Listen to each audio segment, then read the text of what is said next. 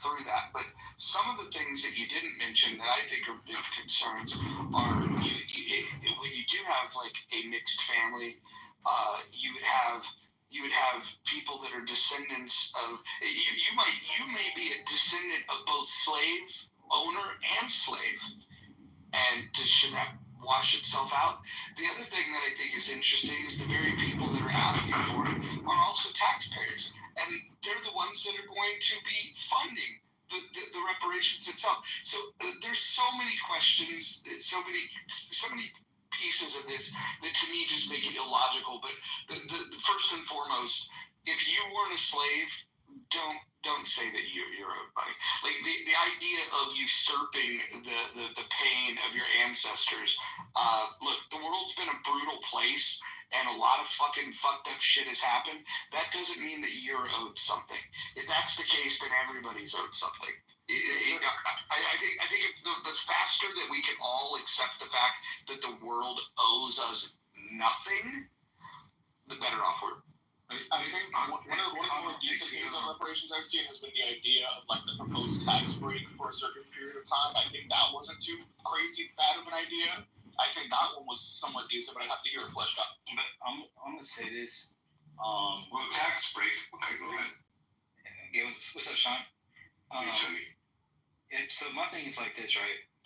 It's like when it comes to what's owed and what's not, I'm not looking just at the government. I'm also looking at the R&R train station, Wells Fargo, different things like that. When it comes to Caribbeans, they got the French and the Kingdom, so the United Kingdom to look at when it comes to that. But the thing is about it is it's not really about what is owed and different things like that. It's about what was held back from these people to build generational wealth with their offseats and different things like that.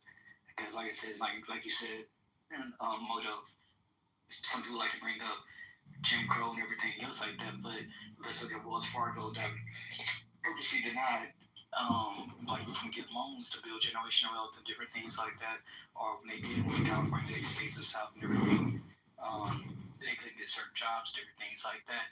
So it's not about just the fact of like, oh, the person is not a descendant. It's about what was held back. And can you say, oh, well, everybody's unfair, but everyone else unfair got paid out at the time? We won't be talking about this if the people before we just got paid out, period. And Jim Crow and segregation and everything else like that wasn't a part of our history. That's 60 years ago. If any of that was not in place, no one would give a fuck. Because why? After slavery, people got paid out. After they got out, they was able to buy homes. They was able to buy land. They was able to build businesses. Let's not think about the people that had their own towns that got bombed at different things like that, from Tulsa, from different places like that. So it's more than just that. It's the fact that people want to prolong this whole situation. So 100 years from 1960, people want to say, well, that's 100 years ago. We don't care about that. But you still have not fixed the issue. And that's the problem. So, go ahead. I want to say something real quick. Go ahead, man. Yeah, Tio, appreciate you, man.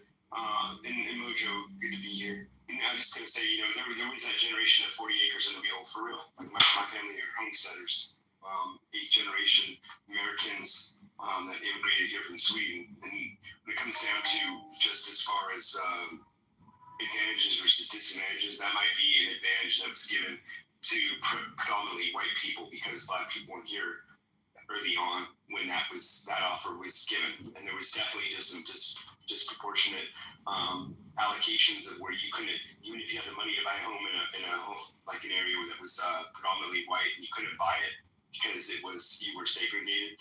Those are definitely some things that are generationally have gone forward. But when it comes to reparations, the only thing I'm going to say is that you can dig up my great-great-grandparents, and you can't dig mine up because I'm going to file an exemption because nothing in our history, and I have all the checks, receipts, pictures, all the way up to the 1600 and actually it's 1648.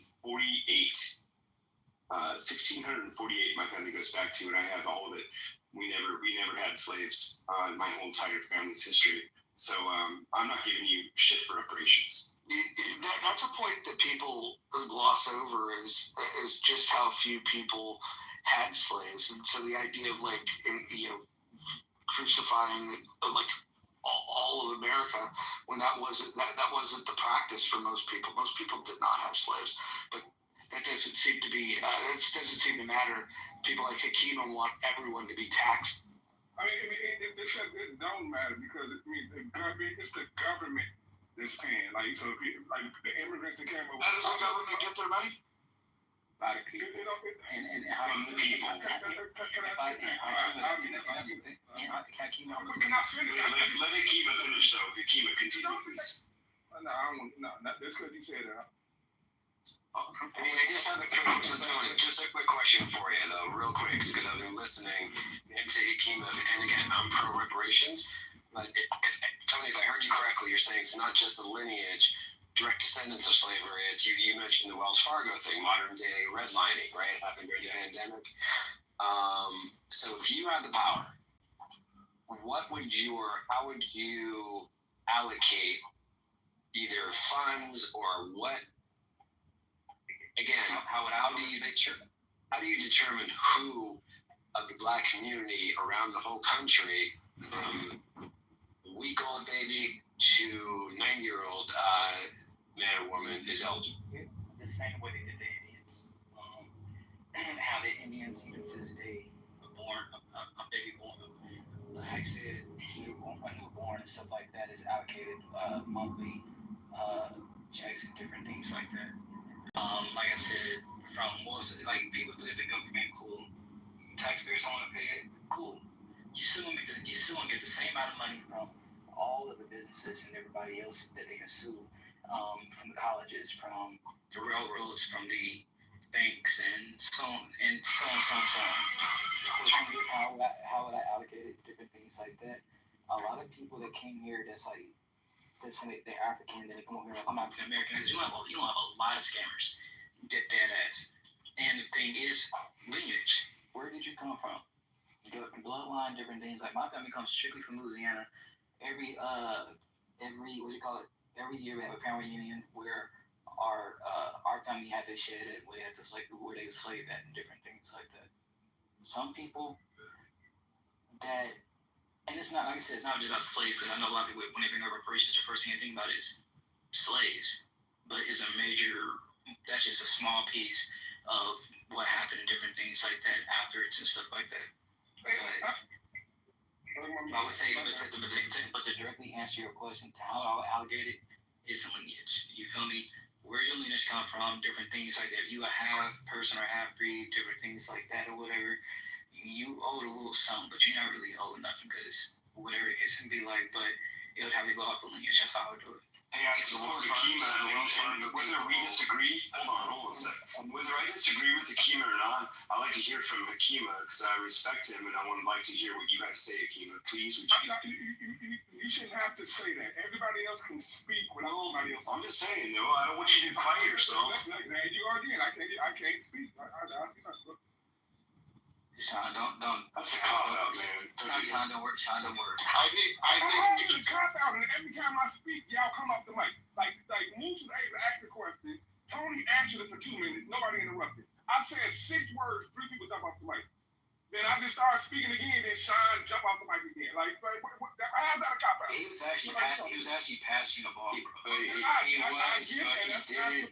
on, guys. Yeah. Hold on. Everyone, hold on.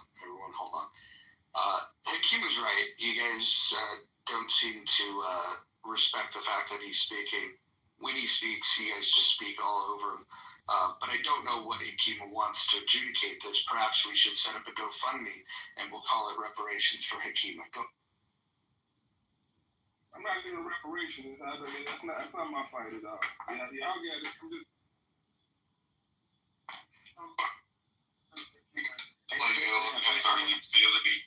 Tony. So you mentioned like Native Americans and Indigenous, and you can have treaties. You can advocate for a treaty between Black America and the United States federal government.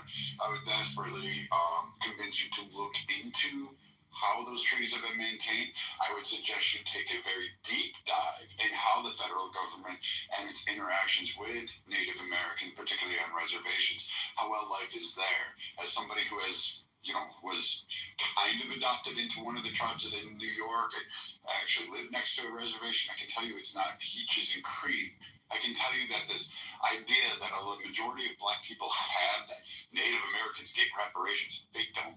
They do not. They don't get a fucking dime. This idea that somehow that the government, they just get to go and have money funneled into their coffers and somehow they're rich, they don't. That doesn't exist. They generated the majority of their wealth off of casinos, tobacco, and gas products by selling them on reservations, basically making them able to do a tax-free, duty-free, whatever you want to call it. So they also do crops. They also do mostly tourism and crafts. They have a large area into that. So a lot what I've heard on this app when they go pro reparations, they'll attack the Native Americans and say this is great. And if you want that kind of relationship, go for it. But I promise you, you will be screaming that it is worse than Jim Crow. I can promise you that. Well, Brad, I'm telling you this. As me as a friend, as a lot of friends that's Native American, strictly Native American, some have the benefits of what you said, the resorts and different things like that or whatever. And one of my friends saying that he actually gets a check from the tribe he's from. Whatever has happened, I didn't ask him long, all these questions and stuff like that. Just like he was brought it up because everyone thinks I'm Native American because the way I look at different things like that. And he was just giving me a rundown like he gets $1,000 check every month, no matter what. He's been getting it ever since he was there. I don't know exactly what. That doesn't come from the U.S. government. The U.S. government is not giving him those. I don't, Brad. Like, you cut me off to say that, and then I'm telling you how it really works. You interrupted me. I'm sorry. I said I'm sorry. I thought you were done. No, but that's fine. You don't have to argue. I'm just stating fact. That $1,000 that your friend's getting and all these other incidences and anecdotal stories that will pop up magically in the ether and Clubhouse because someone knows somebody somewhere. I'm telling you now, the U.S. government is not funneling fucking money in like that to be able to give everybody $1,000 a month. That's not happening. That's nowhere is that happening. They do get certain benefits, discounts on colleges, because that part was part of the agreement. And one of the conditions, Native Americans weren't even recognized as American until 1928 after they won their case, after the 14th Amendment was adopted. Because guess what? The 14th Amendment didn't apply to them. They weren't considered citizens of the United States. So this idea that people want to target this group seems really weird and wonky to me. And not that I'm giving them a lot of grace either, because a lot of their bullshit kind of goes through as if there was some mystical, spiritual connection with the prairie grasses and the buffalo. But that shit, throwing all that fucking shit aside, most of the people do not know how Native Americans, and there is a famous guy, and his name is escaping me. He went to Congress, he testified before committees, he went around, and he was a Native American, and he told the U.S. government, hey, your Bureau of Indian Affairs, your bureaus that work with us in the treaties, they suck. And I encourage you to actually listen to him about what actually goes on there, how they've gone through periods of starvation. This COVID, Ireland was finally able to pay a debt back to the Cherokee and other tribes because when they were going through their potato famine and their indentured forced servitude and all their bullshit, Native Americans sent money over. Irish people sent $20 million back to them during COVID because the U.S. government, they didn't send them fucking funds.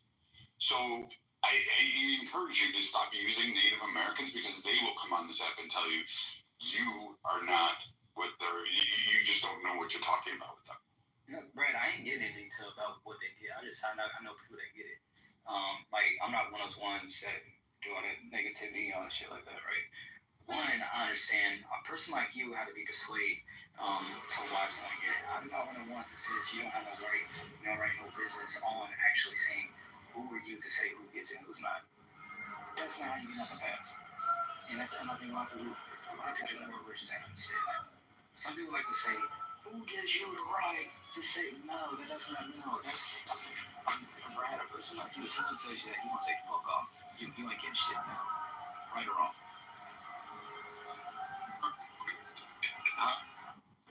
I think you went up. Your phone's on. Just 3 good DJ, you said what?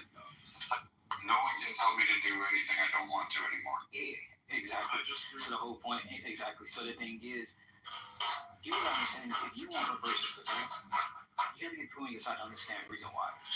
And I understand that. I probably can't convince you because you headstrong, different things like that. You have your point made up, and I respect it. That's all I can do. At the end of the day, what I'm saying is that we would not be having this conversation right now if stuff was fairly done. And we're not bringing up 100, 200 years ago. We're not saying all that. We're saying, even, let's say someone said, fuck reparations after slavery. If black people, our grandmas, you feel me? Not our ancestors, our grandmas have the right to actually go out and actually build generational wealth like your family did, have the option to build generational wealth. I'm not saying you have generational wealth, have the option to build it with no red tape or anything like saying you can't build it because you're white. We would not be having this conversation right now. Everybody, if anybody else did, you would sound stupid because when I sound stupid, but because everything wasn't paid, but your family had the option to do it. So and that's my whole point about it. If you're being stopped from doing something because of your skin tone, different things like that, only thing I'm asking for a person like you is to have a heart to understand it. You don't have to agree with it, but understand why people of the lineage will say, we want some type of repayment of the things that was owed that was never paid. Understand that. First and foremost, the amazing amount of reparations and the way the conversation steers in the directions is that they believe that America was the chief purveyor of American chattel slavery. It wasn't even far. They weren't even close. You'd have to go to the Caribbean for those, particularly Brazil, because that overwhelmingly had the highest number of slaves. But what I find fascinating and absolutely destructive is the fact that being on slavery and the way that occurred, and I'm ending the slavery part, is no reparations on this app has ever filed a lawsuit in the world court to go after any of the African nations. None. Absolutely none. There is no ask, there is no direct decree to say, hey, can we actually go after the people who actually sold us? Let's start there. Nope, never did. Jim Crow laws, for those that were directly affected by it, by having to pay a poll tax in order to vote, by having assets and craftsmanship and art and trade and patented inventions stolen from them or just removed by government request or because of the state laws. Absolutely, we can restore those, and we can actually trace those lineages because we have the documentation on who we stole it from and who their ancestors are or their offspring are. We can go through and restore those, and I would be all for that. Do we have the ability to sit there and correct from World War II and actually pass on when this Democrat Senator Rankin, who got it passed so that the GI benefits would be determined on the state level, and then we're able to deny black people. Yes, we could actually correct that because guess what? We know who fucking served. And we can directly pay those families the compensation that was owed, plus interest if you want to, and plus a penalty for just being fucking a shitty government at that time. I'm okay with that. And we can pay those individuals or those families on a need. We can return artwork. We can actually ask companies saying, hey, technically you never paid this family for a patent. You do need to compensate them for this. You do need to get registered and have that sales. That's an addressing of a grievance and a wrong that has occurred under our judicial system.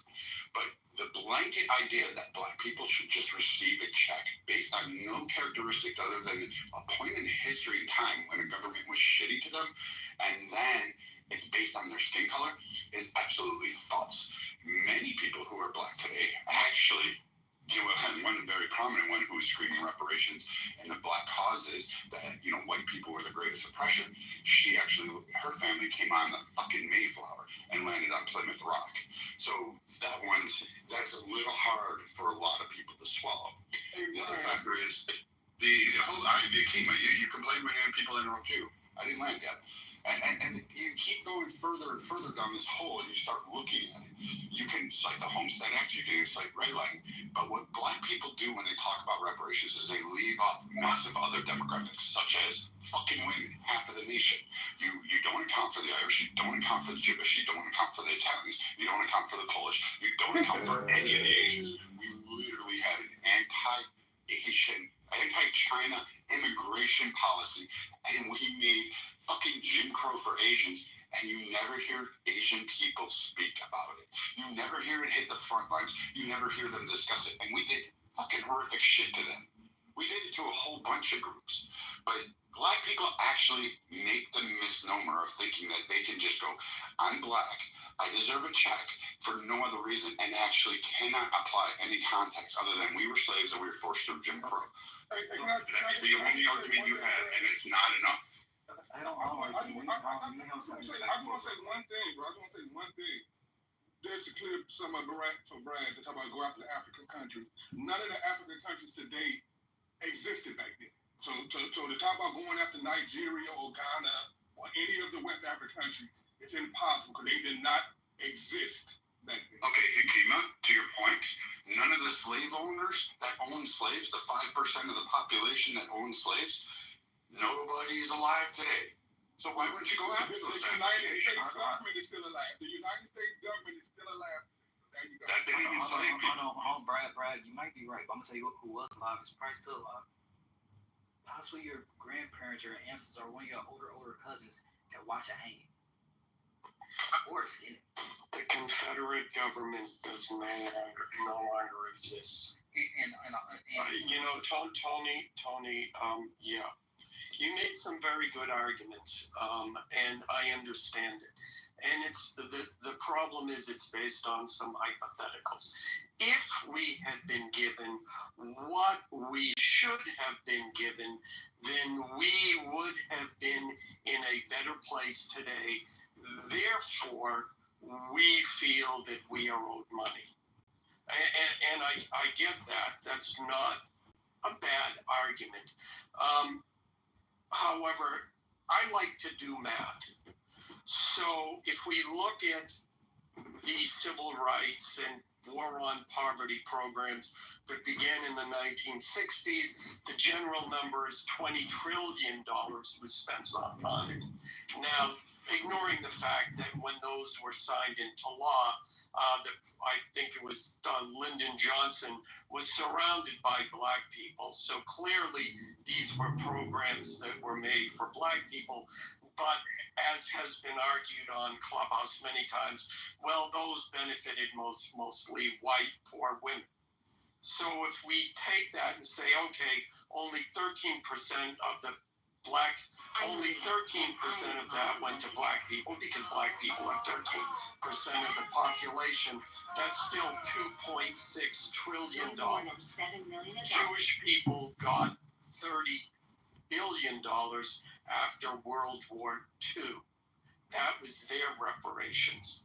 So I don't think, even if you want to say, okay, that's a little high, I still think $2 trillion in reparations certainly is on par with what other groups have gotten.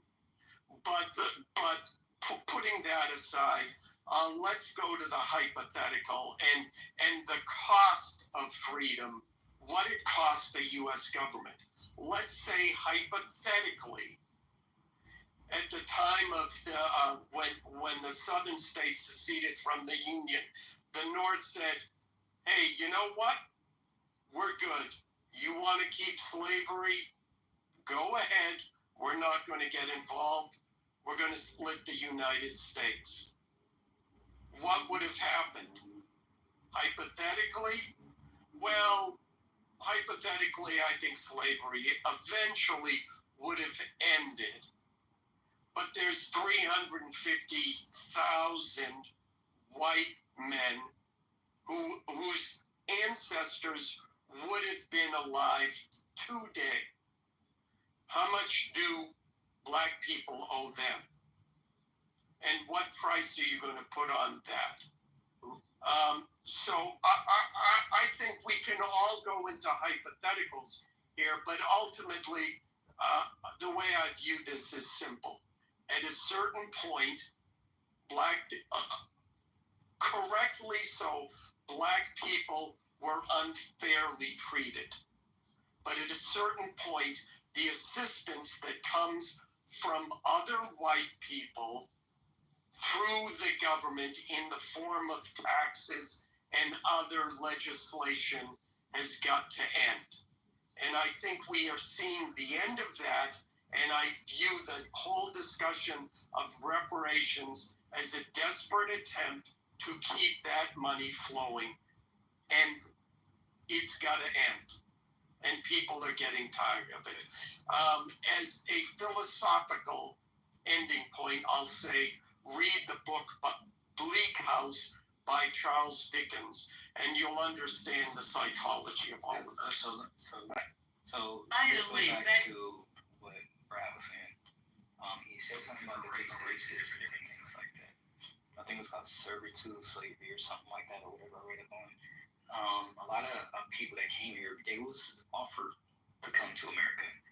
Come here, work for 10 years, you're offered land and a house and some other stuff. I can't remember exactly what it was. I know that's just the main part I remember. They was actually offered something. Now let's go to the Japanese and people like that, how they was treated, different things like that. Everyone knows in the South, if you was not pure European blood, you was treated fucked up. Period. You feel me? Now, those same people that left the South, that went to New York, West Coast, other areas like that, they try to act like the white people. They was doing way worse than the fucking white people that was doing to people in the South. Well, not the hanging, I didn't take that back. That's way too much to say. But in the West Coast and different things, like there was no free spot for black people to live and actually grow something, period. You went to the West Coast, you was getting kicked out of neighborhoods by Asian people, Hispanic people, Armenians, and different shit like that. Don't know if y'all know that.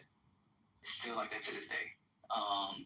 New York, I can't speak for New York because I haven't did too much history search on New York. And I never really talk about something I do not know nothing about. That's just not me. Now, Alan, everything you were saying, different things like that, I hear you, I understand you, and different things like that. I just don't 100% agree with saying nothing is old and different things like that. And y'all cannot sit here and say, oh, our grandparents didn't do nothing, or I didn't do nothing. Cool, you didn't. But guarantee, even your cousins, if anybody's between 80 to 100 years old, not 100%, they watch hanging. They watched something that was totally fucking against humane and said nothing about it. Only a few people that was older came out and spoke on it and said, at that point in time, there was a different way of thinking. I changed how I thought. Who said that? The owner of the Cowboys. We're not going to sit here and look at all these photos of hangings and skinnings and a picnic, and different things like that in the 1930s and 40s and the 50s and 60s and shit like that. So, y'all got to have this, like, I don't give a fuck attitude, cool. But also lets me know that you have no heart. You know, so that's it. We didn't say it. Can I get in on this? He answered, Brad. I'll be quick. The fact that we didn't say anything, you have no idea what people said. You have no idea what people did or did not do, how they voted, and I'm sorry, Tony, that's a weak argument. I said it was I'm just gonna speak on it regards. Oppose slavery, period. And oppose treatment. I'm going to speak on this. So the indentured servitude, it's glossed. It was mostly glossed by British historians. You know, fuck the English, because those guys, I literally wish I could piss in the Queen's fucking skull every day of my life. But you think that it was indentured servitude and they were promised. Usually it was 7 to 10 years, also 15 years. And these motherfuckers signed a contract by a group of people who didn't know how to read. The literacy rate in Ireland was 1% at the time, less than 1%, and it was only held to those who came down from Britain or who had ties to the elites in Britain. The rest of the population didn't know how to fucking read. But yet, no problem.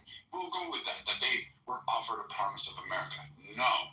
They were offered the promise to get off the land, which was actually given to people who aligned with England's interests. So all the colonialism and all the bullshit that every other country experienced around the world under England's issues, they first tried out in Ireland. That was the testing ground for all of this shit.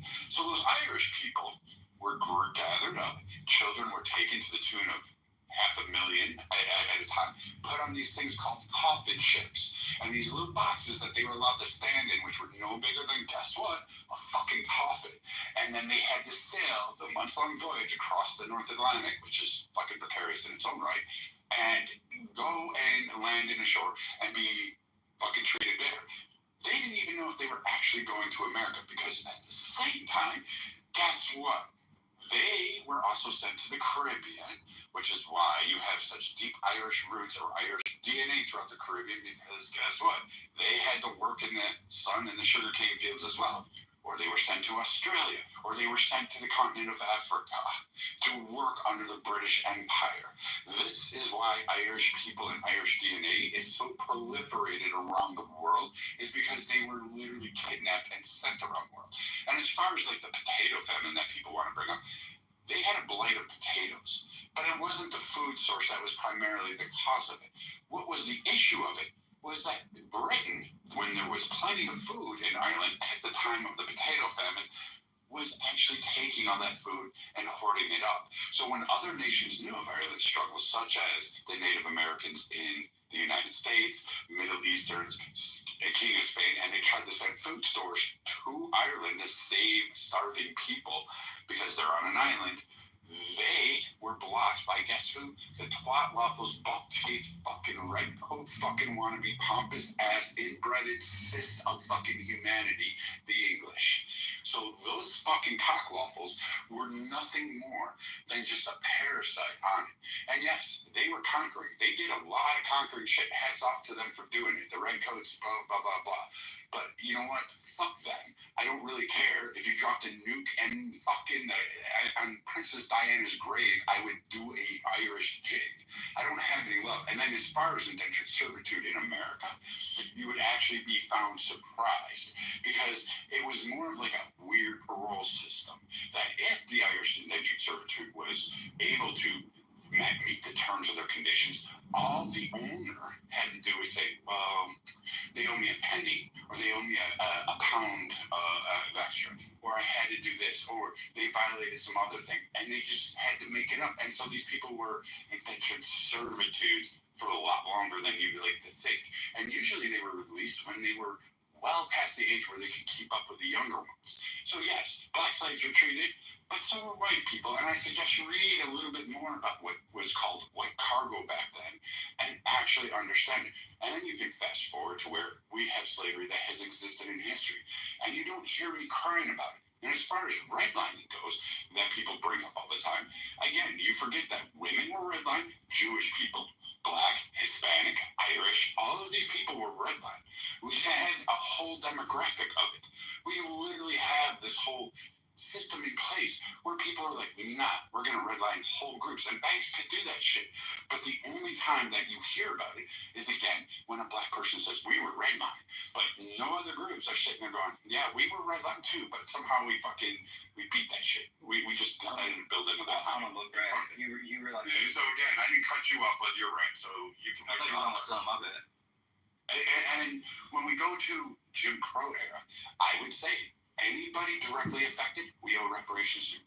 What you are accounting for is, again, a blanket thing due to the fact that everybody sold probably some member in your family a long time ago that you have no recollection of, no historical evidence of, and nothing to actually present. Somebody's going to say, hey, here you go, this happened. There's a lot of shit that happened in the world. And a lot of you have this whole notion that we can't go over to Africa and sue them. We can't sue this because they weren't nations back then. Well, you know what? The U.S. government wasn't the same then either. I mean, we did have the Civil War. You don't have the Confederacy to sue. You never sued any of the major holding offices over this. And now all of a sudden you want to do it as a whole by people who were never slaves, which the federal government already deemed in the recent decision in Tulsa, where just because you were black and you were living in the United States does not mean you're entitled to any kind of compensation because of what happened in the past, unless you were directly impacted.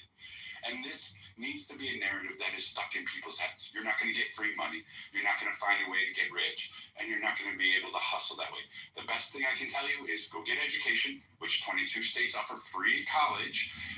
You can get it a plethora of other ways. There's a ton of grants, scholarships. particularly if you're a woman, gay, fucking left-handed, black, Hispanic, Asian, you can get all of that shit. Non-binary Latino midgets. Latino midgets, you can get all that shit. And you can take it and go build wealth. And oh, by the way, the thing about we weren't able to build systemic wealth leaves after 3 generations. But guess what else happens? Nobody ever cites the other part of that study. Systemic poverty also leaves after 3 generations. It's a complete lie, Brad. It's a complete lie. Just like how black people didn't know how to read back then, yet the average black person had a full practical understanding of the Bible. I just don't understand why people are going to continue to perpetuate this lie. And to be very honest with you, a lot of black America better be careful when it comes to the question of reparations and following the money, because a lot of black people were in business with those white slave owners, okay, and slighted a lot of them as they were losing their businesses. So who really owes who what? And Brad, to go back to you realize that you can bring up. Wait, hold on. Before you go, Tony, I want you to make sure. Is anybody that has not had a chance to speak at all want to jump in here? Jason? Yeah, I would appreciate it, yeah. Go for it. Yeah, so I'll just say, I guess one thing I always bring up from these conversations is what about the British royal family? I mean, it wasn't this United States government that legalized slavery or set it up. You know, it was the British royal family. They're still around. No one says, let's sue the British royal family and various other noble houses. I mean, lots of British people's retirements, people in Scotland and Ireland and all throughout the British Empire, their retirement was based on shares in slaves in the colonies and revenues derived from that. Those estates are still intact. There is actual continuity of government there, and for any nobles that are still around, I mean, they didn't make new nobles after the 1700s, so we're not very many. So you're going to see a lot of these estates, you can trace it right back to the proceeds of slavery. No one really talks about that. I mean, it's not the colony's fault that there was slavery in the colonies. It's not the U.S. government's fault. And in fact, the U.S. government had to solve that problem and figure out what to do about it. And I don't think, what are we looking at here, 70 or 80 years? I don't think 80 years is such an unreasonable timetable on which to resolve that. Let's say 90 years. I don't think 90 years is so unreasonable.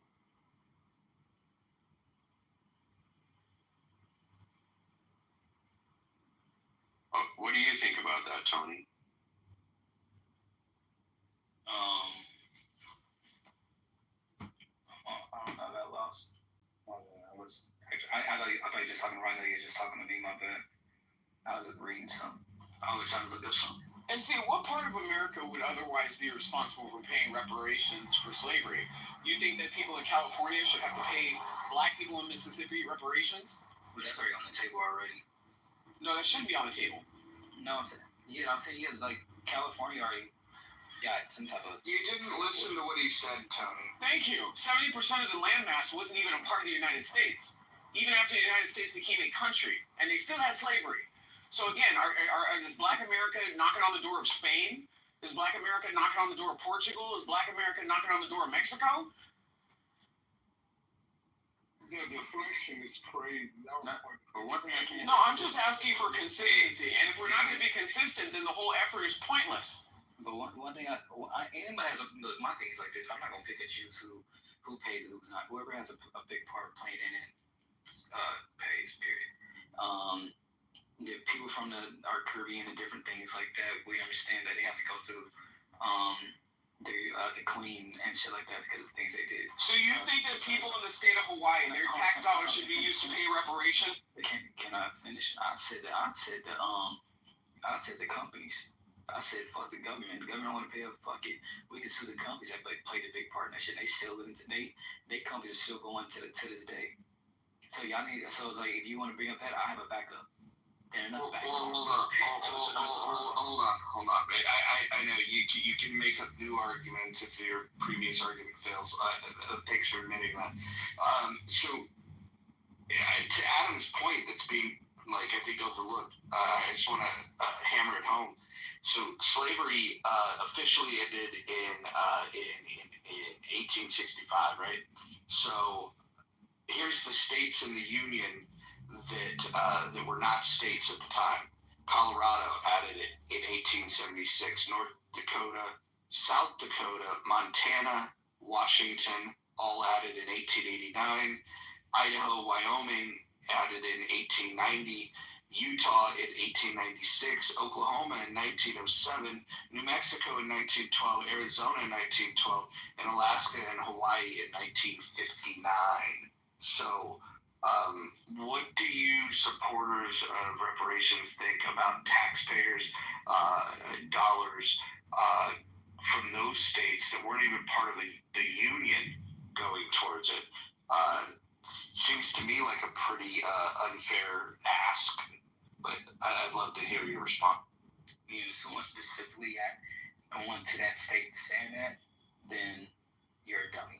You're a dummy. A person's a dummy to even think to even say, "Oh, let me go ask Nebraska this." No, they send the government. That's number one. And two, people keep bringing up California and different things like that. Those motherfuckers did way worse than the fucking South was, even to this day. And they fucked up. So like no, hold on. Give me an example of what California did that was way worse, to quote you. Go ahead. Okay, cool. So, we know in the South there was the KK and shit like that. Cool. We understood there was. You think it's cool? The KKK is cool? I don't mean, when I say cool, I mean like that's cool to me. That's the same as just like a period. You feel me? I mean, saying I made a statement. I don't feel you. I know what you feel me, but I'm not really following. Can you maybe get to the point? Yeah, you said that you said and I quote, what California did was way worse. Yeah, I know. Please explain. I appreciate you for letting me finish. And so what happened was in the South or whatever, we had sundown towns, you had the KKK, but black people were still able to build something like Atlanta, different cities in Houston, different things like that. In California, you try to do any type of building, they burned your shit down. Wait a minute. Tony, have you ever been to Richmond, California? In Oakland? Or Oakland? No, Oakland's a different city. Have you ever been to Richmond? No, you're asking about Ben, no. I've not been. Have you ever been to Oakland? Have you ever been to Oakland? I know it's a black town. What about East Palo Alto? How about Compton? How about Watts? How about Hawthorne? Can I finish? What about Ladera Heights? Because right now you lose it. Shit, what about Culver City? Yeah, that's not a black town. That's a Jewish town. But so don't forget, I live in LA. so then, like I said, Compton, any places like that. A lot of business that was going and stuff like that. You understand that they did hire Southern police officers to bring them over there because why black people couldn't really build nothing out there even they tried to. Okay, so hold on. I want you to tell me what California did that was way worser. Your words. What happened in the South? You haven't gotten to the way worser part. Get to the way worser part. They couldn't build nothing in California. White people are complaining about that today. A lot of black people out there are dumb as fuck. Let's be honest. They don't know too much due to the fact that they don't have. Wait a minute. Now you are being the most bigoted person on the stage. Did you literally just say that black people are stupid and don't know too much? Yes. Black people, hold on. According to Tony, black people are stupid and don't know too much. He said they are dumb as fuck and don't know too much. They're dumb as fuck. I mean, if anything, the conditions of California, how they've engaged in institutional racism along his logic, is actually more detrimental to white people today, given the existence of the California Coastal Commission. So, I mean, it's very funny to me how he wants to say that, California was so oppressive towards people of color, and he still can't point to me what color those people were, where they lived, and what specifically happened to them. You're making bits and pieces of sound bites and talking points, and you're not really making an actual point or an argument. I mean, to you, but you're not that bright, but I can just land. And that's not going to work either. But you're not. I'm just letting you know you're not going to get very far doing that. And I'm okay. Because if you didn't comprehend what I said, I just go on mute. I said what I said. If you can comprehend, that's okay. You can use big words to try to make it sound to say nothing, but anybody that understands what I said and actually did their research. So, Tony, the reason you're getting pushback here is because what you said didn't make any sense, and we're giving you an opportunity to try to make some. I mean, every time I explain that, I get mid cut off. No, you said, I'll repeat what you said. You said what happened in California was way worser than what happened in the South. Hold on. And then when I drilled into it, you said that the blacks in California were dumb as fuck. They don't know too much. Honestly, Tony, I think that your talking points are clearly the most anti-black that I've heard on this stage. Well, it seems like Mr. wants to say something, and I guess I would say, Tony, like, you didn't really answer the question of what California did. You said black people couldn't build anything, but you didn't say what California did that led to that. So what he's referring to is a task force in the county of Los Angeles. Okay, he claims to live in the county of Los Angeles. So next to where Dodger Stadium was built, a lot of that subdivision was cleared out. Are you talking about Echo Park? Yes, and then so it was supposed to be dedicated towards affordable housing, and it was repurposed as otherwise. So they put together a task force to investigate potential claims that any people who occupied that region or any of their descendants may have today. None of that had anything to do with black people. Oh, I didn't say anything about that. You did. Sorry. Tony, you're in Hollywood. Are you gay? That's West Hollywood. I'm in Hollywood. That's a big difference. But are you gay? You know, you got East Hollywood, you got West Coast, you got the West Hollywood. That's where the gay people are at. Are you gay? I live where everybody else that's not gay live at. Okay, but are you gay? I am not gay. You know about West Hollywood? Are you gay? Is that you gonna hang out with one of the little rainbow clubs over there? No, when I went to Hollywood, I would hang out specifically at the Troubadour. That was my hangout. Well, I stay on Vine and that's it. Have you ever been to the Troubadour? The what? The Troubadour, the most popular club next to the whiskey in the history of Hollywood or LA in general. Probably not. No. You've never heard of the Troubadour, and you live in Hollywood. Yeah, I've been living here since 2018, so I probably have not heard of it. Jesus Christ. Have you ever heard of the Seventh Veil? No. So you don't know anything about Hollywood. What do you do? Just sit in your house and play video games? No, I just get invited to places I just go, look at the address, and I show up. This is weird. How is it that somebody that lived in Northern California knows more about your fucking town than you? Because I'm from Texas and you're from California.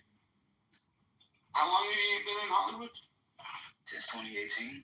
So you've been there for 7 years, and somebody that's visited there a dozen times knows more about it than you. Dude, that's kind of like one of the most iconic music spots, and I'm not even from California, dude. What are you talking about? I do not know what the Troubadour is. I know that's a strip club. No, we talked about the Troubadour. He was mentioning. Oh, okay. You also mentioned Seventh Veil, and I know that's that's iconic for a different reason.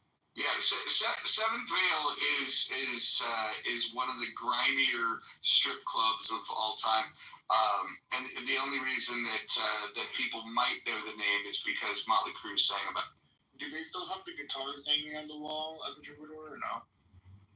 The only time I've ever been in the Troubadour, I wasn't looking what was on the walls. I was looking what was 6 inches in front of me. That's fair.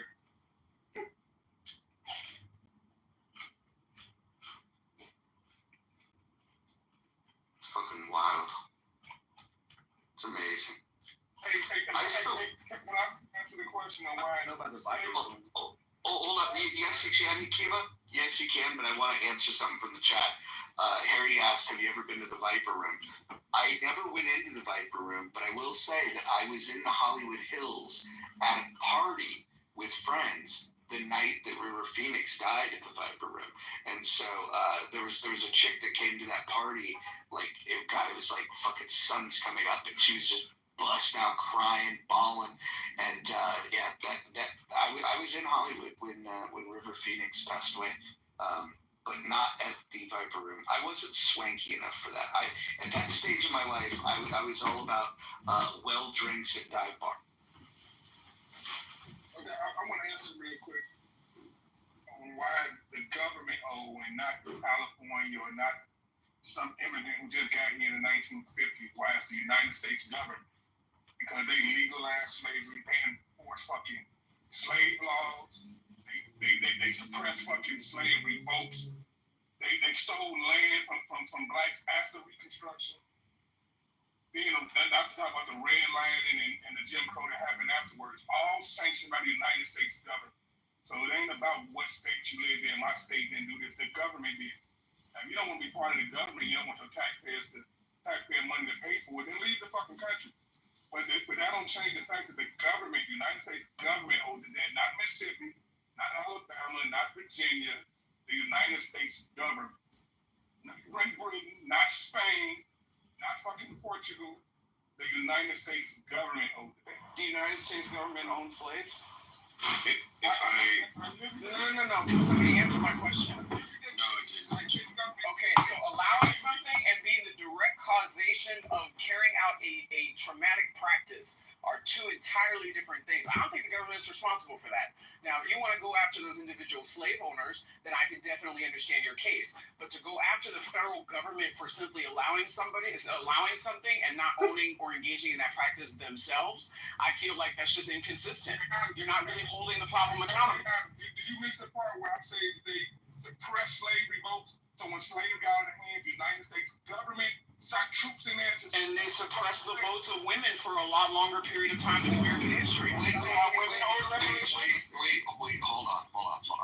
Listen, I'm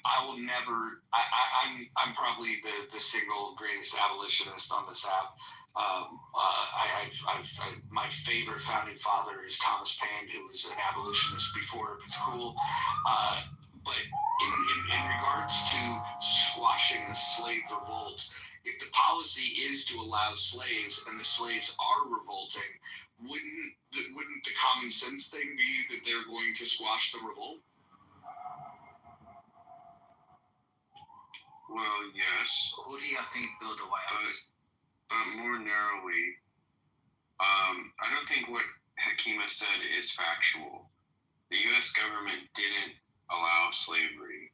Slavery was allowed by the British monarchy, and it was part of the laws of the colonies. It wasn't in the U.S. government's power under the Articles of Confederation to change anything about slavery. Please, let me finish my argument. Then rebut the argument, okay, or disagree with the elements of it that you do.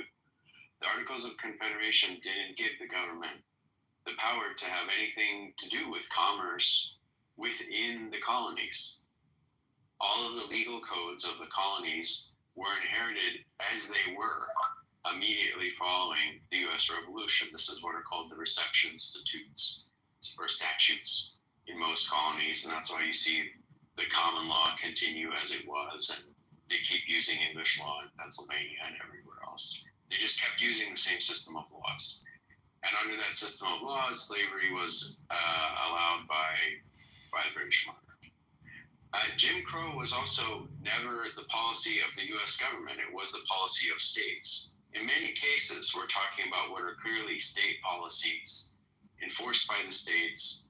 The U.S. government was not much involved either in, it didn't write those policies, but also was not involved in enforcing those policies outside of maybe large revolts. You know, for the most part, catching slaves, returning them, everything else, that would be handled by state forces, and it was. So I think there is a kind of category here. Yeah, I want to respond to something Tony said. By the way, that was great information, Jason. Hopefully people caught everything he was laying down. But so Tony mentions the 3/5 clause. I don't think Tony understands the 3/5 clause. In fact, the people that were opposing slavery did not want slaves to be counted in the census. It was those that wanted the slaves to be counted as a full person. They wanted that in the census so they could then retain them as slaves. So make no mistake about this, Tony. If they didn't have the 3/5 compromise, if they would have counted the slaves as a full person, this is the lack of understanding, and it's. I don't blame you. I blame the education system in this country. If they would have counted blacks as specifically the slaves in the census, slavery would have continued even longer. And so when people mention the 3/5 compromise and they say, "Oh, they only thought we were 3/5 of a human," it is the most ignorant argument, and points to evidence that you know nothing about the issue at all. The other thing that you mentioned that I want to address, because you do bring up some stupid shit, is who built the White House. My guess is you're going to say, and just confirm yes or no, and then I'll continue. But yes or no, you're going to say it was built by slaves, correct? Well, an independent contractor that employed slaves or that had slaves. Hold on. I'll get to you. But they definitely weren't government slaves, I'll tell you that. There's no record to say the government owned slaves. I think I can handle this part of it. Tony, yes or no, were you going to say slaves built the White House? The information's in the chat. So you don't want to talk about it. Let's see. I don't know. I don't even know what the fuck you put in chat. You spammed the chat. So why don't you answer me yes or no? Were you going to say that the slaves built the White House? Okay, you don't want to answer it. It's a social audio app. Okay, Tony doesn't want to have an audio conversation. So no, the slaves partially built the White House. It was designed by James Hoban, and there was also free black laborers. So there were blacks that were free that participated on that project. There was also immigrants, and this included some highly skilled people, that understood things like stonemasonry. So that was Irish and Scottish predominantly, but yes, there were some slaves that contributed. But the idea that people just shorthand say that the White House was built by slaves, partially true, partially untrue. So yeah, but Tony doesn't know his history. Tony thinks that the U.S. government coming up with the 3/5 clause was a negative thing for black people. It was actually a positive thing. In fact, the best thing for them would have been for them to have not been counted at all. But he doesn't know that because he doesn't fucking read. Well, and Roger, and this is where I want to continue to belabor the point that the United States government never owned any slaves. So allowing something and somebody driving that train are two different things. You allowing something and not stopping the train by intervening as a government is entirely separate from a person who's committing the act. So for that reason, I don't feel like the government should have to pay reparations. They shouldn't. And where does the line stop? Okay, are you going to give reparations to women? Are you going to give reparations to women because their female counterparts behind them had their votes weren't counted? They weren't extended the same type of constitutional rights that women now get to experience today. Where does the line stop? Where does it stop? It stops when people stop fighting. Or is it just exclusively special because of black people? Why are the people against reparations so angry about it? There's no. That's the crazy part to me. This conversation is not going to sway the United States government. If you and the proponents of reparations want to sue individual slave owners and bloodlines, then have at it. But leave our federal government tax dollars alone. That's all we're saying. Can I finish? Why? I don't get the anger. But Kimmy, your phone sounds a little muffled, champ. We don't get the anger. Why are you trying to dip into our tax dollars? We don't get the anger.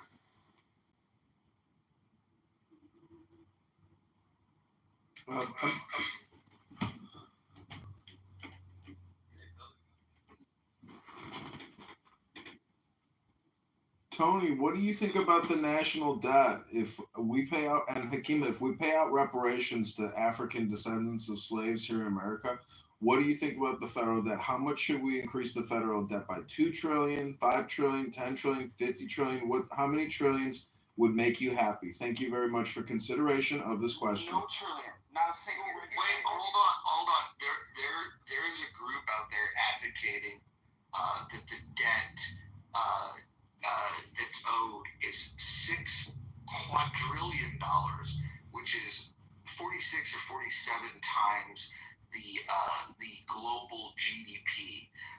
So not only are they asking for something that's unreasonable, they're asking for something that's mathematically not feasible. I was asking Hakima and Tony, how many trillions would make your claim, satisfied? Thank you. I'm gonna try to answer. The debt is a joke. Like people are complaining about the debt for $1 trillion now, 37 trillion, and people gonna still be complaining about the debt when they hit 150 trillion. Like it is a fucking joke. It's never gonna go away. It's never gonna get paid. The spending, the borrowing is not gonna stop. Okay, so your first point is it's a joke, but how many trillions would satisfy the debt? Thank you for the consideration of the question. May I finish? But back to what Jason said, somehow Great Britain had, like, they are the ones who instituted, like, did slavery. Last thing I checked, I mean, they was a major role, but they definitely stopped the war 1812. They definitely came and burnt down the fucking White House. And that's what Tony talking about when the slaves rebuilt it. But how are you blaming the fucking British when you whoop their ass in something pack to now go back and say the British owe or Spanish owe or Portugal owe, everybody but the United States government owes the debt.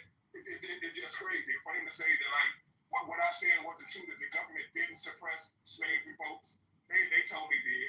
They definitely had federal laws that allow slavery. So they act like, the federal government just sat back and allowed it. So, but they're not responsible. That's ridiculous. This wouldn't be a country if the federal government don't have any responsibility. Like, what is their Okay, role? do you think 17 trillion would be a good number? 17 trillion, Hakima? Chill, man. I don't want to derail a good conversation. I'm just asking how many trillions. No one's giving me the answer but Tony. I don't want to argue either, but Tony put 17 trillion in the chat. Hakima, do you agree with 17 trillion? John's been trying to derail with the stupid debt thing. It doesn't make any sense, man. But Hakima, man, like, if we're gonna be honest, right? I'm surprised that you're surprised that people have a visceral reaction to the idea of reparations. I think reparations are reprehensible, and I think that I would be embarrassed if I supported reparations. I would feel like less than myself. Like, I'm not talking about you, how you should feel. I'm saying that I would feel like, I look at it as tantamount to begging. This is the way I view reparations. And so, like, my tax dollars would be going towards paying reparations. And I think it's despicable. I think the idea of reparations is despicable. It's a stain on the history of America. Slavery was. It's horrible. It's horrific. It's all of those things. But 17 trillion is not that much, Anthony. Jeez, it's only 17 trillion. I pray that I don't get a green bean, John, because I will see your ass later, bro. Listen. Don't get angry. It's just 17 trillion. Anthony, hold on. We're not doing interruptions today. The one thing that separates this room from the rest of the fucking room is like Clubhouse. No interruption. Except when I'm speaking. I'd like to jump in after Anthony when you're. I would like to as well. I'm almost landed, y'all. I'm almost landed. So, Hakeem, like, there was a legal framework in this country. All right? It was legal. The government doesn't owe anybody shit. The citizens of this country inherited slavery. They made a decision to keep it legal. They paid for it in blood with the Civil War. This idea that people are owed anything, it's despicable. Thank you for listening. I mean, I guess you would take that viewpoint, all things considered. But to say that it's bagging, I mean, like that's anti-capitalism. This is debt, and capitalism and this system is built on debt.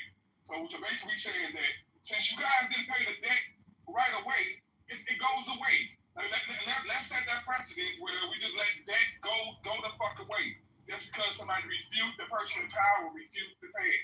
Because they had to pay that shit in 1865, we wouldn't have this conversation. Maybe the slaves would have blew the money and shit would have been over with and we would have been probably worse off or whatever.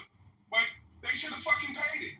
And And just for the simple fact they did not fucking pay it, now the people are asking, well, people have been asking, like Brad said earlier, all of a sudden you ask for reparations. It's not all of the fucking sudden. You've been asking for this shit for over 100 years. And like, okay, you got it. Hang on, see, no, I just wanted to keep it brief. You were done? No, I wasn't done. Okay, go ahead, man. Go ahead. No, you go ahead. Well, I just asked if you were done, so you can continue. I was talking. I didn't fucking stop me from talking and ask me what I done. It was me by mistake, Hakima. It was by mistake. I did it by mistake, Hakima. It was a mistake on my end. I saw him move from. I thought, whatever. Y'all weird stuff. Y'all get. I was going to say briefly, so Mojo, you were giving Jason flowers earlier for dropping facts about, like really the federal government never had any involvement with the oppression of black people in this country. So, just a couple of highlighting points. Obviously, the voting rights for black people came much later. Early segregation within the federal government, separating black employees from white employees, and of course, federal housing policies from the 1930s, very infamously known as redlining, all from the federal government. Go ahead, Steve. Yeah, I mean, so I think it's worth mentioning that if you add up the it depends and the support, it's actually 56% right now. So I'm gonna lean into the it depends category for a second, and I'm gonna give the proposal that I've heard about 65% of conservatives on Clubhouse have agreed with me or said they'd be open to it. I've never heard Brad or Roger's response to it, though, so I'm gonna give it. It goes like this. Jim Crow segregation was federally, legally mandated segregation that shouldn't have happened. There are African Americans still alive today that experienced it. So only that group, which would be people who are 61 years old or older, should receive reparations. That reparations can be based off of the same number that was given to white slave owners for reparations in the 1860s, which was like $370, adjusted for Dow Jones increases over the last 100-something years. So it would come out to about $150,000. The total cost of this would be about $450 billion one time. So what is your thought on that? And again, it's only for people who are alive during Jim Crow segregation, which was sanctioned by the federal government. I think if you were alive and you have a grievance, you have a much better case. I am sympathetic to the reparations that were paid out to Japanese that were interned. My objection to slavery is based on who is complaining about the grievance. If you were not impacted directly, I would not give you a penny. And if the people that you're asking to pay are no longer alive, look, if the victim and the perpetrator of a crime are both gone, then what we do is we say, wow, that was a tragedy. But if the victim's alive and the perpetrator is alive, I don't see why we wouldn't want to seek justice. Hey, Roger, quick question, Roger. Hey, do you think they should have paid it right away, like they probably do? Do you think they should have paid it? I think, I'll tell you this, from a practical standpoint, it would have been far fucking cheaper when there was a lot less people to pay, and when it would have just been better. Because think about it this way: once upon a time, 40 acres and a mule, there was 40 acres that you could have gave to each of these folks. There was enough mules to go around. I mean, the 40 acres and a mule thing can't be paid out because we don't have 40 million mules on planet Earth.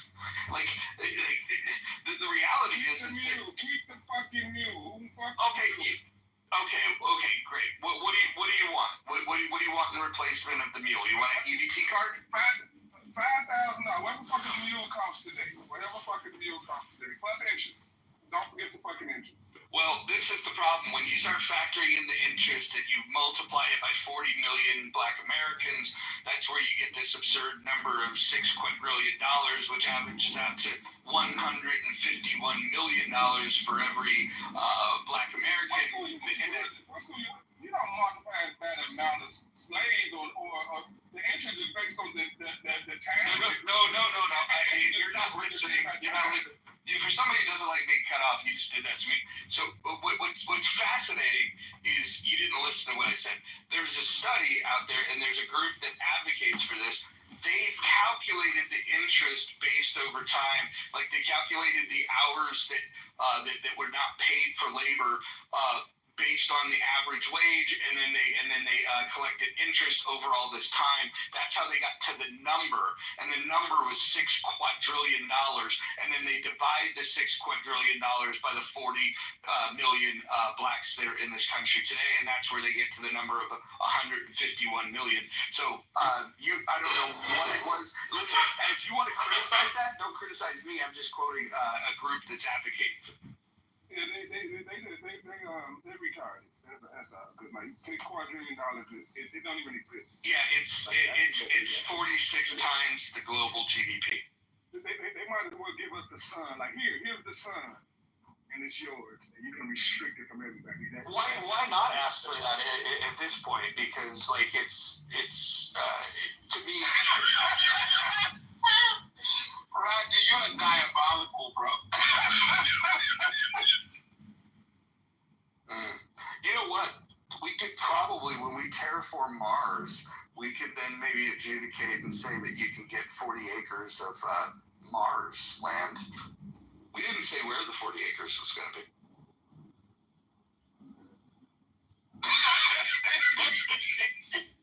You said, why not ask for the sun?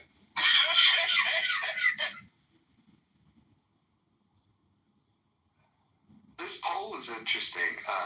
23% support, 44% do not support, 35% are in that it depends, which means that if the people that support reparations were to convert, a plan for those that say it depends, get some sort of compromise, you could get to 58% is what this is telling me. So maybe the most important people in this room are those that with the purple that say it depends. So Don and Dr. Adams, maybe some people in the chat, what does it depend on? Don?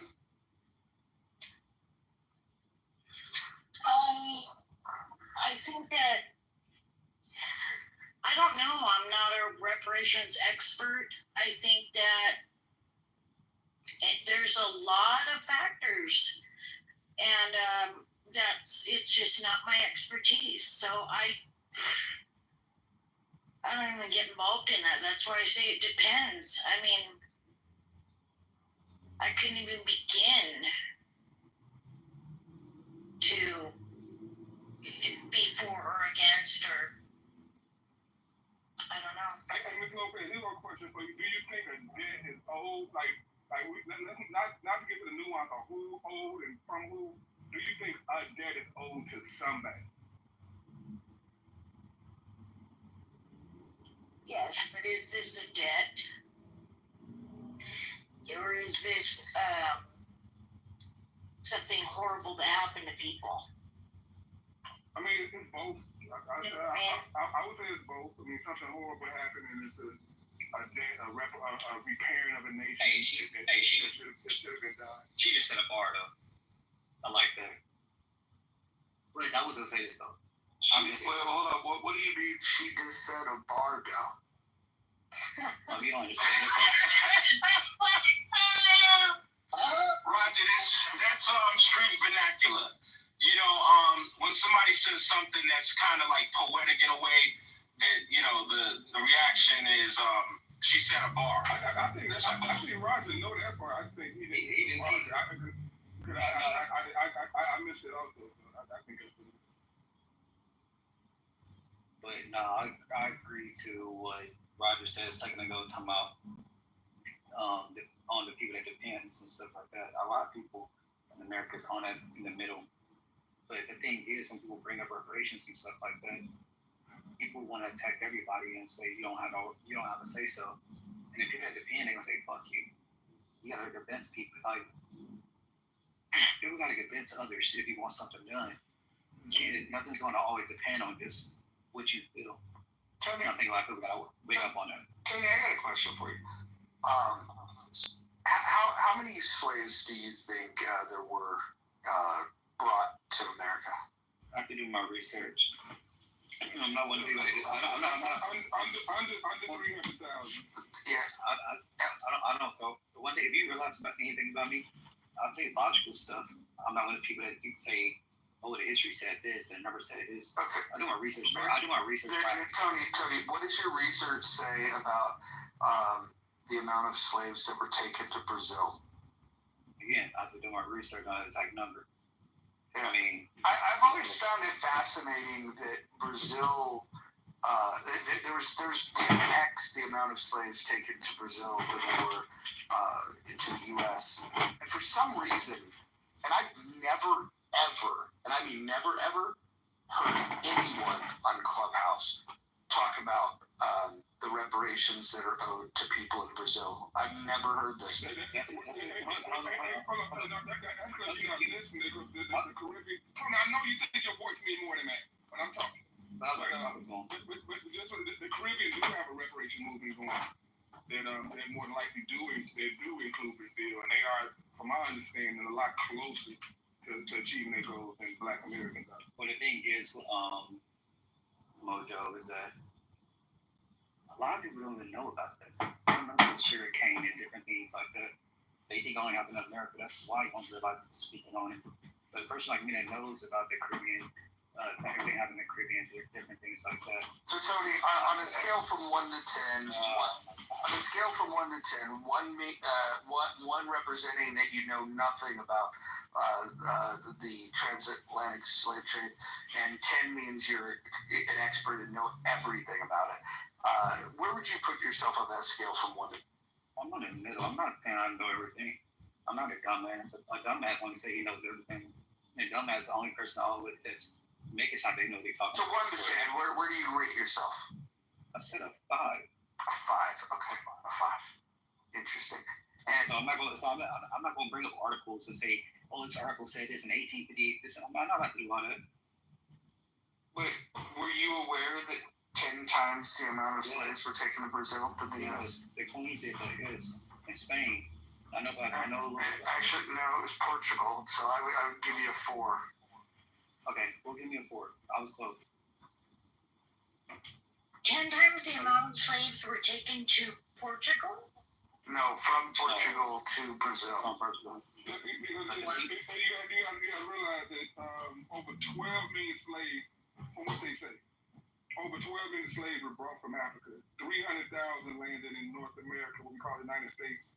Basically, the other almost 12 million landed throughout the Caribbean islands in South and Central America. That was beforehand, right? Before anything, they said, oh, they're in the Caribbean with the sugar cane and stuff like that.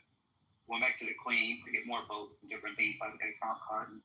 Then ran off with the money that they owed the Queen, and that's what started the war with us. Can I just point out that I'm really unhappy with this poll feature? The fact that I don't have the option to turn off who said what in this poll, I think it should be anonymous. And I think everyone should write to Paul and Rowan to let them know that that feature needs to be changed. The other thing is the math on here is just not mathing. We've got 3 choices and we've got a total of 102%. I mean, this is basic shit that they can fix. I mean, I don't understand, much about coding, but I feel like I could, with help from ChatGPT, I could code something that adds up numbers. Amen, Mojo. And while we're at it, because it's probably a high school, sorry, Don, I'm going to finish real quick. It's probably a high school coder that they got to do this. They're just throwing paint at the wall. Like, let's charge them $5 holding thing. albeit the whole reason why people vote a lot is to be anonymous. And again, this is the hill I'm going to die on. How can they charge anybody? I don't care if it's $5 a month or $1 a month when they can't find a 19-year-old coder who can figure out how to actually enable all users to delete any message in your back channel that you no longer want, and therefore does not indicate you have 5 messages, 7 messages, 6 messages. They don't do that because they have to keep the shiny thing in front of us to keep engaged.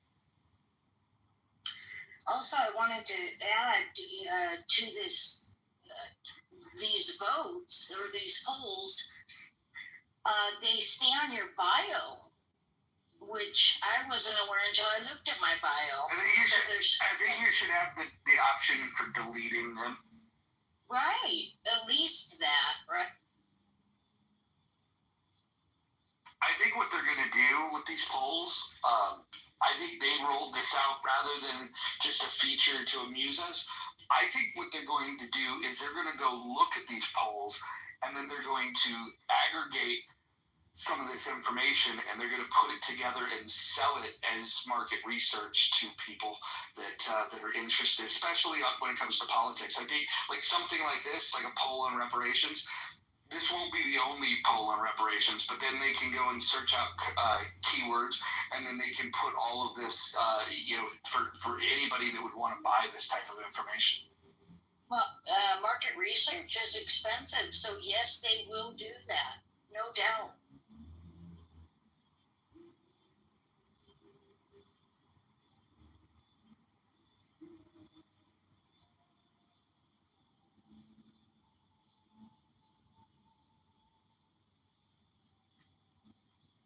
Yeah, I like that I have 2 different polls in my on my profile that you could see where I've asked about the attractiveness of Monica. She fared very well in both of those polls, by the way.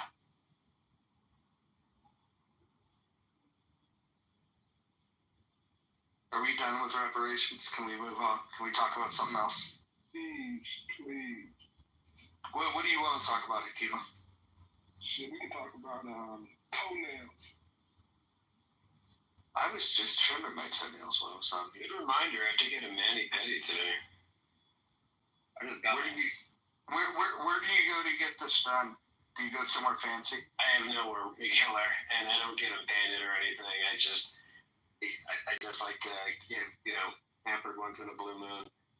There's a neighborhood spot, it's, I think 17, does it seem crazy? $17 to just get your nails done without getting them painted? Does that seem high? I don't know. Maybe it's California price. I think that's reasonable. Are they throwing the toes in at that price? Oh, no. So, mani-pedi, again, no paint, no polish, $45 out the door. Yeah, that's pretty good. And a good pedicure, they're going to give you the good old-fashioned massage down at the calf, all the way up to the calf. It's pretty cool. Yeah, I'm a big believer in getting pampered. When I lived in the Bay Area, I used to drive out to Cupertino from the East Bay to this spot that had, you put your feet in the water and they'd have these fish that would like pull the dead skin off your toes. And I did that like once a month. And then there was a news report that said that place had been closed down because people were getting like infections from it. So, I dodged a bullet. I never got an infection, but I always thought it was cool that you could, pamper yourself with fish.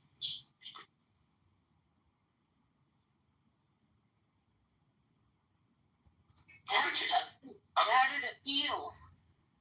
Tickled a little bit, but not much. Because your feet were like soaking in water, and it just looks weird. But it's the experience. I'm gonna guess Anthony's never had a pedicure.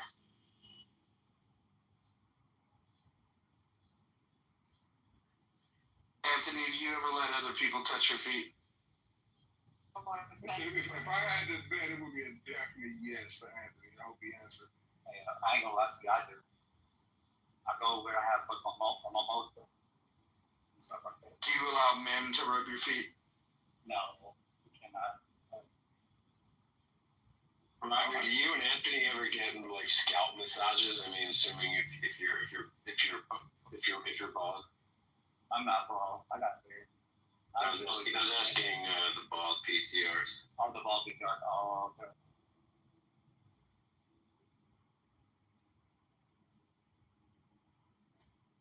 I went to a barber that wanted to charge extra for a buzz cut, and I just thought, like, why? That's the easiest thing to do. They were explaining that, like, it's not.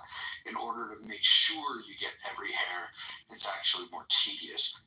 I don't buy that because I used to be able to shave my hair. Yeah, I could shave my head myself. Like, I was pretty good at doing that. I keep my hair. Every now and again, I let a little straggler pop up, but I like to keep it down to the skin. That's bullshit. I've been doing hair since '92, and I'll tell you, it's bullshit.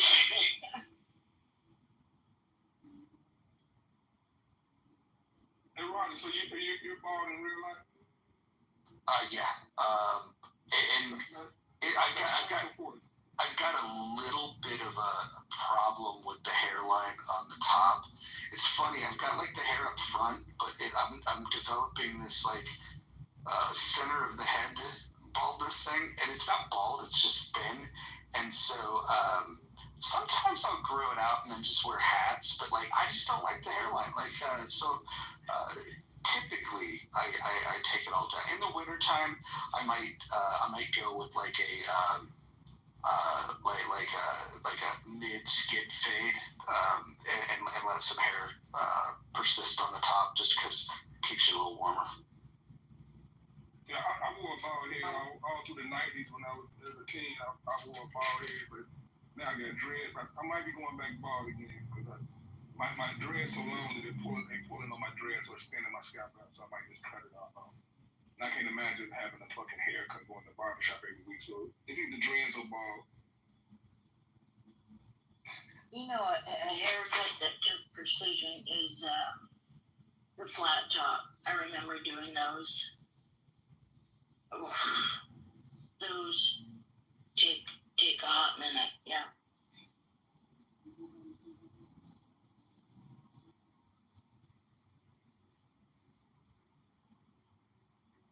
I wish I could. I wish I had some hair, more hair on the top. I would do a mullet. I think soccer players have brought mullets back, and they look very stylish if done correctly. Any of you fans of mullet?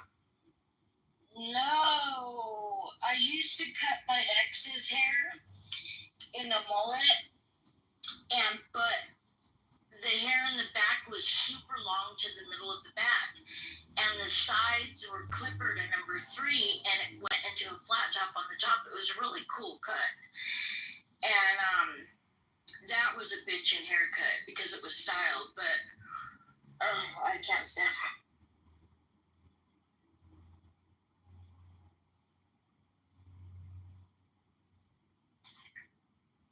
The haircut you just described is the haircut of choice for about 75% of the roster of pro wrestling in the mid-'80s for Jim Crockett Promotions. It was kind of in the Mid-South area. Like that was a very popular style. Like super long in the back, shaved on the sides, and then styled on the top. Yep.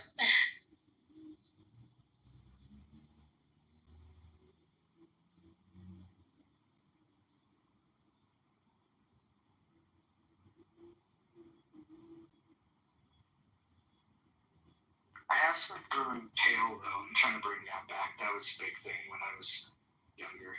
So I'm bringing back the tail. I haven't seen those in years.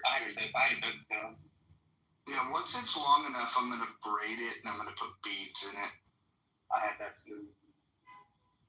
The school, on the braid my hair. Not braid them.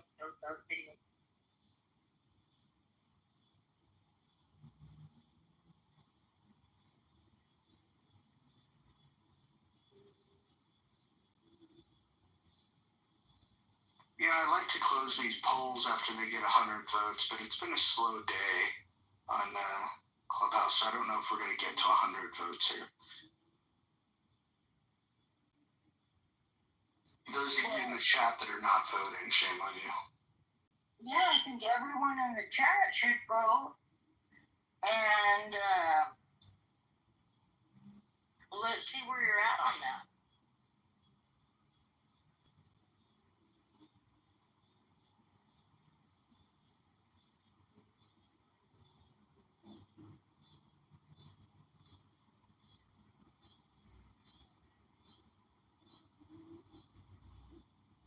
We got another one.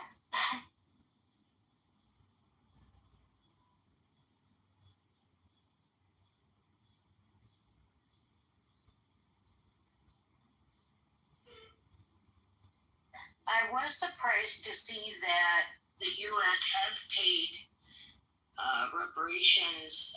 I put it in the chat, put the paragraphs in the chat. 2 different cities for wrongdoings, or like the Tuskegee Airmen, things like that.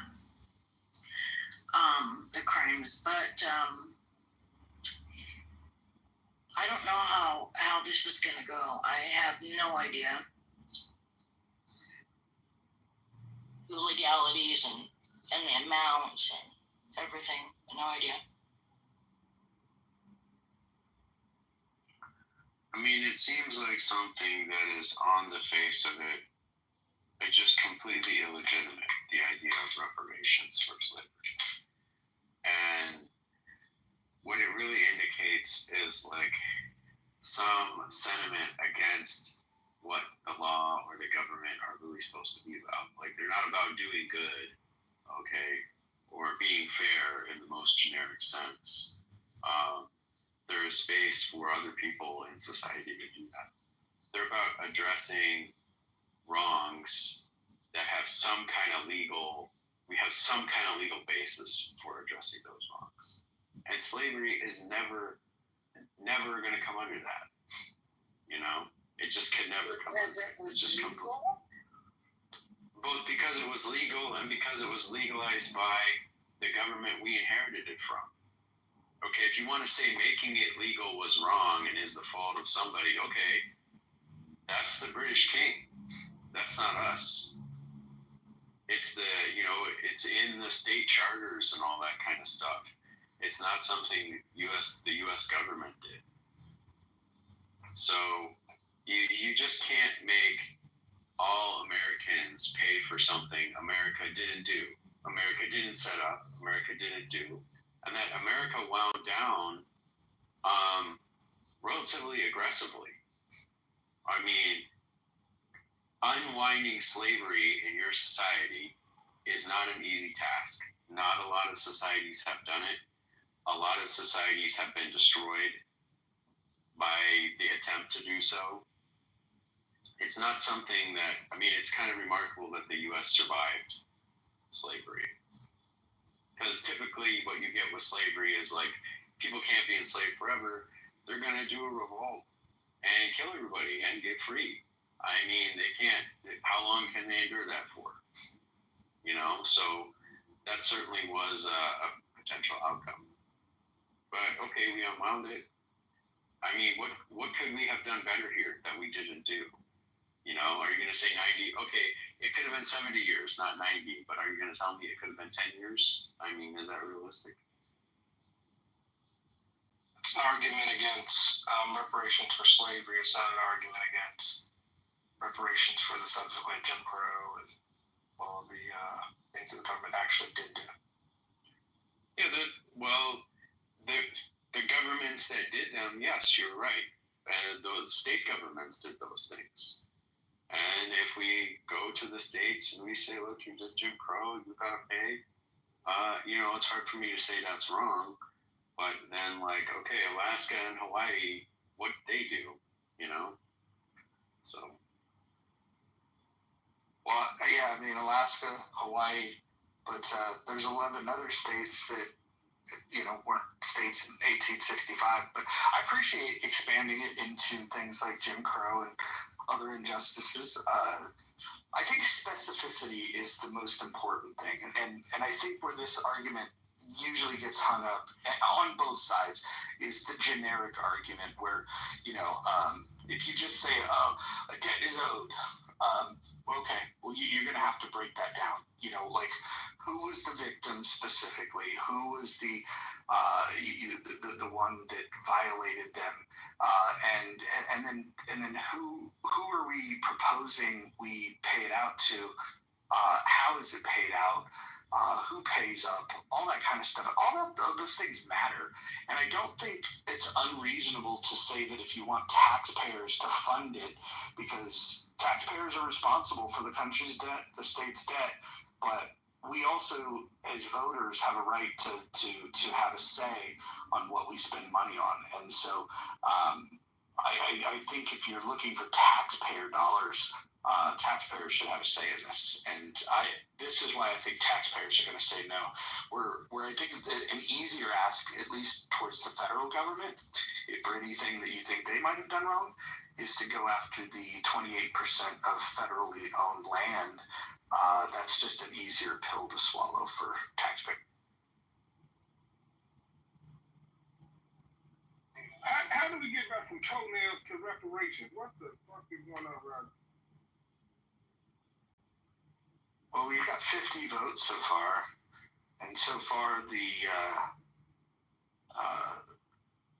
plurality are supporting or are in the do not support camp.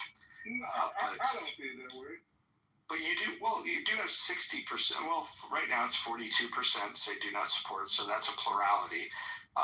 It's not a majority. If you count it depends. If you wanted to say that 50% of those go in either camp, then you can cross the 50% barrier. But the support camp just needs to come up with an argument to flip more. I mean, 36% saying it depends. What you should be asking, if you're really in support of it, is asking those people that say it depends, like specifically what does it depend on, and how can you get them on your side? How can you turn it from an it depends to a support, and maybe even to a staunch support? You know, I just think they would need some clarity on what it is, and I think that would push most of the people to the support camp. Is anybody in this room opposed to when the U.S. government paid reparations to the Japanese that were interned? Is anybody in opposition to that? No. How did they sort that out again? Exactly. How did they allocate? How did they know? I mean, I guess it was more immediate, so it was easier to see who was directly impacted. Those were actual survivors that were paid out, and the dollar amount, I think, if you look at what they were paid, I think if we did something similar for to address the issue that Black Americans may have, I think that number people would find offensive.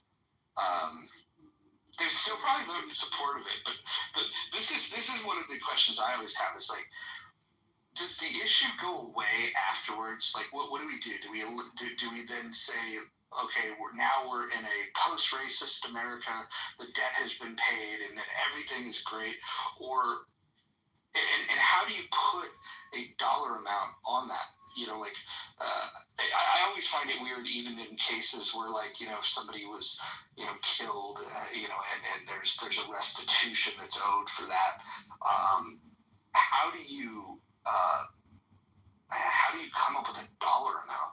You know, like, just pain and suffering. Like, I would not want to be the one that puts a dollar amount on it, because it feels like no matter what you pick, somebody could disagree and be like, oh, that's what you think a life is worth, you know?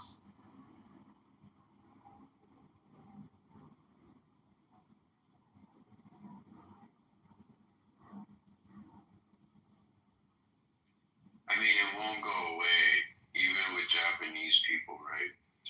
Like, they got reparations. Japanese people, Japanese Americans are doing great in America. But when I was attending more regularly at Sokoji in San Francisco, there were always one or two people that were like, oh, now we need to go to the something or other for Japanese Americans who were interned. And, you know, the white people did this, America did this to us. And it's like, bitch, you're a lawyer. You have a good life. Like, and so does everybody else. I don't understand why you keep reaching back to this, you know, and it's like, and obviously Japanese people themselves, like so many people are like, oh, you need to visit Hiroshima. It's like, do I ever say to them, you need to visit Pearl Harbor? You know? I will say, like some people don't let go of shit. Yeah. Well, are you going to compare Hiroshima to Pearl Harbor and the amount of loss? I'm just curious if you're saying that was very No, I'm saying it with a straight face because they started it, and and Hiroshima is justified and Pearl Harbor was not. Okay? Hiroshima was part of the conduct of a war that they started. But I never say that to them. Did you go to Pearl Harbor? What rarely comes up in this, too, is the fact that the bombs dropped on Hiroshima and Nagasaki actually saved lives on both sides of the conflict. I mean, yeah, it's not any worse. What would they do to Nagasaki or Hiroshima if they didn't nuke it? They would firebomb it. That's what they had been doing. And if they would have continued doing that, the death tolls would have been much higher. Not to mention, the death tolls on our side would have been higher. I had a friend. She's passed away now. She's very elderly Japanese woman. She was in an internment camp when she was little. And she does not have a negative, any negative memories about it whatsoever. She did not have when she spoke about it. And she actually says she was treated fairly well. And her family was treated fairly well, and everyone around her fairly well. She didn't see any horrors, thank God. But so, I mean, that's one perspective. But she's gone now. I will say this, and I say this as an American, I say this as a Zionist, that there is a weird difference that when people talk about, like, let's say the Holocaust versus slavery, where, and I'm not saying you should compare the two, but when we talk about them,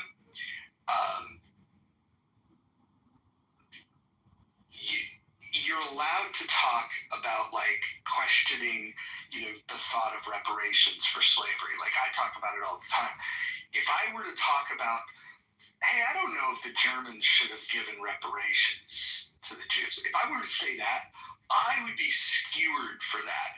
And so I will acknowledge that there is a massive double standard on the pushback that's allowed towards Black Americans. And I say this as somebody that has pushed back towards Black Americans when it comes to the topic of reparations, but I can acknowledge that in these conversations, if we were talking about reparations that were paid to the Jews, you'd have an entire tribe that would defend those reparations, and then you'd have a lot less people being critical.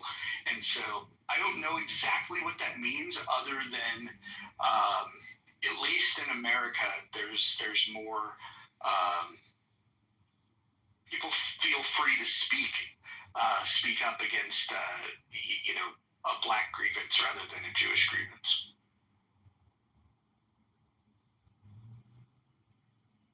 Do you see that differently? I mean, I agree on some level, only in that I think the Holocaust attracts far more extreme views. Because on the one hand, there are people who would crucify you or skewer you for saying maybe Germany should not have paid reparations. But there are also people who will tell you, well, it wasn't 6 million. Auschwitz was actually a nice place, right? I don't see people going around saying slavery didn't happen, or slavery was actually good, or, well, once in a while you do see those people. But it's far less common,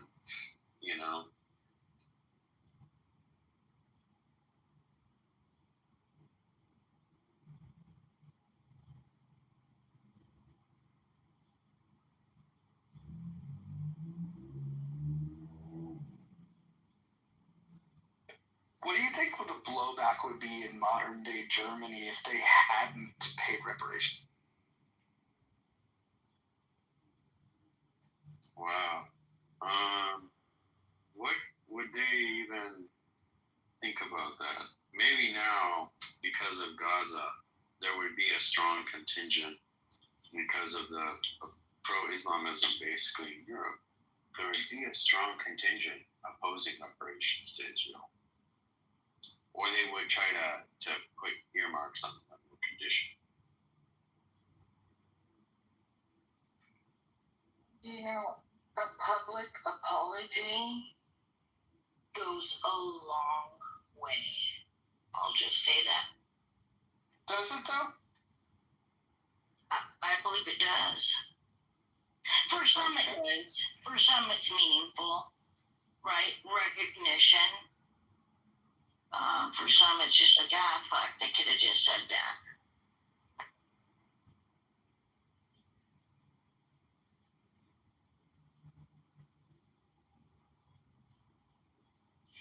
I don't know if that's true.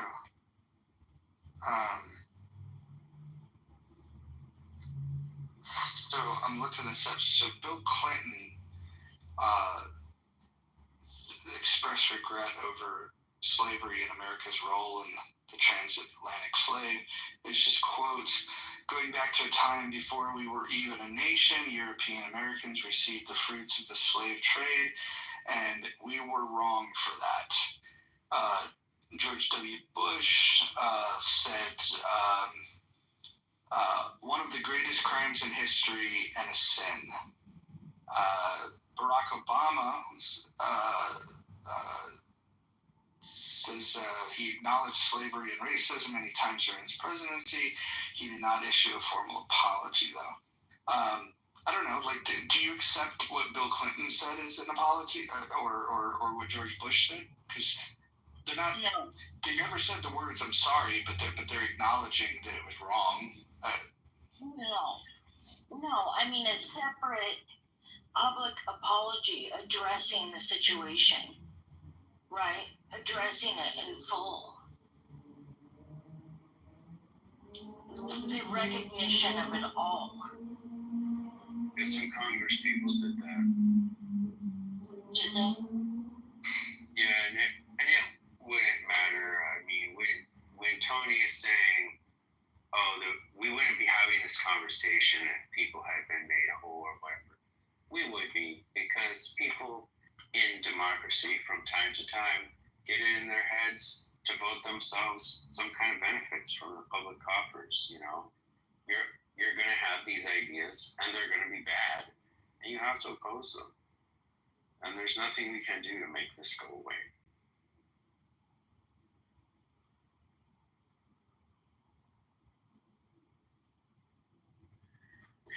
In 100 years, there will still be black people saying, I should have got reparations. Just hopefully fewer people will listen to them.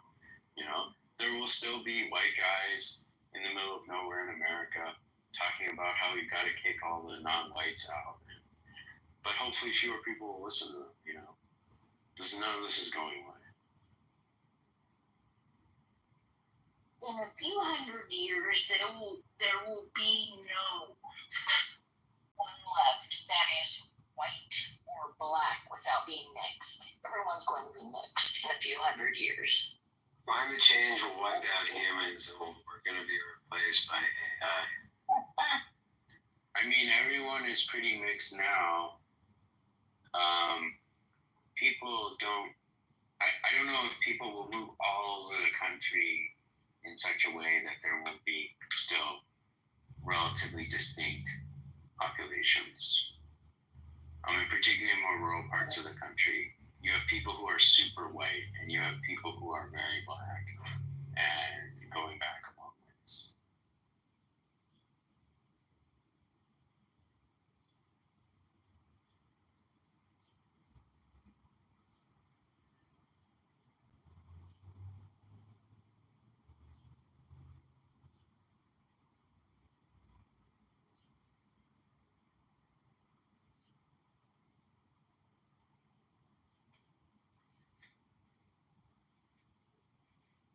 Jason, what do you think is the most evenly balanced topic on Clubhouse?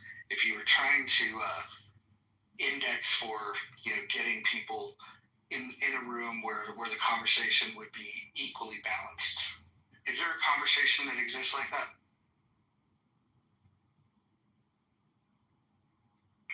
Well, I'm having a hard time articulating balanced. Doesn't mean like you would get roughly the equal populations on both sides of the issue. Doesn't mean you would get relatively calm, balanced discussion.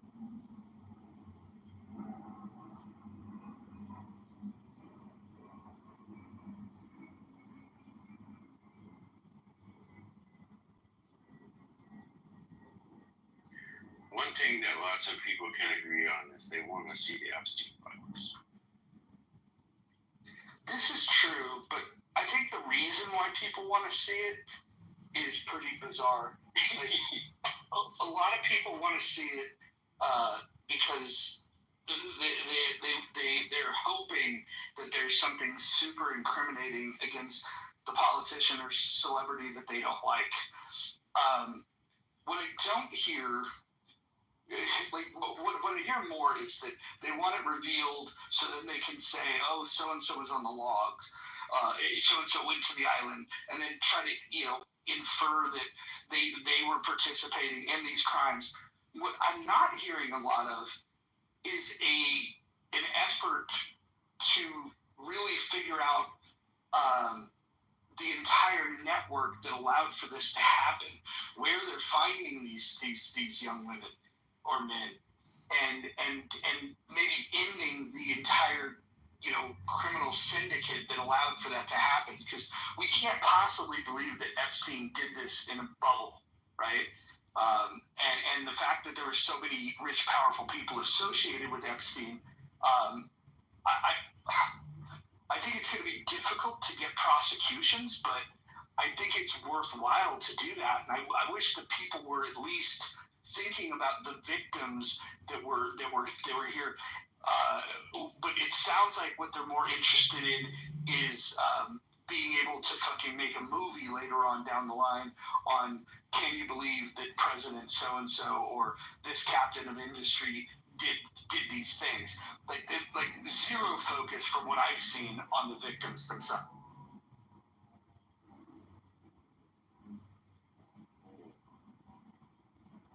Yeah, another thing is like the Epstein video, right? I mean, CBS did some coverage of it, and for once I read a liberal news source and wasn't like, this is some biased nonsense. Like, they just did some balanced and factually oriented coverage, and they're like, look, you can't see the staircase in this video, so no, you don't know if anybody went up there or not. There's a few other things they looked at. I mean, that shit's fascinating, and the hard reality is we're not going to find out the truth. Maybe no one will find it out. Certainly none of us alive today will be around when the truth surfaces. And that's a sad thing. It's just like JFK, MLK, some of these things do not get revealed.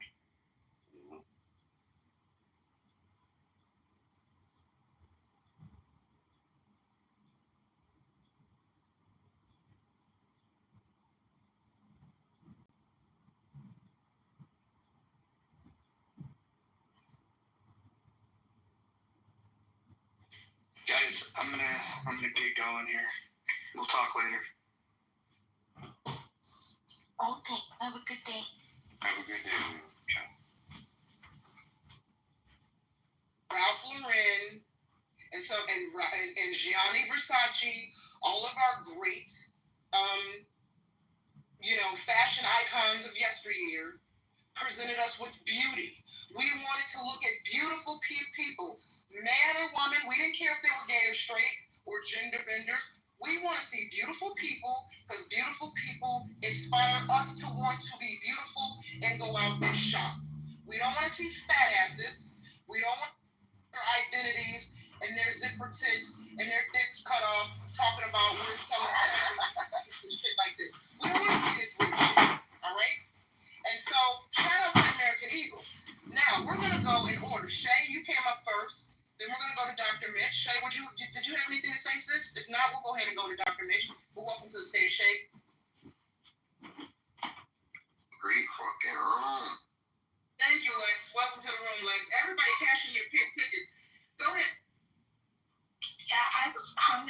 what you were talking about earlier. It's about why there is this action. In her eyes, the reason why is because we want to punish the population. It means that she doesn't know any other reason, and this is the reason that she was given, and she goes to her conclusion based on this. And this is why I wanted to go to the beginning. I don't give a fuck about the framework when she uses wrong words of conclusion based on wrong information. So that's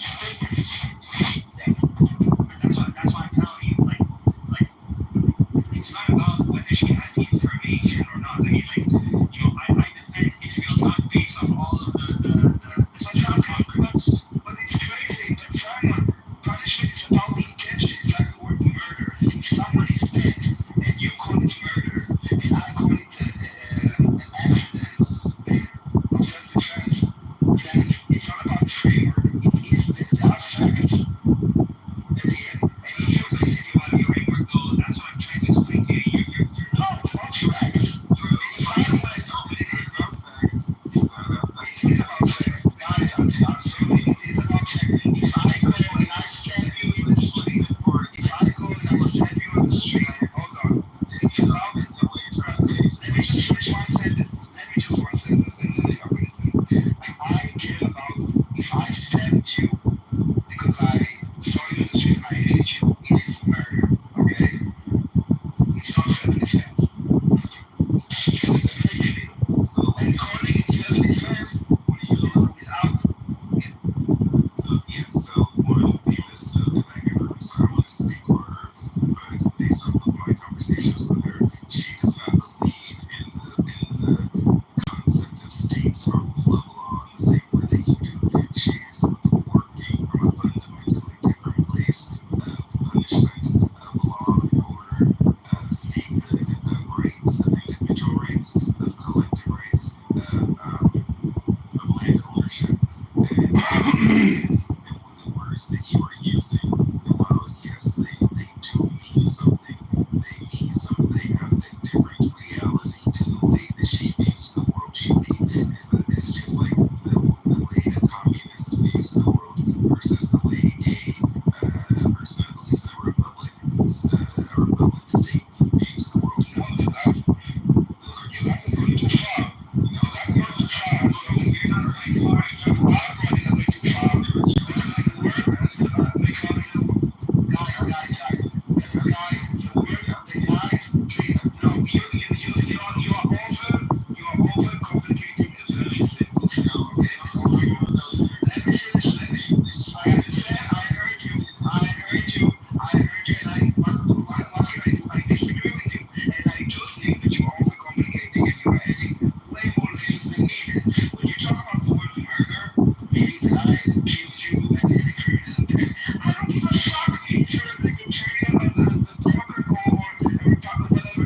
And murder is a murder. And when I use the word punishment, we can use about with a mother and child. We don't need to talk about nations. We don't need to talk about borders and states and all the things that you mentioned. I'm talking about the word in English, punishment. And the word punishment, please let me finish. We're talking about intentions. I don't give a fuck really with nations and borders and governments. We're talking about the word punishment. We're not the law and all that. What does the word punishment mean? What does it entail? I understand the argument because you can accept the fact that these people that some people are using are in an entirely different world of conversation and you are having a completely different conversation that you are having and you are trying to put a square peg into a round hole. Okay, so let me are you saying that are you saying that libertarians, whatever the fuck, when they use the word punishment, they have a different English dictionary than me. And when they know punishment, they know the meaning punishment as I understand it, as you understand it. So what are you talking about? Of course we have the same language.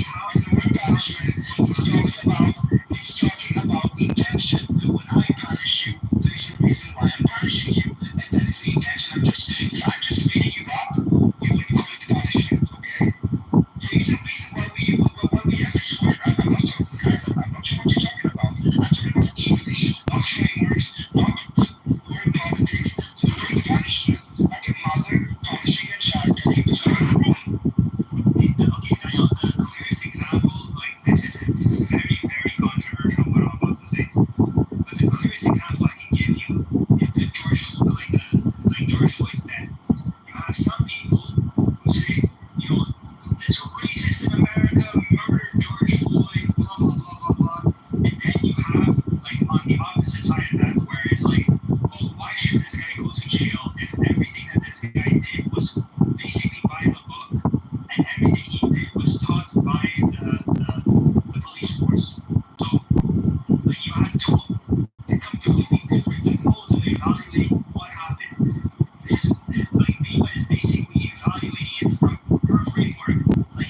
asking me about the George Floyd, I might have a radically different opinion than someone else who has a completely different framework of the events that happen every day. The events happened. It is what it is. The facts are on the ground. How you evaluate those facts, though, might be completely different, and that's what I'm trying to do. But I'm not talking about facts, dude. I'm talking about a fucking word interdiction. No, Simon. No. You need to listen to what I'm saying, not argue with yourself and put words in my mouth. I've been talking for the 10th time. I'm talking for the 10th time about the fucking word and I'm not saying is a blockade punishment. I'm saying what is the punishment? What is the intention of punishment? It has nothing to do with George Floyd or what people have opinions about what happened. But if you say someone murdered someone, we do understand. I mean, guys, the reason we have language, this technology called language, is so we can understand each other. But if the word punishment creates such a debate that you need to understand what is your ideology in order for us to really have the same conversation. I'm not talking about facts. I'm talking about the definition of the fucking word punishment and the intention of the person giving punishment. Let me explain something to you from like I'll use the Tanakh as an example, right? So we, as Jews, have the Tanakh, and we have a particular way of understanding the Tanakh because we have a tradition of evaluating it, right? What we call the Masorah. Now, a Christian who reads what we call the Tanakh and they call it the Old Testament, they are retranslating it through the eyes of the framework of Christianity. It's the exact same, are coming from the exact same source, the written source, but then you have the interpretation. This is what's happening with Bima and a few of these other people, is that they are evaluating words through their framework. And yes, they are interpreting it in some ways that we view as wrong because we are viewing them through a more traditional way that is rooted in the political structures that we have today. And they are saying that those political structures are wrong. Therefore, they are evaluating them through this system. You can call it libertarianism, whatever the fuck we want to, but that's the way they are thinking about it. And they are not going, and you can say, I'm talking about this word in this traditional definition that's written in this book. And they are saying, well, we see the way that it's been traditionally used, and we disagree with it to this extent. But she didn't get to the point that she said what you're saying, and I don't think that she would say. And I actually do think that if we would give her a minute and she would have to think about the word punishment, she would come to the same conclusion as she would find in the dictionary. Well, if you don't know what they're talking about, they're talking about, listen, I did not interrupt her because I am the one that invited her to have a conversation with me. You guys interrupted us. Okay, we were having a conversation. I was asking her a question about the word punishment. She answered me about the collective punishment and reading some kind of a definition. I don't care about the collective punishment because I wanted to break it down into small pieces so she would be able to think for herself. Even the punishment, before we talk about collective punishment or even the definition of collective punishment, she's thinking what is punishment? And you guys are also taking it to like libertarian or local framework. No, guys, it's a fucking word. Open a dictionary if you would like. I will do it for you and I will read for you the definition, not my definition, not science definition, the fucking word that we all use, by the way, many times, most times, out of the context of the Gaza conversation. It's a word that we use since our since we're children. No, but this was my point to Bima, to break down the entire claim, to see why that she will do the thought process with herself. So I'm going to force feed her. Do you, like, what do you call it a punishment? Let's discuss, is it even a punishment? And punishment has intentions, same as murder. That's the difference between manslaughter, an accident, or murder. The result is a man is dead. But why? Intentions matter. If I read the word punishment on Google, it just says the infliction or imposition of a penalty or retribution for an offense. She's simply saying, if I did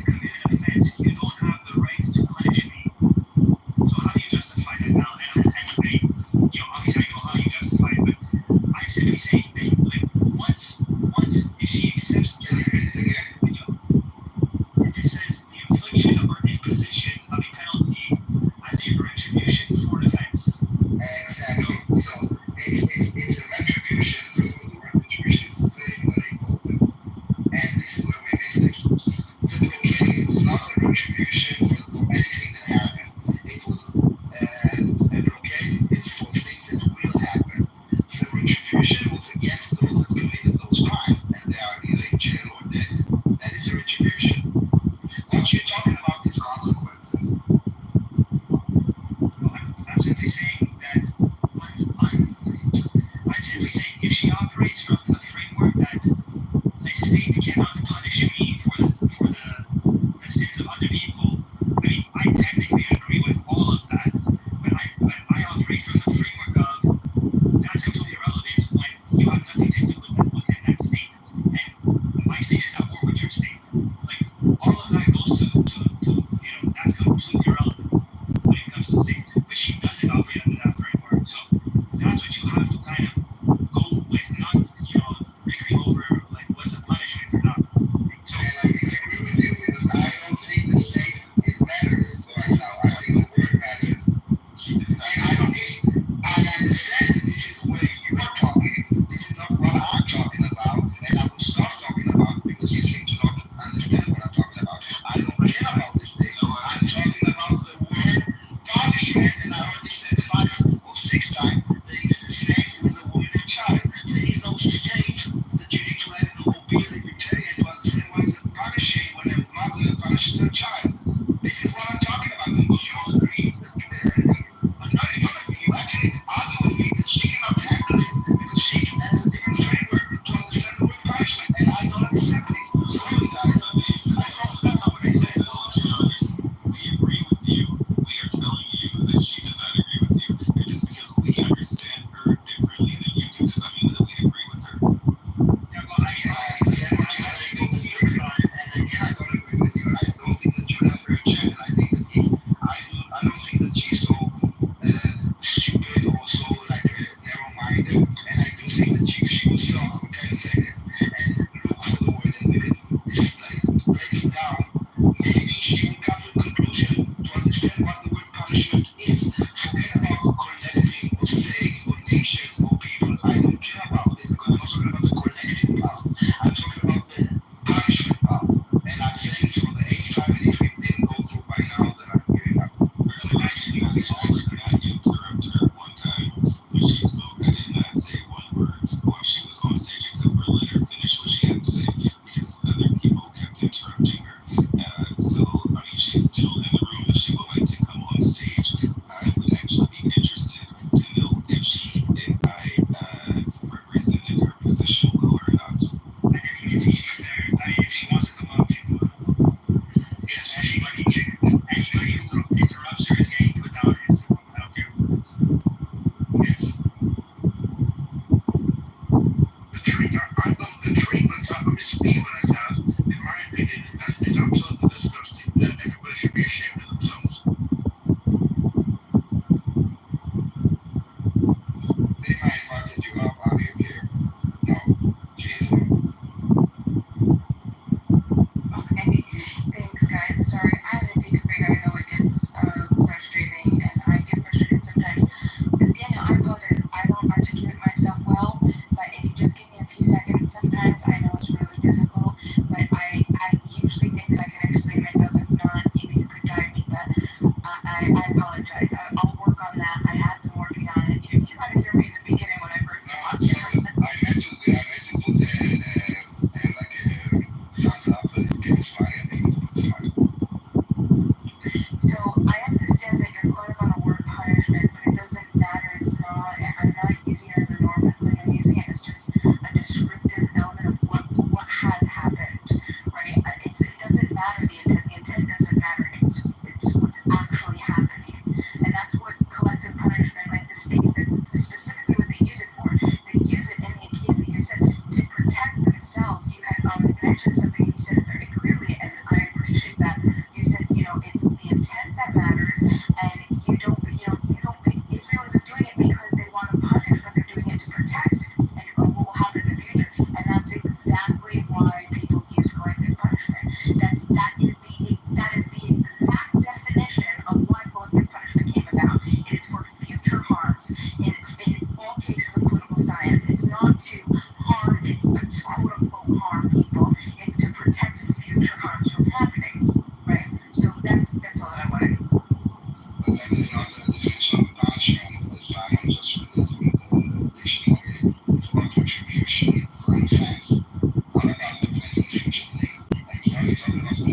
punishment as like a security measure, you call it collective punishment. Not having security is also collective punishment, don't you think? So basically, it's a decision who will suffer and how much. Will the Israelis be slaughtered, or will the Palestinians have to suffer inconvenience of going through a gate? What do you think is better? I think what would be better would be that a bunch of peaceful people who don't support Hamas can live peacefully and aren't collectively punished for the harms. Okay. We need to like there's a threat going on, and then we say, okay, it's okay, check, but we need to put these measures. You call it punishment, and by the way, intentions do matter. That is what differentiates between manslaughter, murder, and an accident. Okay, it turns it into a crime. Okay, when you call everything that is inconvenience a crime, that is a very slippery slope. Intention do matter, and the definition of punishment has an intention. It's retribution. Okay, it's to make you pay for what you did. And posing security threat and calling it punishment is just incorrect. And the other option is that we will not have security, which also has a threat. So what should we do? Who should be punished? No, I don't think you're arguing with me at this point. What you're arguing with is the definition and the understanding of collective punishment in the realm of. No, I am arguing with you because you're the one invoking the word punishment. And I Yeah, but it's not. Right, but it's not punishment unilateral. It's specifically collective punishment, and because there are things that are done to even in your mind, like I'll steal man if you're like I'll take your position. Even if it's, let's say I'm a part of it, I'm there, I'm living there, it is still descriptively, okay, it is descriptively inflicting harm on people that have not done something. It is the consequence. That's why that's the whole definition of it. So it doesn't matter the intent, right? In this particular case, collective punishment, it doesn't matter the intent. What matters is the consequences, the outcome. And because there are some people who are being harmed for the actions of other people, that is why they call it collective punishment, because those few people are being punished for the actions of the others. And the punishments. Why do you call it punishment? Daniel, can you please maybe come up with a different word? I mean, this is kind of silly. We're arguing over the meaning of punishment. Now, I think what Bima is trying to say is creating a future for the people of Gaza where they are suffering consequences for something they haven't done is a problem. Maybe the right word isn't collective punishment, but could you suggest a better word? No, because I'll tell you why not. Because punishment is one party inflicting on another, okay? Calling it a problem or that they are suffering, yes, but then you're not blaming us for causing the suffering. Yes, they make stupid mistakes, they face consequences, life is horrible, I agree with this. What she is implying that we are punishing actively with intention the Palestinian population because some people did some bad things. And that is basically a blood libel. So this is why it's important. If she's willing up to give up the claim of collective punishment, happily.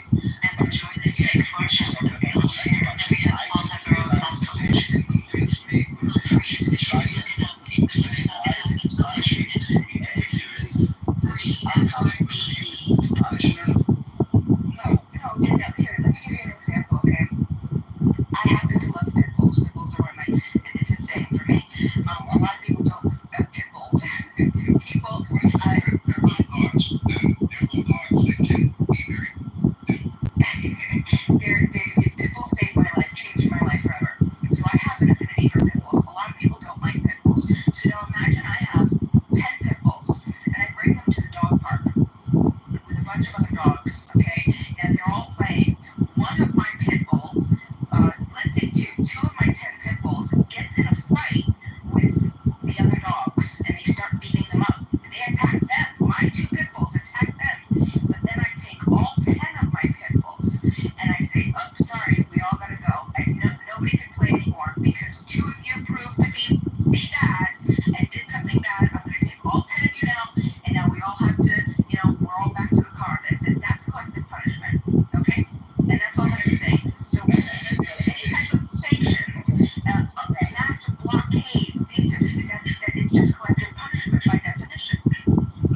So let's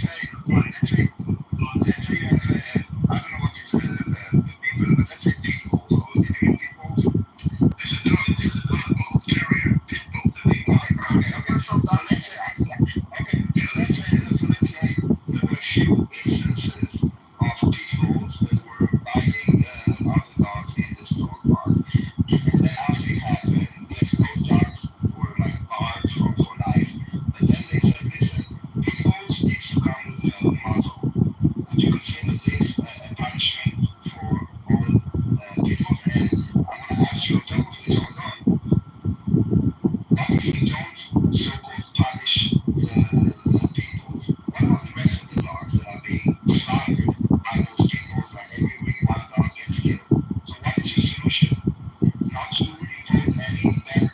I know what you can say. It's on an individual case. You can't say. So we made rules. I understand. So every time a people kills another dog, we will just say, okay, this people is not allowed, and all the rest, and then another people kills, and then another people kills, and then another people kills. It's a violation of individual rights. You cannot apply one case, 10 cases, 20 cases to all cases. You cannot do that. It's not the Okay, and what about if I say all dogs should be with a muzzle in the dog park? Is that also? He's using perfect examples. That's exactly right. Exactly right. When you collectivize instead of individual actions, and you collectivize, you presume that punishing a particular animal or a dog for future actions that haven't had that is, yes, collective punishment, precisely. So you see, for example, putting a muzzle on the dog as a punishment for the dog. Right, exactly. As long as, hold on. Actually, this is one of the biggest reasons. The intention is to punish you believe that the intention of the muzzle on his face when he goes to the dog park is to punish him. No, the regulation itself is the actual punishment. Yes. You have freedom. Yes. I mean, I believe in this as well. Don't you get this? Because I don't believe in collective punishment either, on an individual basis. But I'm saying I'm operating under a framework that you cannot apply this in the context of another nation, because the reality is that it cannot be done. So, a law, for example, it's not collective punishment against another people. It's the protection of individual rights of their own citizens. So it's not intention matters, but it's also it's not about punishing other people. Literally, we're protecting our own civilians, even if it's at your own expense. The moral obligation of your nation is to protect your nation, the individual rights of your people, not if it's at the expense of yours, tough, basically. Daniel, I'm a little confused, and I think you could really like me. Are you in favor of a two-state solution, or are you not in favor of a two-state solution? I'm not anymore. I don't see any possibility of a two-state solution, to be honest. And not only this, I don't think anyone wants a two-state solution. Not the Israelis, nor the Palestinians. So it needs to be made out by I'm in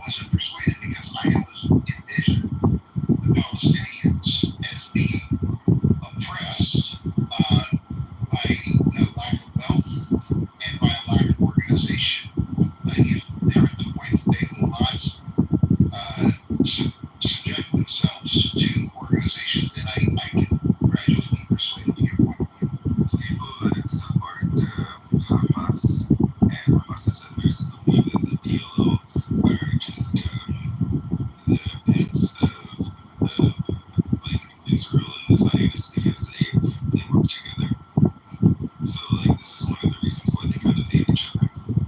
Do you know how many people have actually scored the PA for the Palestinians? I think the minimum percentage is which I think, yeah. No one, they started this joke of recognizing the Palestinian state. They have no nothing. They have no leadership. They have no parliament. They have no just they have nothing. What do you recognize things like? So yes, in the practical world, I understand this. What I'm about to ask you is only theoretical, and I don't want you to feel like I'm trying to push something that isn't real. But if the UN were to go into Palestine and force or compel the people to live under a Palestinian state that was developed to be civilized, and that was to educate the people and take care of their basic needs, would you be opposed to that? No, they have to be. I don't think that. Yeah, of course they need to be getting with education. Yes, I support this, of course. We will support this. I would really please my entity that is doing things for the Palestinians is Israel. The UN is not the solution. UN is part of the Palestinian problem. UNRWA that exists for 75 years as a refugee, whatever, is not centered zero Palestinians. They are keeping the Palestinians as stateless refugees, victims on welfare, and they got used to it. That is the problem. They have zero independence, zero autonomy, not because of us, and they are very much oppressed by the Hamas and by the rulers. But the world is like talking about Israel, which is that's why I say we should not impose the Palestinian state. I think we should say, sure, go ahead, recognize the Palestinian state and apply to the Palestinian state. But the Palestinians will have to build their own land, their own state for them. This is what they're missing. Do you support Benjamin Netanyahu? No. Oh, wow. You see, this is the problem, because when I see Benjamin Netanyahu on American TV, I hear such, what I would say, such disrespect for these human beings that are in Palestine, and I recognize that their ideology is evil. I'm not trying to say I support, any of their evil, but those of us who are not close to the situation, they probably assume the way you might feel when you see Donald Trump. I don't know. But I think this is a piece of the understanding of the United States. What do you mean disrespectful? What do you mean? What did he say? Yeah, that's a good question. Let me try to say it. It doesn't be accurate, just to say something. No, I like this. I think you're right, and I think that one of the challenges in our modern world is being specific. I had a paradigm prior to this discussion, and this discussion has moved to my paradigm. I'm coming much more to your point of view. But when I first came into this room and heard you and we were talking, I was walking more into my position that you don't think the Palestinians are human, that you want to limit their freedom because they are a subhuman class, and that is not a fair representation of your point of view at all, is it? You can also do this. I wish them prosperity and health and good jobs and good work. But they are a threat right now, and we have to acknowledge that they are a threat. I don't do anything. I don't want to cause them harm. To be honest, Israel is killing for one thing. We want to live in safety and security. That's it. We don't care too much about the Palestinians, to be honest. Well, there's no problem. You should be able to live in safety and security. I absolutely agree with this. It's just incredible to me how poor our understanding of this situation really is. Because most of the media we get comes with one bias or another. And I accept the argument that the U.S. Media is maybe slightly biased, or I shouldn't even say maybe, is slightly biased to the Palestinians, because we still are thinking of a two-state solution.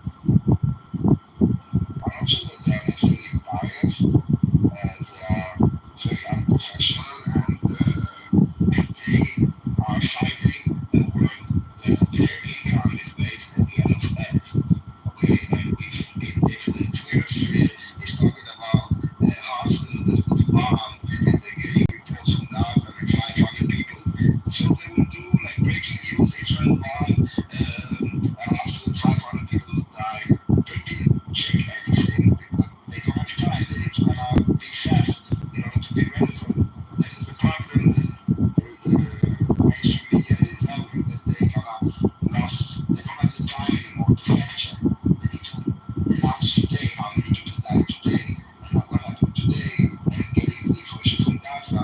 They're not in Gaza. The information coming out of Gaza is Hamas. All of it. I really thank you for your time. I'm not going to take you more than that. You have been extremely clear, and I have revised what I've used, and I apologize for being maybe a little judgmental of speaking. Thank you. No need to apologize. Ultimately, the fact that you're asking questions is great. You don't assume that you know everything, which is amazing by itself. Okay.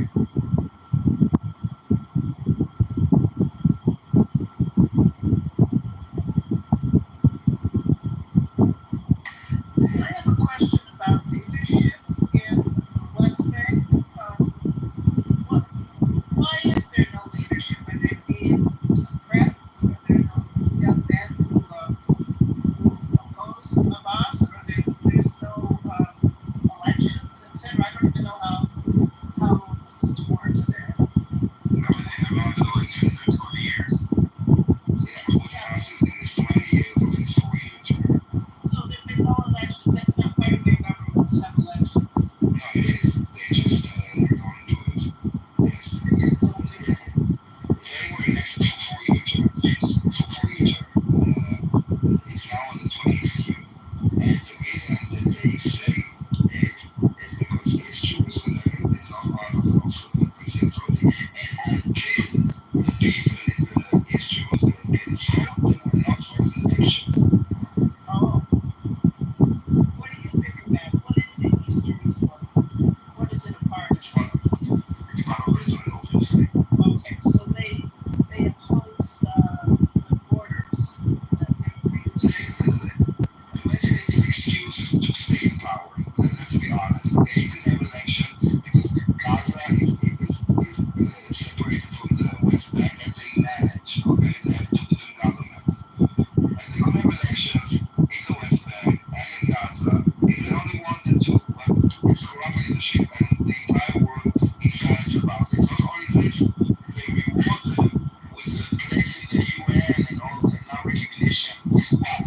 Of two terror organizations that is abusing their own people with the corruption stealing from them. This is what they recognize. This is why it's so funny to me to hear that France and the UK and other idiot politicians are recognizing this entity. It's so good.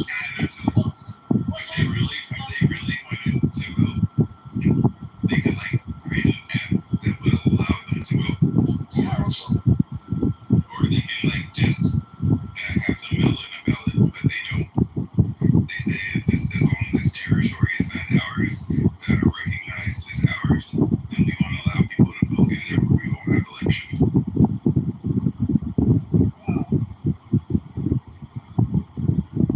That's sort of double-sided. They say our country is not legitimate. We can't have elections because we don't. Well, what about young men there? Are there any young politicians there that are being suppressed, or they just have no interest? They're completely. You have two ways. Either you are you join one of the terror groups like Benjamin or camp or whatever. If you are advocating for peace or coexistence, you are labeled as a traitor, as a Zionist, as a operator for Israel, and you could be executed without a trial. What if you're Just for the Last week in the West Bank. What if they advocated for elections? What if they were like an opposition party? They would be considered traitors because they wouldn't have to recognize that East Jerusalem wasn't part of it. I think first of all, I wish there was, and I'm asking this in Palestinians, of course they know nothing about it, but there is no Palestinian leader that is not a terrorist, unfortunately, right now. And when I mean a leader, it's someone that actually has followers. People don't read, I mean, like Hassan, what is his name, the Green Prince. It's not Palestinian state. Yeah. Yes, it's a Palestinian voice, but no one like he has no followers in the Palestinian people. And the Palestinian narrative is basically whatever we do wrong to our people or we don't do is because of Israel. And as long as they blame Israel, the world is quiet. So when this Abbas dies, what's going to happen? They'll probably have a civil war and then somebody else will take over. Yeah, exactly. Someone else just like him. Could be worse.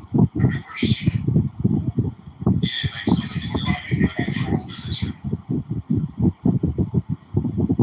would be by force, or it would be like an election that you would have like, I don't know, Hamas, Fatah, and Palestinian Islamic Jihad for them to select for. So it doesn't matter what they select, it would be who will oppress and brutalize us. Will use us to attack.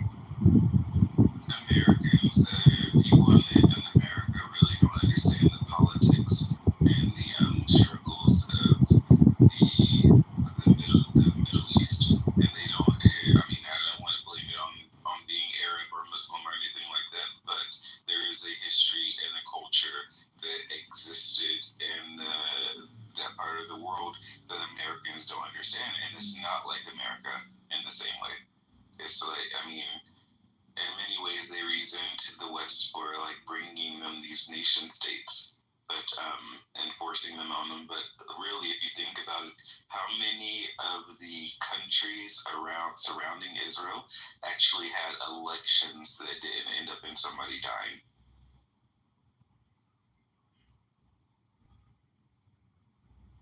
Like, you know, when people say free Palestine, and I'm like thinking free as what? As Syria, as Lebanon? No, they actually want free Palestine to be like Israel, the one that they want to destroy.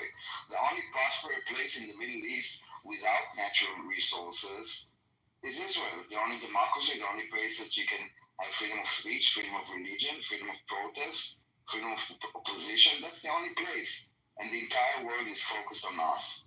Look at Syria, look at Lebanon, look at Egypt, look at Iraq, look at Yemen, look at like all those free nations. This is what they want to another place like this. I hear people listen, if they go back to the 1992 agreement, 1993 agreement, it would be good enough. We cannot go back. Yeah, they're in opposition. No, we cannot go To back. me, when I hear Free Palestine, it's like listening to like. Did anyone watch that movie Braveheart? Oh wow, no, I don't remember it. Yes, I saw it a long time ago. Okay, well, in the movie, there's a part where Mel Gibson is saying freedom, and basically, like, you know, he's not talking about any real sense of freedom. Like, you know, he's basically saying we want to be oppressed by our own king, not the English king. You know, so it's not like they're actually advocating for real freedoms. They're just saying, listen, we want to be oppressed by who we want. And it's like, oppressed by Israel, oppressed by Hamas, you're still being oppressed. I mean, like, these people don't have a conception of what political freedoms mean. So it's very difficult to take that sentence very, like, you know, as serious as they expect it to mean. But listen, Salim, do you live in Israel? No. Have you ever been to Israel? Not really. Have you ever been to Israel, man? Simon, come visit. Come visit. It's I'm gonna come with my girlfriend. Let me know when you Yeah, come. I'll so you take you don't around. know what's happening there, bro. I'm in Israel. What is your question? Man, free from the occupation, yeah?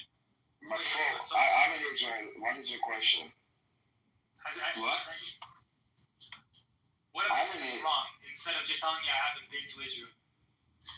Yeah, man. So you don't know what is happening. No, that's not what I asked. What did I say? I wonder if he was in Israel. That he knows. Yeah, man. I was in Israel 3 years ago. What you talking about? Okay. What did I say that is wrong? Don't tell me that I haven't been to Israel. Just say No, they said it was What wrong. you said because X, Y, Z. No, what you said it was wrong.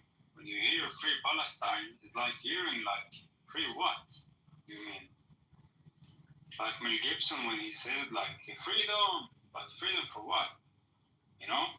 But freedom for Palestine and freedom for the people. That's what this means. But freedom is something specific. And I'm saying when Palestinians say that, say freedom, and when Palestinians say free Palestine, it means free, like to actually be free. But these people don't have a notion of freedom. That's why they're in the predicament that they're in. So there's nothing to suggest that they have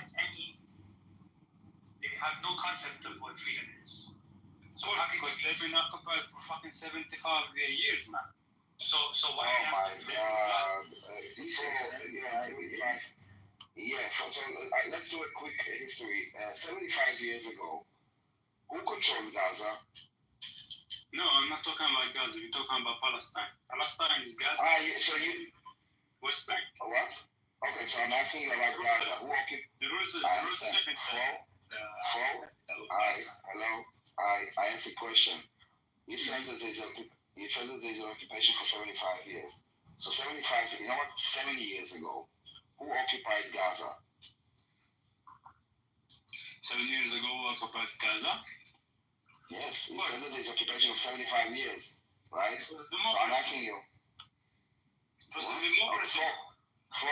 Can you listen to my question? Of course.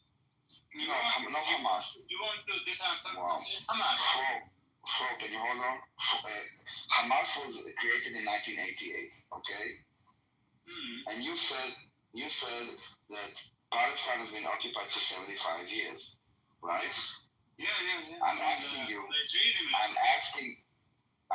you who occupied the West Bank and Gaza 75 years ago. This occupation, who occupied them 75 years ago? Do you know? Who occupied Palestine? I mean, who occupied Palestine, the whole country, you know?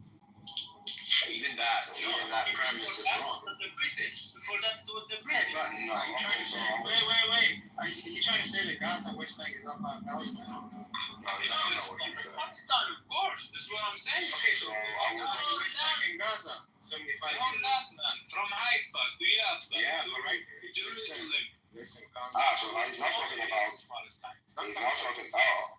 Okay, so you are a genocidal jihadi idiot, and you actually call for the genocide of all Jews from Israel, and that is what, and you're using it as like, the poor Palestinians, they just want to wipe out the Jews and take their land. So no, dude, that is not your right or a Palestinian right to wipe the Jews off the map. Haifa, Tel Aviv was never a Palestinian state. Never, ever. It was created in 1908 by Zionists on dunes. It was never, ever at any single point in history and time part of a Palestinian state.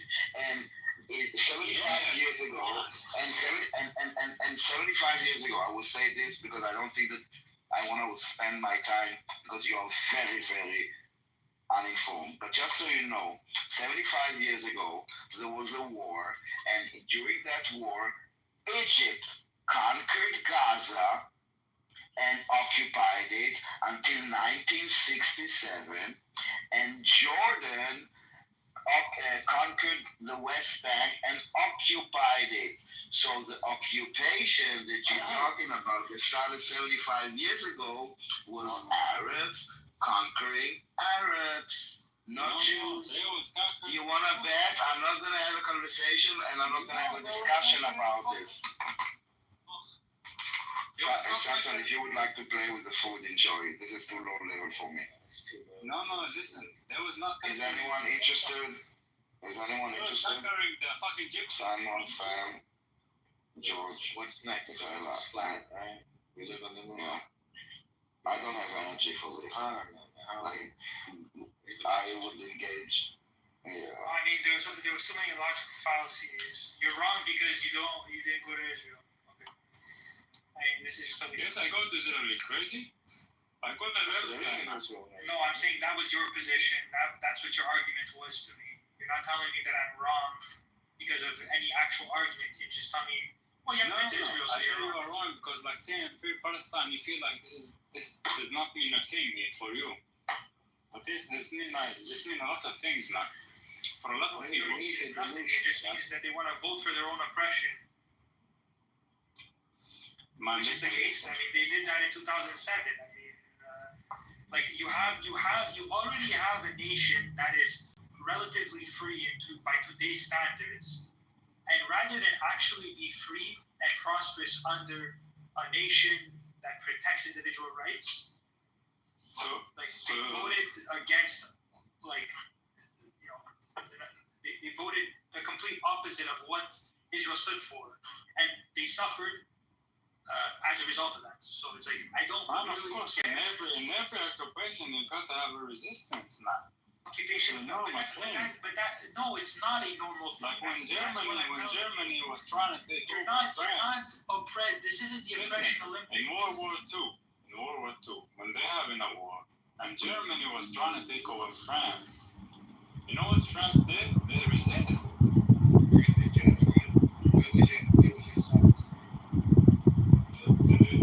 France and fucking Belgium and all the countries resisted the German.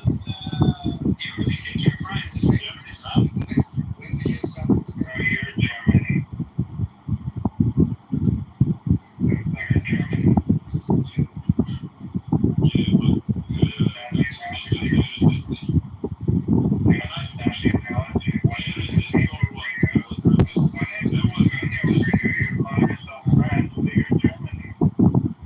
But the French people didn't resist the occupation of the fucking Germans.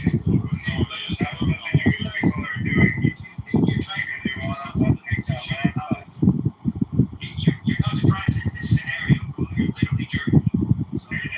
So it's basically like saying Poland went after Poland, or you're basically saying Germany went after France, but France is beating Germany. I want to give you a brand new example. Russia and Ukraine. Russia trying to take over Ukraine. What is Ukraine doing? They're resisting. But you're Ukraine.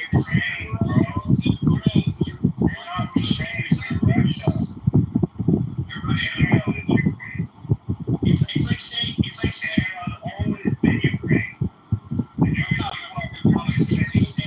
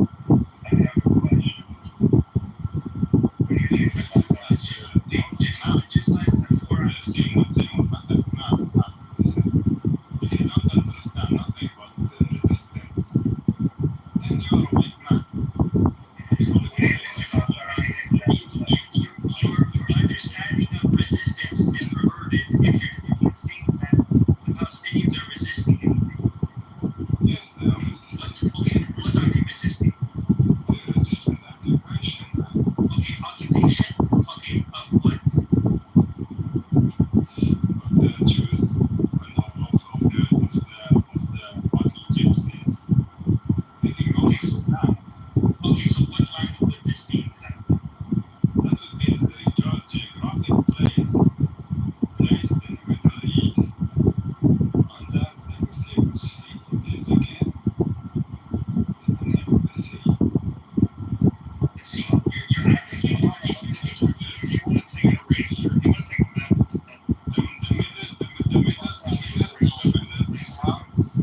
You don't even know where this place is geographically. Like, are you? No. So how do you not know that? What's the Mediterranean Sea? It's like one of the most famous seas on the planet. Like, I don't get it. Like, this is your Google over.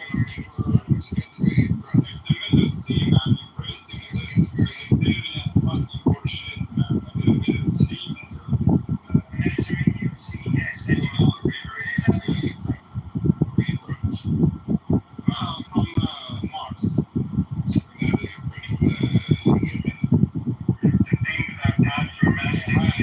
This is crazy, bro. This is literally think about what you're advocating for. You don't even know where this place is.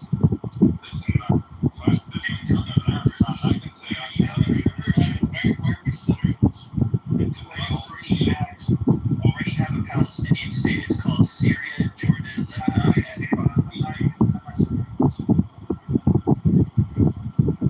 As far as they already have Palestine. They have 4 different Palestines. They have Jordan. They have Syria, parts of Syria. They have parts of Lebanon and parts of Gaza, of course, which is parts of Egypt. So what else do you want? And I think that, by the way, we gave them land for peace deal for Gaza. Since they went to war with us, they should be rescinding that. That is literally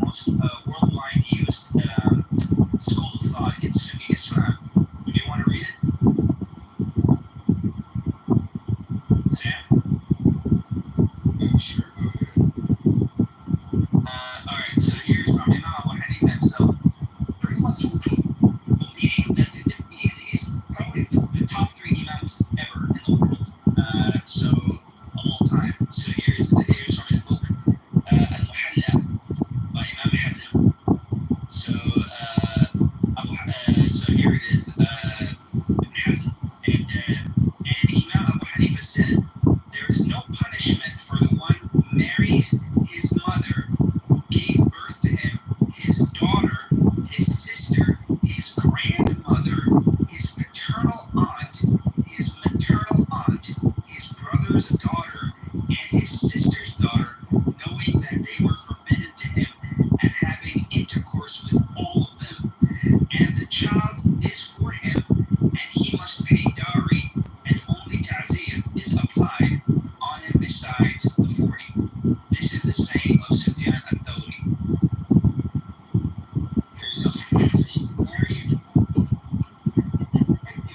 Your mom, your grandma,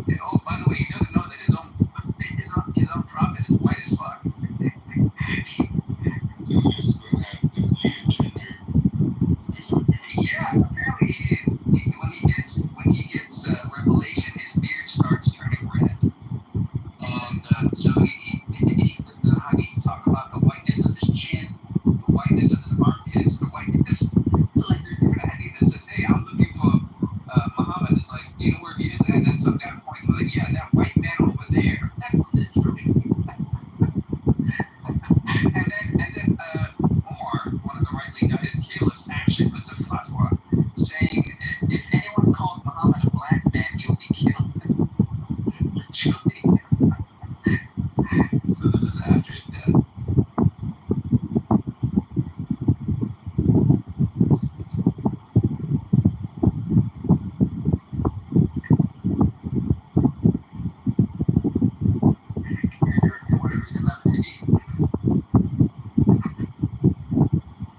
I got lots of them.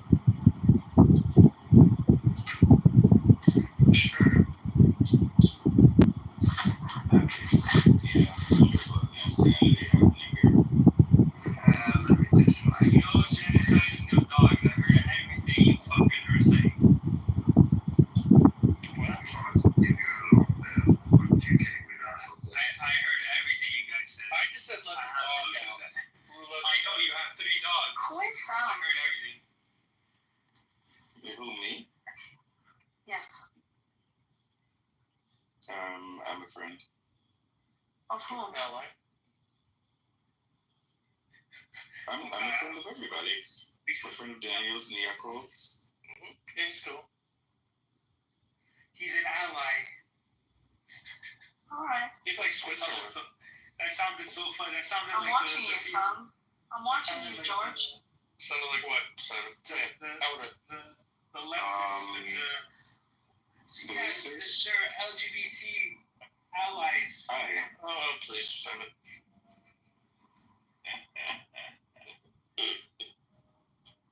I'm being watched by Isa. You're not being watched by Isa.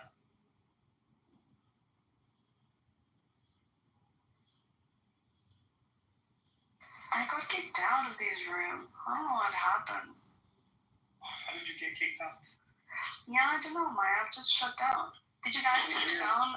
Every time that somebody finishes a poll, I get kicked out. Hey, George, I just posted the hadith that I wanted you to read. Wow, I'm surprised that you guys get this room going.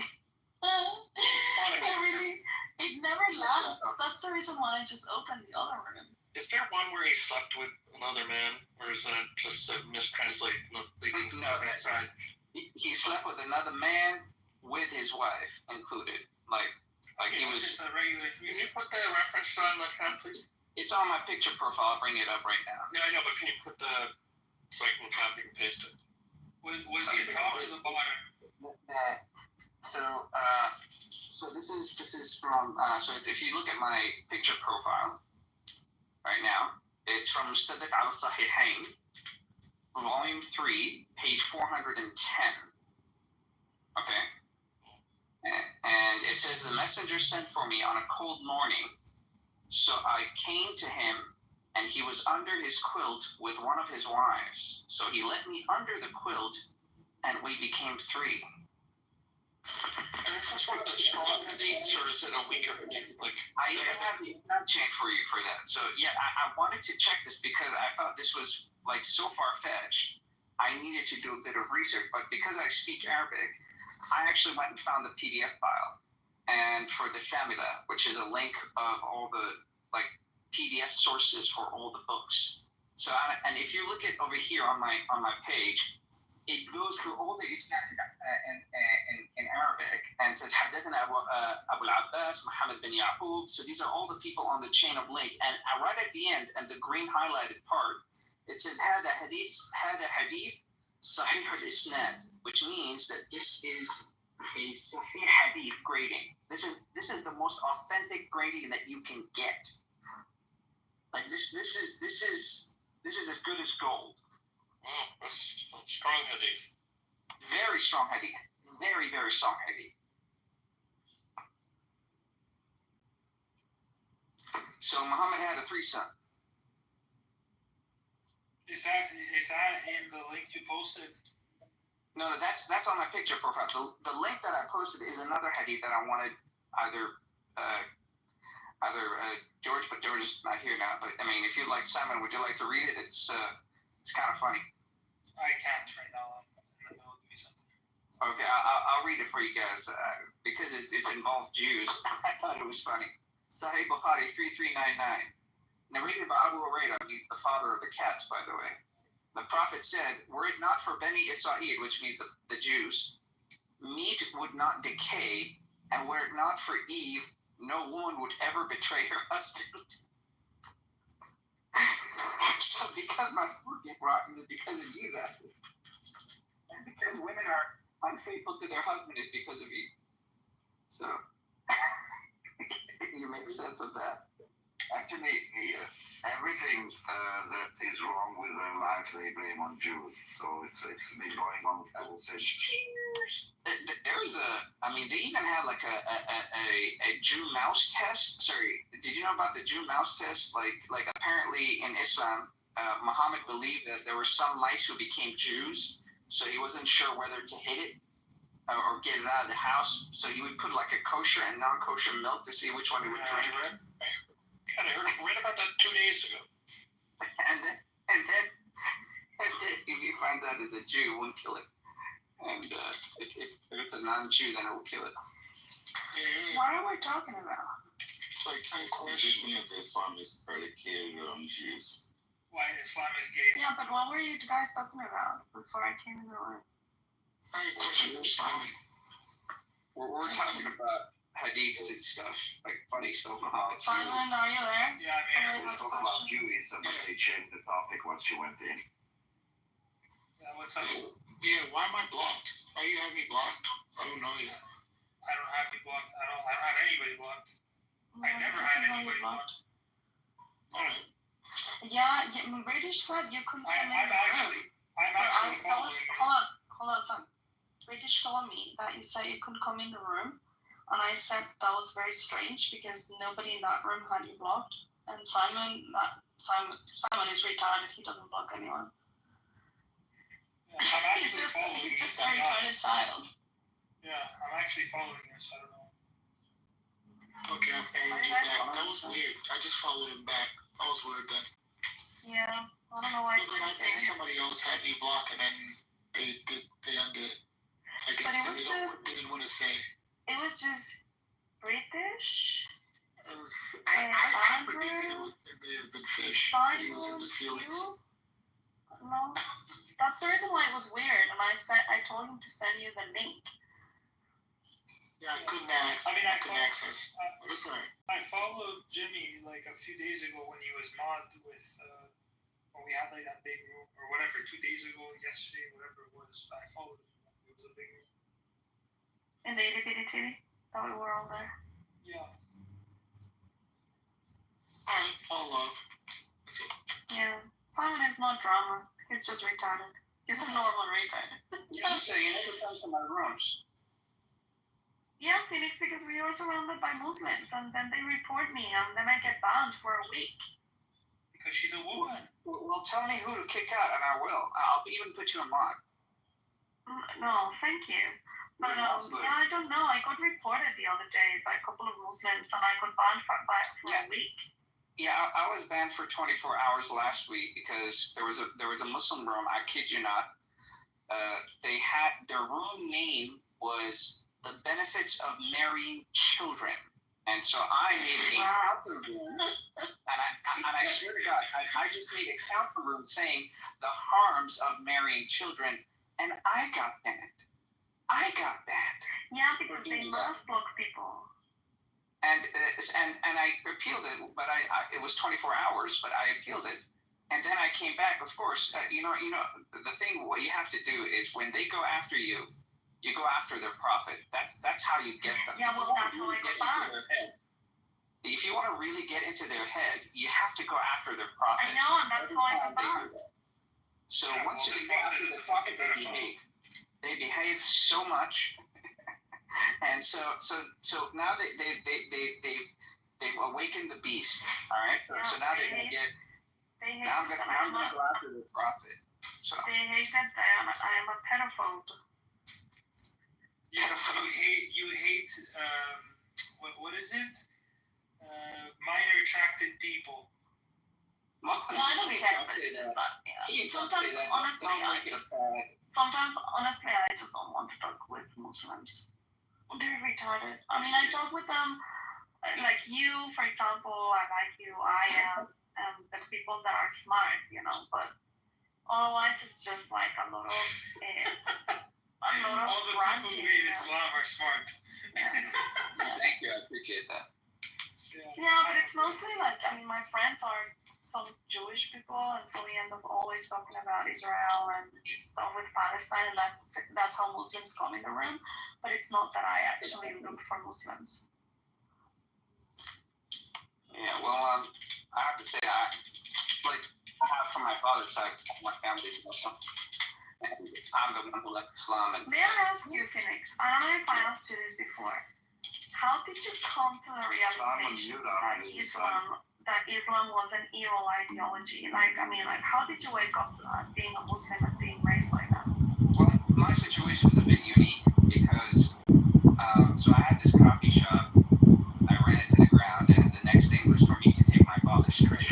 And my father was a Qazi, so what that means is my father was an Islamic judge, so he retired by that point. So I went to study in the Middle East, and Islamic judge meaning like Sharia law country? Yes, no, he went to courts, he has arbitration, all that sort of stuff. So I went to study Islamic jurisprudence. You're Elias friend, right? Yes. Yeah,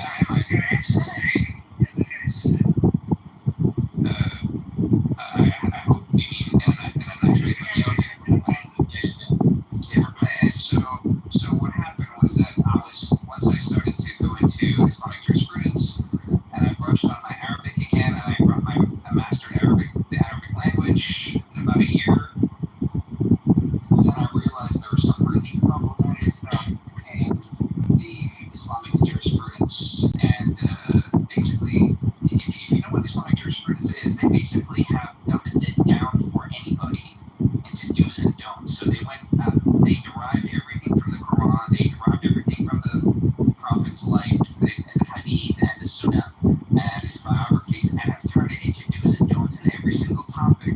So they basically dumbed it down for you. And once I started to look into it, it was pretty bad, like child marriage, slavery, even because my father comes from the Shafi'i school of thought. The Shafi'i school of thought is more militant than any other school of thought. I mean, they basically have bestiality, cannibalism, and necrophilia. And just in that school of thought alone, it's pretty messed up. Of course, me being a man,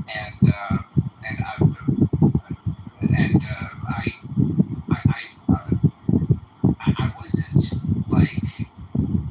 I brushed it off, okay, and because of my SPD, and so what happened was that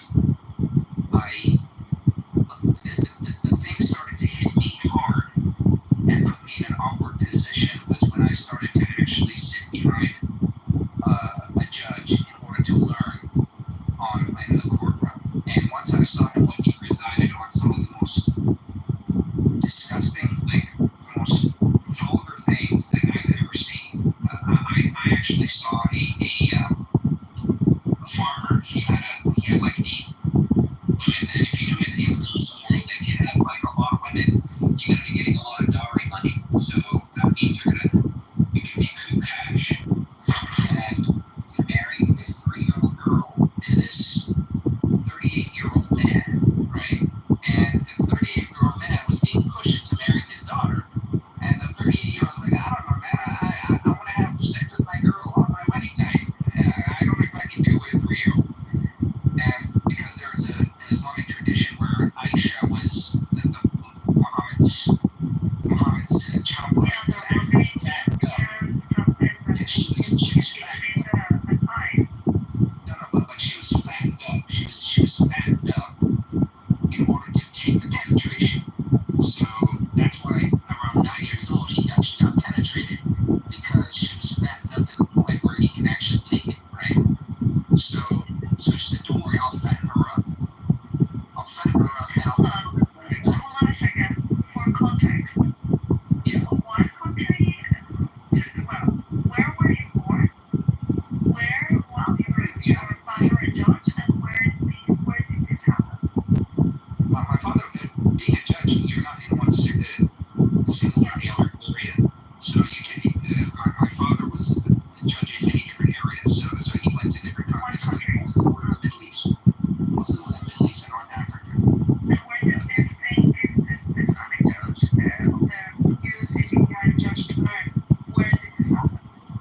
cannot say because I've already been doxxed, but somewhere in the Gulf countries, I'll say that. But it was in the Arab Peninsula. Was it really? Yes, the Gulf countries. I'll say it's in the Gulf countries. But so. And just lastly, were you raised also somewhere in the West or only in Arab Muslim countries? I was born and raised in the United States of America, but I very much very often went back to the Middle East area. Where your family area was, and you yes, know, yes. stuff there. Okay. Yes. And so what happened was that while I was sick, so for you it was known. Sorry to interrupt you. For you it was known like these things were kind of like unethical and immoral and all of these stuff because you had a different understanding of the framework, or at least you understood the Western framework. Correct. I understood the moral framework of what is being free and what the principle of harm and all that sort of stuff. So I understood very, very well. Luckily, because I actually went into university, not in my early age, in my older age, that means I've already been instilled by these morals to say, okay, you don't do this stuff. Okay, so I knew enough not to, my innate being says, okay, this stuff is wrong. Like maybe someone who was younger who hasn't been actually instilled these moral values. Yeah, you already had a Western knowledge of being wrong. Yeah. So When you saw this what happened? It clicked here. So in the contract, it's called the Nikah contract. So they said that okay, if she dies on the wedding night, you can have your money back. Okay, so that's why he went with the wedding, and the reason why they're in court is because that 3-year-old girl died, literally died, and the man wanted his money back, but the farmer spent all the money, so he's coming to the court to get his money back. And I said to myself, I even saw the coroner's report. I literally saw it. She was flattened. Okay, she was absolutely flattened. Her rib cages were turned into frying pans, like literally. And then I told the judge, and I said, are we going to actually ask the question why this man is still walking? Like, I mean, he just killed a 3-year-old girl. And he said, well, it's in the contract, so, there's no blood money required. They knew what they got themselves into. Okay, that was when I said, okay, this is some really effed up shit. And I realized I'm going to have to do exactly what this guy did and allow this to happen. And that hit me hard. That hit me really, really hard. Yeah, you need to put yourself into context and under Sharia law that was okay. I mean, you had your mind under the framework of Western cultures, but that didn't matter then. Yeah, but then it mattered to me because now I have to do exactly what this guy did, how he would have judged, but so I actually went to my dorm. I was shook. I was shook for 3 days. Like I didn't even get out of my dorm for 3 days after what I witnessed. And after a while, I actually went on, and the last straw was for me when I actually saw a case where this man, he's a slave trader, and he was taken to court by his customer, and because he believes that he actually oversold a slave, and the person who is the witness is the slave itself. The slave was literally in the room, and I was like, oh shit, I got to get the fuck out of here. I got to get the fuck out of here. And I called my mom and I said, hey, mom, don't ask questions. Don't say anything. Just give me one way to get out of here. I'm going to sneak out of this place because the first thing they tell us when we actually go to these Islamic universities is that you are not allowed to talk about any of this sort of stuff to normal people. It is a privilege that they've given you, and you're not allowed to talk to laymen about this. It's kind of like a Fight Club rule, and because it's considered treason if you actually show this to a layman person. So that's why I sneaked out. I went and I got my ticket, and I basically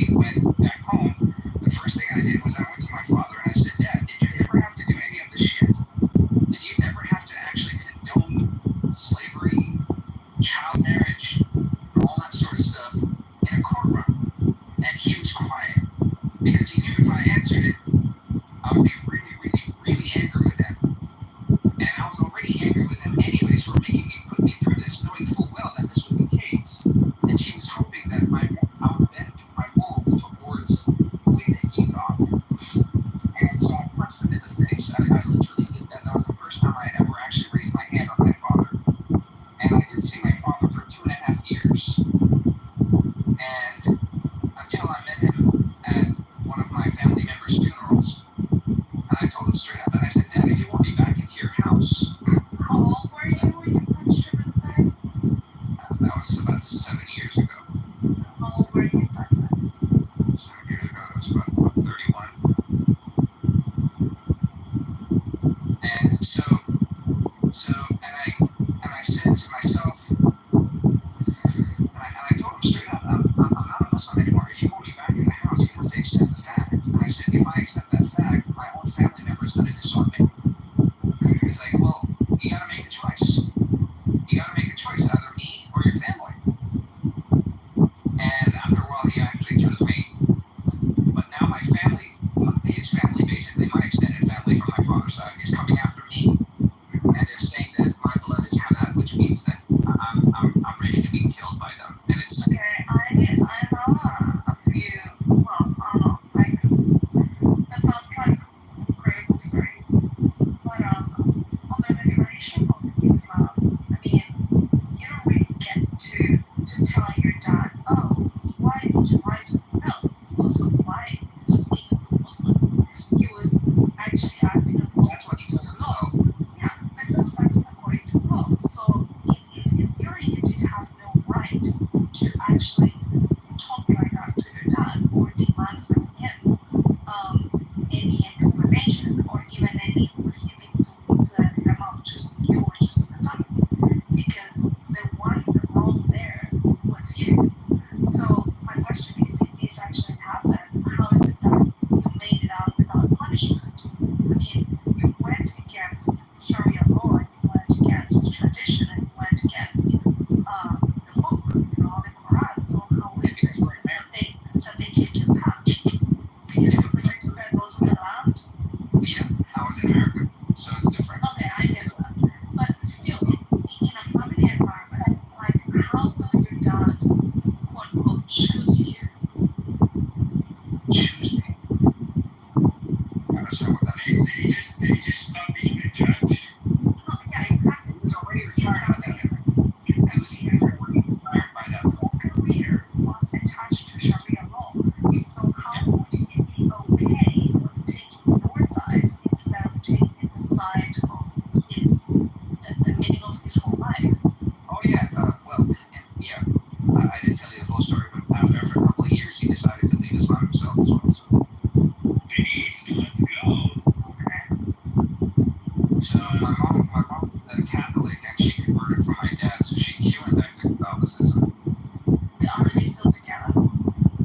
Yeah, they're still together. They're still in the same roof, but it's, Yeah, but he cannot say that he's an ex-Muslim minor again because he called himself a doubter. So he uses a different term because he's more of a philosophical guy now. But he doesn't want to say that because if he did in front of like a Muslim, they'd probably kill him. So that's my point. He would be punished. Yeah, he knows that, and he knows that. So that's why he never goes back anymore. And by the way, that his own family members want to kill him too because apparently I'm the one who converted him out of Islam. So you guys can never go back to a Muslim country or Sharia law. I could never go back to my family again. No, I cannot. And if they Now said now it starts making more sense. But that's the reason why I have this question. Look, listen, Aziz, if you want, bro, ask whatever questions you want. Like, just simply saying that this guy's lying. Like, does this actually shock you that this stuff happened? Guys, are we really believing this story, right? We Okay, are. put that aside. Hold on. Put that aside. Does this come to a shock to you? I'll tell you my course of contention. Instead of saying, oh, you're so stupid for believing this, instead of saying that, why don't you challenge anything that he said? Hold on, I'm not done talking. You challenge anything he said that you believe is not right, but you have to explain why you don't believe it's right. You I'll don't do just that. say you're lying, Okay. but say why. So I got a question. What did your dad convert into? I have a question. What did he become? You're not listening, right? Just like me. No, I'm wondering, did he just become atheist? He's more of a rationalist. Right, but did he like formally become atheist? Did you hear what he just said? Or No, you I'm just asking being a question. I won't say he's an atheist. I'm asking a question. He No, said he believes in the grand He's design. he's a doubter. He can answer his own question. He believes in the grand design, so he's a theist out there more than anything else. Just like me, I'm a theist. Right. I Did think he that like there's a did he formally leave the religion? Was there a day, or was it kind of just as a friend? You said we were at a dinner table. You said he's around back in Muslim countries, yeah. No, we were at a dinner table, and he told me straight up that I haven't prayed in the last couple of months. So so now you're not allowed in Muslim countries. I'm not allowed in Muslim countries because my own family members told authorities about me that I'm a mulhid, and I've also converted my father out of Islam. Therefore, my blood is halal, including my father. You can't go back to Egypt now. Is that right? I'm not from Egypt. To wherever in the Middle East. No, I'm not. It doesn't matter where Aziz. It doesn't matter where he's from. He's I know it doesn't matter. It's just you don't have to lie. Okay, then stop. It's not important either. Stop. Why I'm saying this, obviously there's this idea like, oh, you've converted out of the religion. Now you said you're banned from Muslim countries. Is that no, I didn't say I didn't. You see how you're an idiot and you're not even paying attention? I didn't clarify. Can you clarify? Yes, I can if you shut up. I didn't say that he was banned. I said that if he dared going back to where there is Sharia law or a Muslim country, he might put his life in danger because he already spoke against Islam and he spoke against the Quran and he spoke against Sharia law. So that will not be welcomed in Muslim countries. You made an assumption. No, it's not an assumption. It's how things work. Well, so has he made like formal writings? Like, is he an author and he writes against Islam? Like, what do you What mean? does that have to do? He already spoke why against. would they kill him? Why would they kill him? Because I converted my father out of Islam. My dad doesn't pray. You know that in the Quran. They don't mentions that. It's called. So there's a concept in the Quran that there's a verse in the Quran that says that if you cause mischief in the land, that should be a punishment as well. So according to me personally, because I'm the one who actually is now disseminating disbelief. Therefore, my blood is halal according to Sharia. And if you actually studied Umdat al-Sadiq, you would know that too. No, that's actually not true. Just because you cause mischief, your blood is not halal. That's actually not true. You made that up. No, if you try to convert other people out of Islam, that is select things that make your blood halal. It's very rare. So let's see what is the definition of someone who actually not only actively is rebelling against Allah, but also is making others rebel against Allah. What is that word called? But this is the thing. Your blood is not halal, bro. My blood is absolutely halal. You want it to be. You want it to be. It sounds like you want it to be. You don't know fiqh. So if you were murdered in the streets of Egypt, what method do you follow? There would be no legal procedure. Go straight to your method. But what is your method? Don't worry about that. That's not important. No. We're having a strict guidelines on Sharia. I need to know what your madhab is. All four madhabs you apply. All four madhabs. It doesn't matter what your madhab is. See, he doesn't want to even. If you go to the streets of Aziz. Yeah, I know more than you would ever know about fiqh. So don't even try to go. What fiqh do you apply? Go ahead. Okay, so answer me this. If you were murdered in the streets of Egypt, right? Look at this idiot. Right? If you were murdered in the streets of Egypt, for what you just told me, do you tell me there will be no legal proceeding? Just ask me, what fiqh do you follow? What madhab do you follow? It matters because I'm going to show you from your own books what fasaq al-ard actually means. Go ahead and tell me which fiqh do you follow? What school of thought do you follow? No. Let's just have it. Let's not. Aziz, the guy is literally telling you from what you believe. I will tell you why you are wrong. You cannot tell me one madhab that says because your dad doesn't want to pray anymore, you're allowed to kill him in the streets, bro. Okay, if he's That's saying not that what I said. You can't show me not one of the madhabs It's says not that, the bro. same. It's not They're the not same. even, they don't even It's have not the disagreements same. about halal blood, bro. Hey, it's not the He same. even says, subhanallah. It's not the same. Muhammad. He says that It's too. not, oh my God. It's not the same not praying anymore than going out and speak ill against Islam or against the Prophet or against Sharia law. That's very different. Well, that's why I'm asking. Is your dad like is your I dad know, an but it's author? different. Is your dad, what does your dad do now? Is he an author again? Does he write books in his Why time? does he have to write books? Why No, I does he just have want to to know, write like, books? what makes him publicly, is he publicly stating Islam? He doesn't need to be condemned. He doesn't need to be condemned by a government. He can be condemned by his family and the family and the community, and they can take the law or the justice in their own hands. No, they can't. They don't need a government. What are you talking about? Absolutely, they can. No, they This guy has no idea what he's talking about. So he doesn't know that. Okay, That imam is actually fatwa against the personal There will be person. no legal proceedings after your family take the law into And your own hands. if the imam actually puts a fatwa against you, what has happened? If an imam puts a fatwa against you, is that not a legal proceeding? So is there a fatwa against your dad? Apparently, from my cousins, they say yes, it Well, your is. cousin is not a mufti. He's not an imam. You know. No, he said he went to an imam. He already said what happened, and the people who were actually in the university can also confirm. So now they went to an imam and got a fatwa against me and my father. What are you going to do about that? So that's what they did. Did they do that? They didn't get that. No. Did they do that? Who is this idiot? Yeah, so you gave me a hypothetical. Did they get a fatwa? Because you're not going to get one. That's what they're saying. That's what they're saying. They've already got a fatwa, and that if I ever come back into any Muslim country, that fatwa is effective. That's you lied. So you've got an exclusive fatwa on your father. First of all, they're not going to actually announce a fatwa, especially if I want to actually come back to a country. Famous? Like, who's your father? This guy is a nutshell. He didn't even want to see Who the fuck is this nigga? Who's this guy? Yeah, he just doesn't make sense. It's just Aziz, everything that he's saying, okay, can be. I mean, he needs to prove it. He needs to prove it.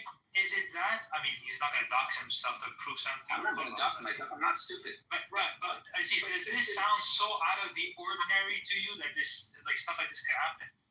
Yeah, I'll tell you what it is. Yeah, I'll tell you what it is. I can give you documented examples. Hold on. Let Aziz finish. Yeah. So what he's saying is, right, that because his father left Islam and so did he, his family got his imam to order a fatwa on him. First of all, that wouldn't be a valid fatwa because that's a personal thing that you've managed to somehow get a private fatwa. No, we have two different fatwas. Again, you don't know the details. And also, what is the first? So no if you imam is getting you halal blood fatwa, a private halal blood fatwa. What is the first? Aziz, stop. What is the first ruling of fiqh if you're actually trying to expose it to in a bad light? What's the first ruling for that? Oh, which fiqh? What are you referring to?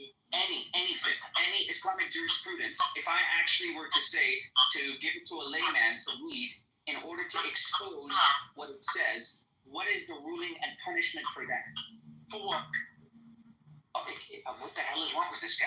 I'm saying if I saw from any book, if I go to any Islamic jurisprudence and give it to a layman to expose it in a bad light, what is the punishment for that? According to our religious scheme, according to the Sharia, according to any Islamic jurisprudence book. Yeah, but we're not labeled. Well, you're claiming to be a label. And I'm not a label. So you're ignoring the new ones. That's what it is. You're not going to get us that. Apparently there's a new one. He doesn't even know that. There's a new one. I can probably lie to these guys in the room because they want to be. Well, I know how to think about it. It's just it's borderline like ridiculous what you said. Okay, but again, Aziz, wait, hold on. For me, it's fine. Let's not do the yes, I'm right, no, you're wrong. If you're going to say that it's ridiculous, tell them why he's wrong. Yeah, I'll tell you why you're wrong. Right?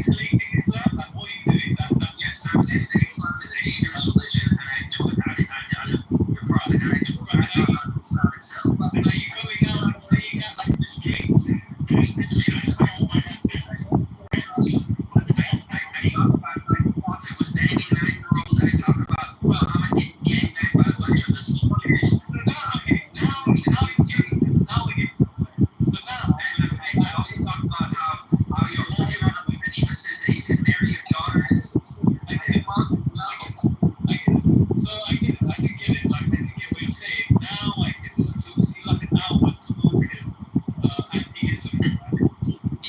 Yes, I try to make fun of your prophet every single day. Your father was a non-contractor, And I take religion. if they kill him in the streets of Egypt, he's getting a trial. Whoever kills him is getting a trial. Sorry, your fatwa is not valid. You can't get a private fatwa on your family. It's not happening, bro. You made that up. I'm sorry. James says, no, ChatGPT, yeah. ChatGPT. It's not happening, bro. You made that shit up. Why don't you actually? You can't do that. Let's not do this. Why don't you actually, in the Islamic laws that you know, why don't you just point? Because then you're talking to a guy who is studying to be a judge. According to your laws, he obviously allegedly. Okay, fine. That's fair. That's fair.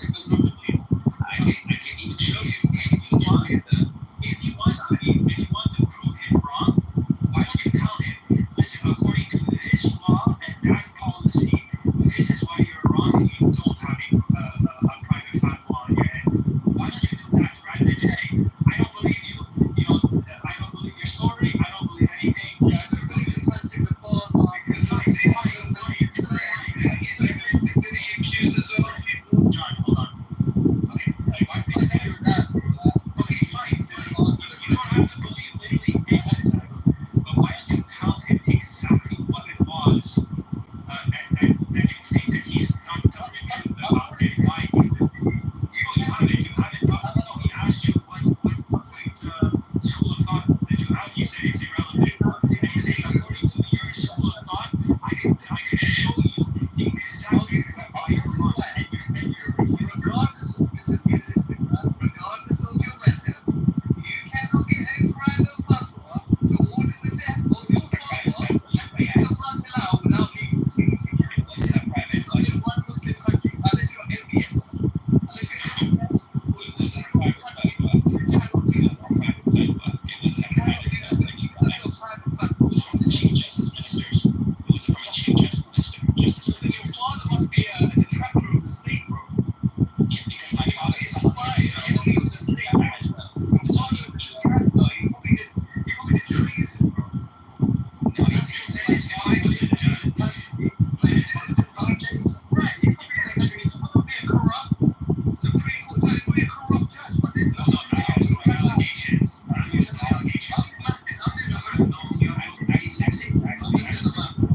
Utopia does not work here, my friend. Utopia does not work here. it's probably checked that. Don't try to play games with me, dude. I play this game long wipers. So let me tell you something. It seems like you don't know your own private fucking game. So let me go through some of the flip books here. I just posted something. Simon, would you like to kindly read about one of these flip books from the Hanafi school of thought? Since he always talked about it. I can read. So this is a book called the Ishtizaber. This is from Ashkari Tanawi. He got his ijaza also from an Islam university since he always talks about Egypt. So I'm assuming that he would need an ijaza as well in order to go against it and argue against it. So why don't you read page 2 on the right circle part? Sorry, I'm just reading something.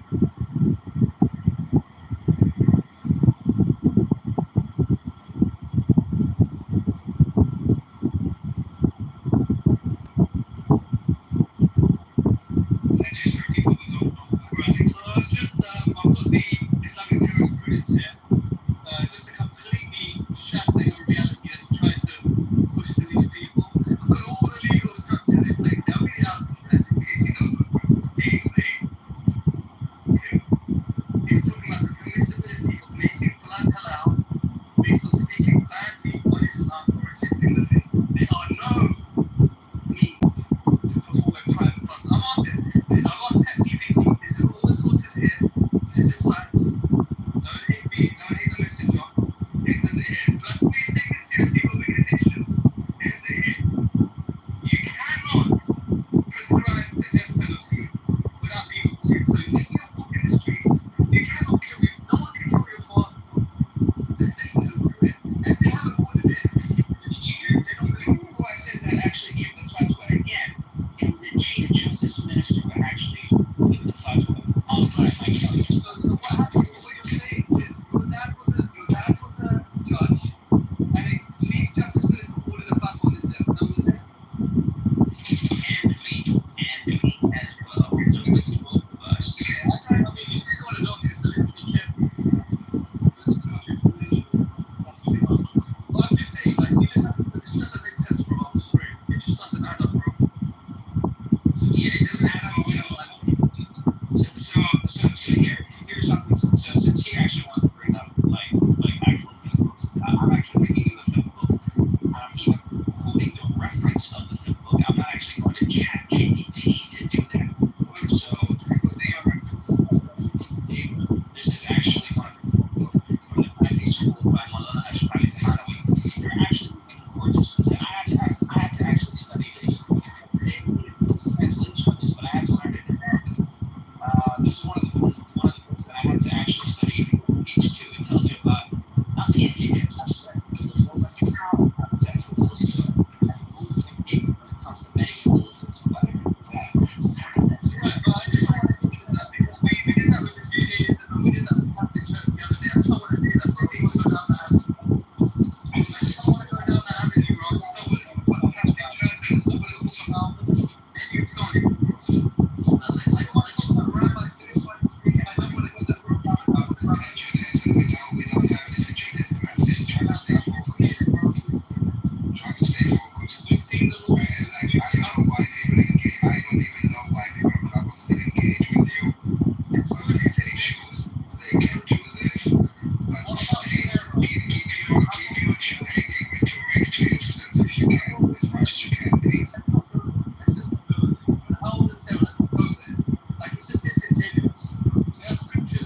Disingenuous is you try to be aren't you? Yeah, this is not just it's not just this is like if you wanna swim jihadi, if you wanna swim jihadi Nazi sewage, go put on Israel. You piece of curiosity rhetoric to yourself. I'm okay to like the title disingenuous Islamophobe, Islamophobic hatred. No, it's not Islamophobic. I don't know everything you said about Islam. Almost like that's the only thing that's about the religion itself. Like a lot of other people like because Islam, like Judaism, because Islam, like Judaism, is completely political ideology. And Judaism, we don't have Judaism. We're not talking, no, there's not a single state that has Jewish laws, but there are many states with Islamic laws, and even in the West, the Muslims in the West, even if the Muslims, I think I even asked you at one point, do you think that they should have like Sharia law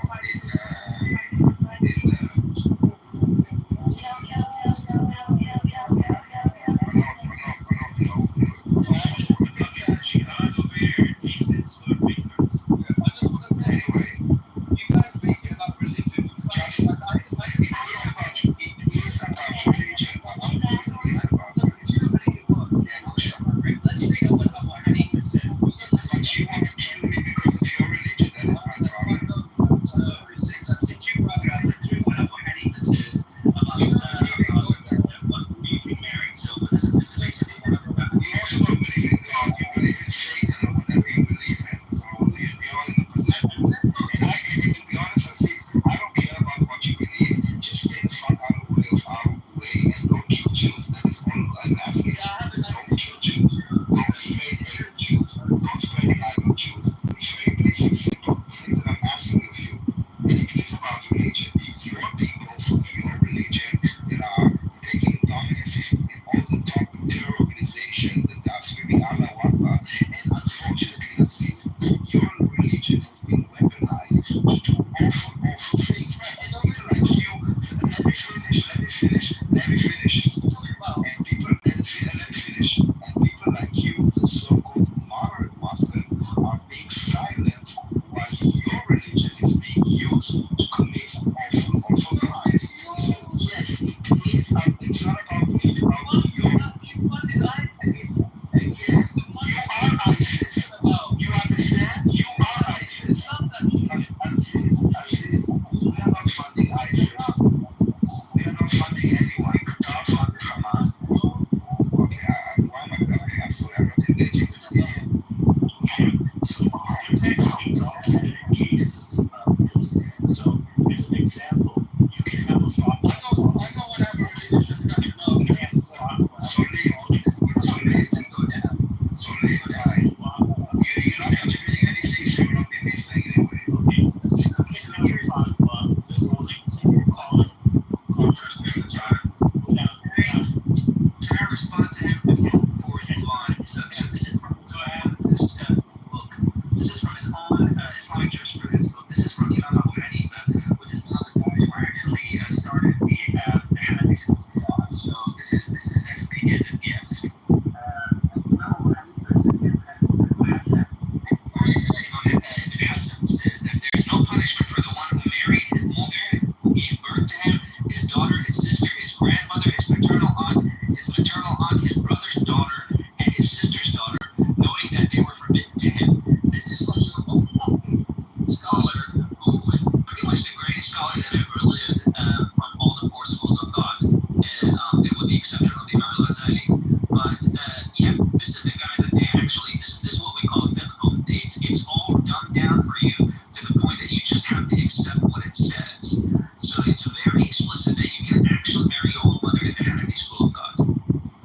Okay, and there's two documented cases. So the one case of you can have a fatwa calling for the death of someone without any legal proceeding of any kind, and that is of course the very famous case of the fatwa against Salman Rushdie. There was no trial, there was no indictment, there was no legal form, no defense right. It was simply a religious decree calling for his death, which was attempted and acted on by people from around the world. The other case I wanted to mention was the case of a 23-year-old in Saudi Arabia, Hamza Kashgari, who simply posted on Twitter 3 posts where he posed questions. And because of that, he was immediately threatened with death sentences. He actually flew to Malaysia to escape possible prosecution that was being threatened to him. Saudi Arabia managed to get extradition from Malaysia, even though they don't have extradition arrangements with Malaysia. He was sent back and he was held in prison for 2 years without any trial, and he was threatened with charges that would have led to his death penalty for merely asking questions, and in no way left Islam or anything like that, and even that was considered sufficient to threaten his life. So yeah, so all of these things are possible given that.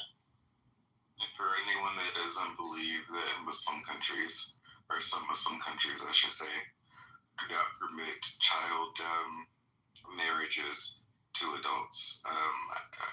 There, you can look it up. I put a couple of the cases in the chat. I think one was a 9-year-old and one was a 12-year-old who were both killed on their wedding night. Yeah, there was a case based on what we were talking about earlier in another room, where there was in Yemen where a 23-year-old was married to a 13-year-old. I don't know what age they got married, but this was the age at which she ended up dying because he insisted on forcibly trying to consummate the marriage, and despite the various injuries that were in the process of forcing to do this, he continued his acts and led to her death.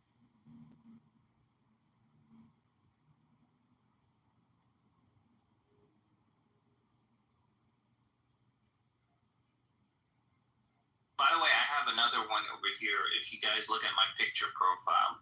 So this is from Imam Hajj al-Asqalani from his book Fath al-Bari. This is the book that they actually use in order to understand the accuracies of the grading system, the Sahih, the Hassan and the Da'if and the fabricated. So all the different grading systems come from this very particular book as to what the accuracy is. If you read this page over here that I actually have an excerpt of, it even talks about and Ibn Battal said, it's lawful to marry a little prepubescent girl with an older man as consensus. So this is consensus among all scholars. Ijma'. So when you see the word ijma', that means all four schools of thought believe it. Even if she is in the cradle, and it's taken from the hadith of the Messenger of Allah that a father can marry his little prepubescent daughter without her consent. So even if she's in a cradle, she's a 1 month, 1 day old, totally okay to get married.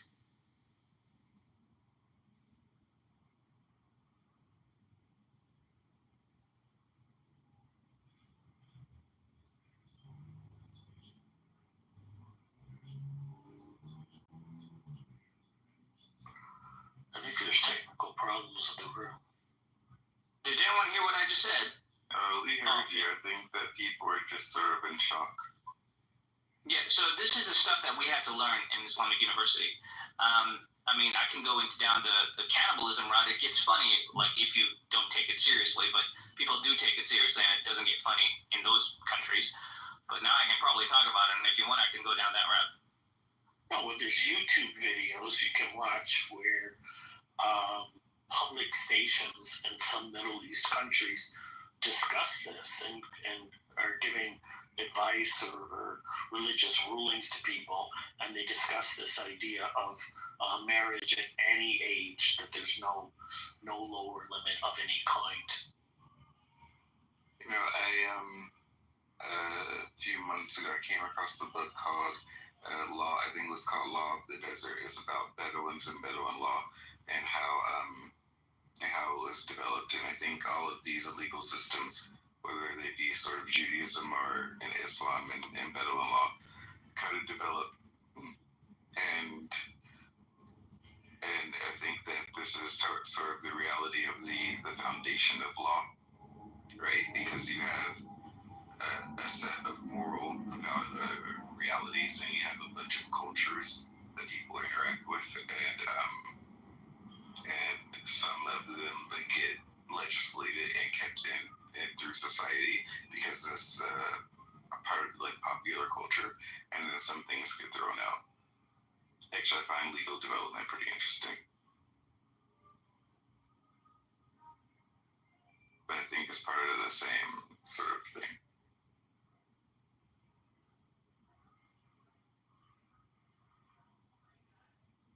So I just posted about the cannibalism thing. If you want me to read, it's from Minhaj al-Talibin.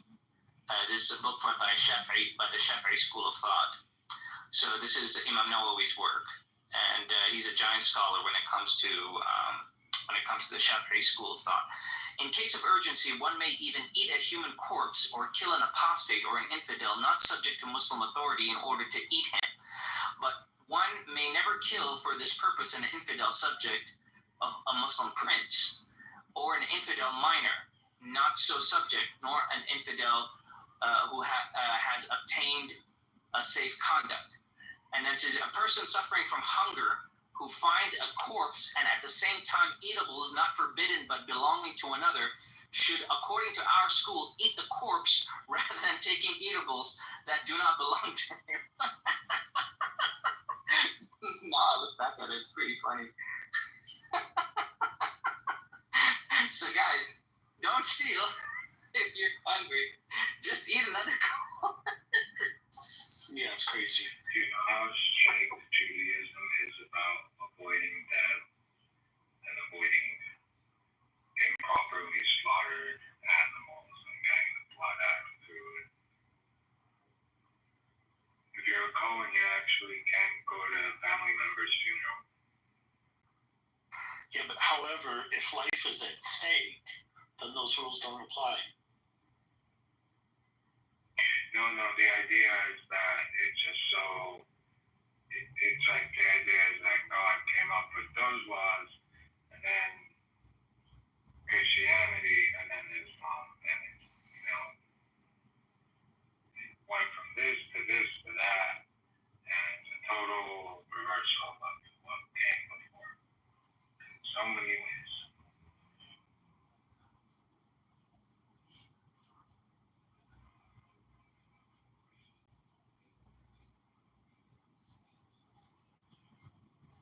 Jason, I didn't get a chance to tell you I appreciated your comments from the conversation the other day.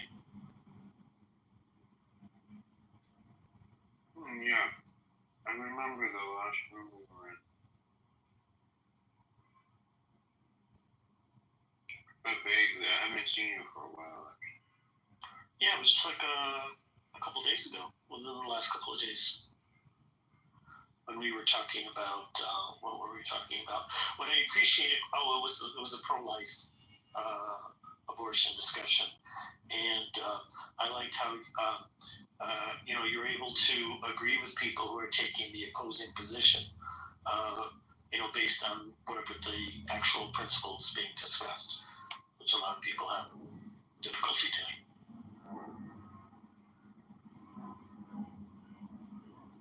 Oh, that's right, I remember now. Yeah, that was an interesting discussion. It was funny how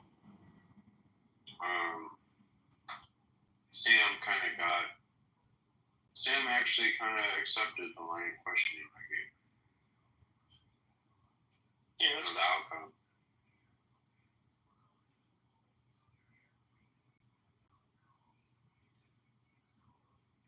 At the end, I had to give up because it started getting a little ridiculous and repetitive and kind of dumb at the end. But for the most part, it was a pretty good discussion. Yeah, you had that guy in there who was like, the government can't restrict people's freedom at all. Like, basically, like the hard libertarian guy. The guy was like, don't understand what the government is. Yeah, and then you gave some examples, and I gave very specific examples where it is done. And you just seem to think, I don't know, you just kind of ignored it. What just happened? There's so many technical problems.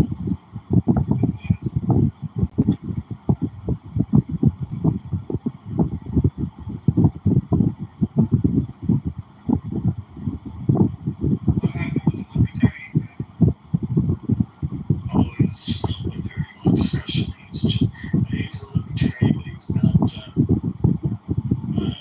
very realistic about history and the way things actually are. It was Elliot.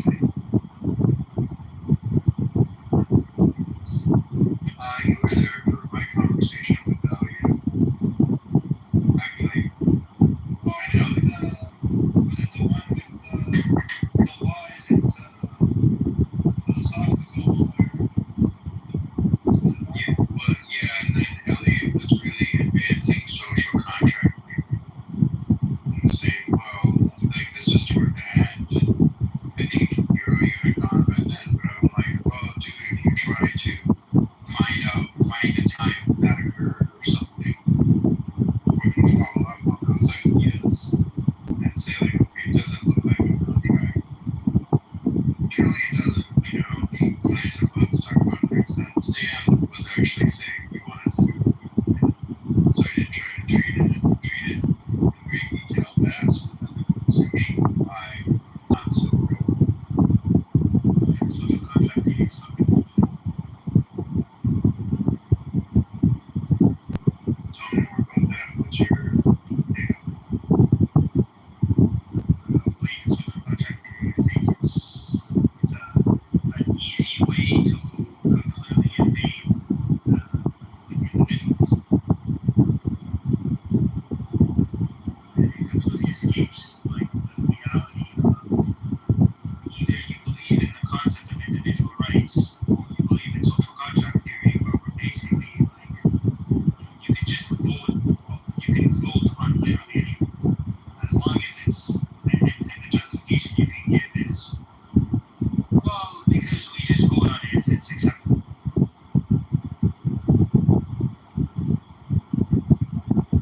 We all societally agree on particular things that we could just remove certain freedoms, and it's like, yeah, okay, so you just don't believe in individual rights, and you have a misconception of what the government should be. It was time that you would agree that these individual rights aren't absolute, right? Yes, they are. Either you believe in the concept of an individual moral principle. So it's like saying, well, you know, me killing people is not absolute, like me initiating force is not absolute or not. It's like, well, it just depends on your moral framework. Either you accept that the initiation of force is always evil, or you don't. So it's like saying it, like that's the point. And then the role of government is simply to recognize that moral principle and then define what that actually looks like. So that's why you have like laws to explicitly say this is a principle that if you go past it, you're in violation of someone's rights. But if you're saying, well, rights aren't absolute, I can't help you with that, because a right is simply a moral principle. Either you abide by and you accept people have the right to act how they want, unless it violates the rights of another person. But in order to have that principle clearly defined, that's where the government steps in and it writes it into law. This is when you're in violation of another person's rights. So yes, rights are absolute. Either you accept it, either you accept that premise, or you don't. But if you don't, then you simply just don't believe in like the totality of what individual rights actually constitutes. Rights aren't inherent, right? Rights are only like granted by the state or the collection of people that make up like the entity in which you live, right? So you live in a community, you live in a state, you have a government or some whatever, and they decide what rights are extended to the individual versus the collective. Like unless you by yourself, it doesn't matter. If I may offer a slightly different take on this, I kind of agree with Simon that there are some fundamentals here. The details are decided by the society. There isn't some way to like get them the details. But if the society decides the right wrong, then there are public policy consequences.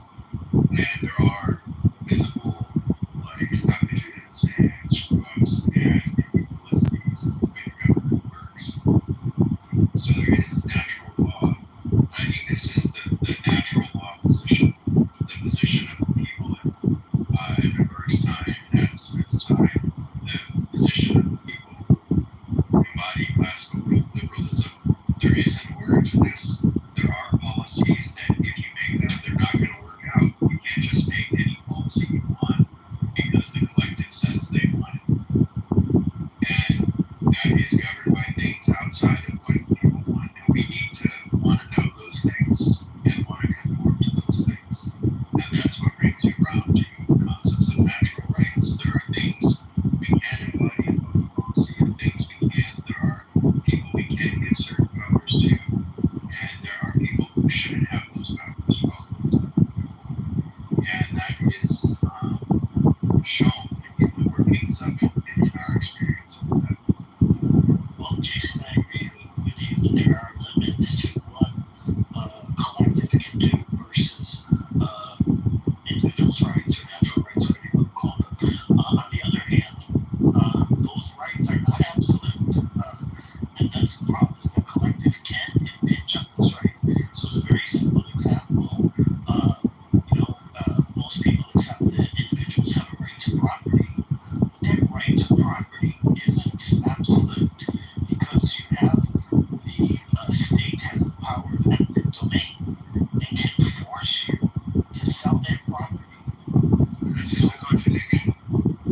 Well, it's not a contradiction. This is How can you have the right to property and then also the state gets to just take it?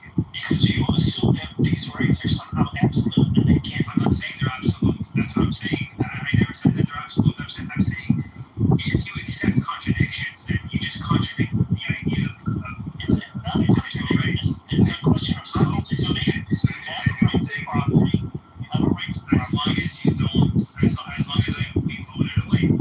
It's not voted away. This is the thing. How could you accept it? Well, that's maybe you don't understand how eminent domain works. No, I understand how it works. I'm just saying it's a contradiction. It's not a contradiction. Well, it's a contradiction. You have because it protects individual rights rights, but also violates the right to property. Assuming that rights are somehow absolute, and they're not saying it's absolute. Well, if I may offer an alternative way to look at this, Simon, I mean, the only reason you have any, or in most cases anyway, when you have a court case, when you have a dispute, it's because there is a conflict of rights. And conflicts of rights occur all the time. And so they can't be absolute. You know, like we have a basic right to go to go wherever we want to go. And people also have a right not to be bothered by other people. And so if you go like right into someone else's space, now there's a conflict of rights. On the one hand, I want to go there. Can we just define our terms? What are rights? A right is a cause of action at law in a public policy sense. So you're simply saying a right is a legal framework. No, it is a just basis for a dispute. It's a just basis for a dispute. If you have a right to something, you have a basis for a dispute. It doesn't decide the dispute. Okay, because someone else can have a just basis as well. That's within a legal context. It's within a public policy context. Yeah, so without a political system, rights don't exist. That's what it means, right? Well, without people being involved in adjudicating a conflict, sure, you're right. Which is to say, without a community, rights don't exist. But as long as you have a community, you have third parties to conflict. Basically, are like, hey, you two, we gotta figure this out. And that's the origin of rights. That's the origin of public policy. If you live by yourself, like, you can have all the rights you want, right? You can do whatever you want. But as long as you live with other people, you have to live within the boundaries by which the community has defined those rights. Well, no, you don't. You do. No, as long as you live within a community, you have to accept that other people are going to be involved in disputes you have with other people. But that community cannot force you to do the things according to the rules it has decided. Everybody fails to do so, and there are numerous examples of that. And that's a clue that the community has made law. And no, you don't have to abide by it. Prohibition was an example of that. The federal laws against marijuana are an example of that. You really don't. Maybe you should, but if you want to talk about what really happens, no, you don't always, and you often don't have to. Okay, that's the point. It's not unlimited. So if you say you don't always have to, no, but sometimes you do. And that's the point. So the state does have that power, and it is necessary. And as you pointed out, it's necessary for a couple of reasons. One is when you have two rights that conflict with each other for different parties, and also when you have the interests of the state as a collective versus the individual rights. And this is shown in one example after another. Yeah, the examples that you gave Actually, for prohibition and marijuana, I mean, for a very long period of time, people went to jail for those things, and then they were changed, right? So the laws can be changed. Nobody's saying the laws are absolute and the way that they are formed, because they can be modified. But again, that takes the larger collective to do that. marijuana is still illegal in this country. I mean, It's just a contradiction. It's still illegal in this country. So it's illegal at the federal level. Yes. So that's in the United States. Do you have to not smoke marijuana? Well, as a practical matter, no. The answer is no. Marijuana is illegal in Texas. Do you have to not smoke marijuana in Texas? No. So, no, you do not have to. None of these things are things you can say, and it's absolute. It's okay. You have to abide by the laws that the community sets. No, you don't. You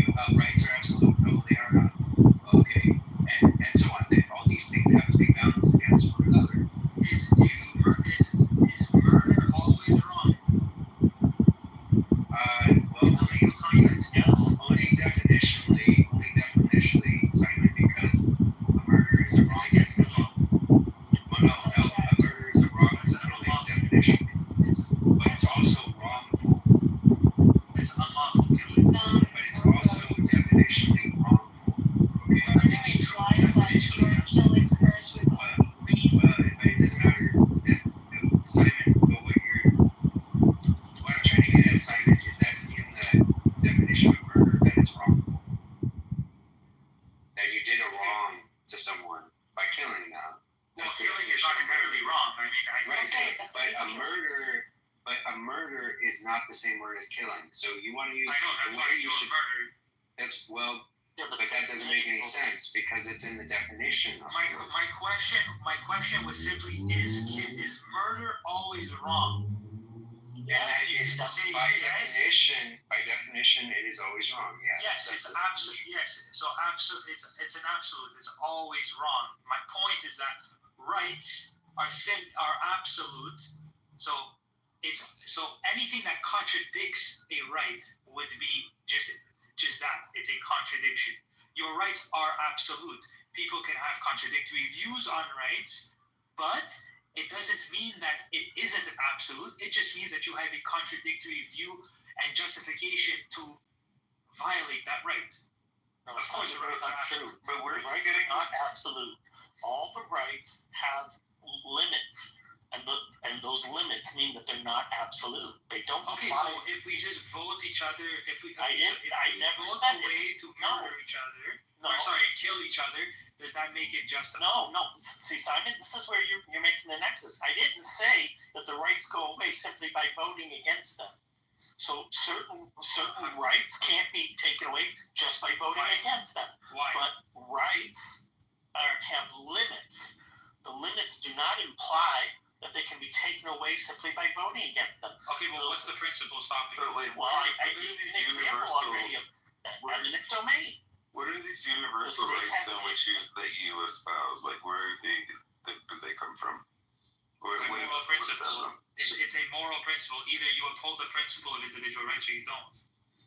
So it's based off human nature and man's requirement for living. So when you say stuff like, to me, property rights is one of the most sacred things. Without property rights, almost nothing. No, you don't have other rights basically. Because if a person cannot keep what he actually produces, you're basically a slave. But so you agree that the property rights are not absolute, right? Yes, of course I say property rights are absolute because it's based on man's nature. He needs to have this. If you just believe in contradictory justifications to remove certain things, of course. If you're simply saying, again, you just said the state can take away because of eminent domain. Eminent domain is just there because we voted on it.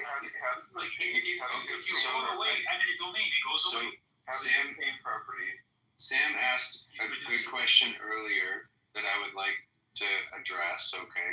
Because where do these rights come from?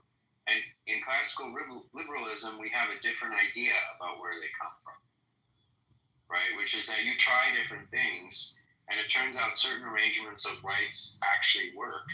Your government system actually works.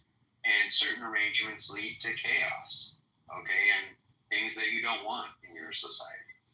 And so the truth is, we don't know. Maybe they come from God. Maybe they come from nature. This is what you see in Adam Smith's writing on this topic and why they're called natural rights or God-given rights. Because we don't know where they come from. But the proof is in the pudding if you organize things in certain ways. And then when Euro says rights have limits, I think in a classical liberal framework, we have a very different way of articulating that. Just simply that rights come into conflict from time to time. They come into conflict, and then you must adjudicate. That conflict. Do they have any inherent limits? No. I mean, if they never come into conflict, then there's no limit, right?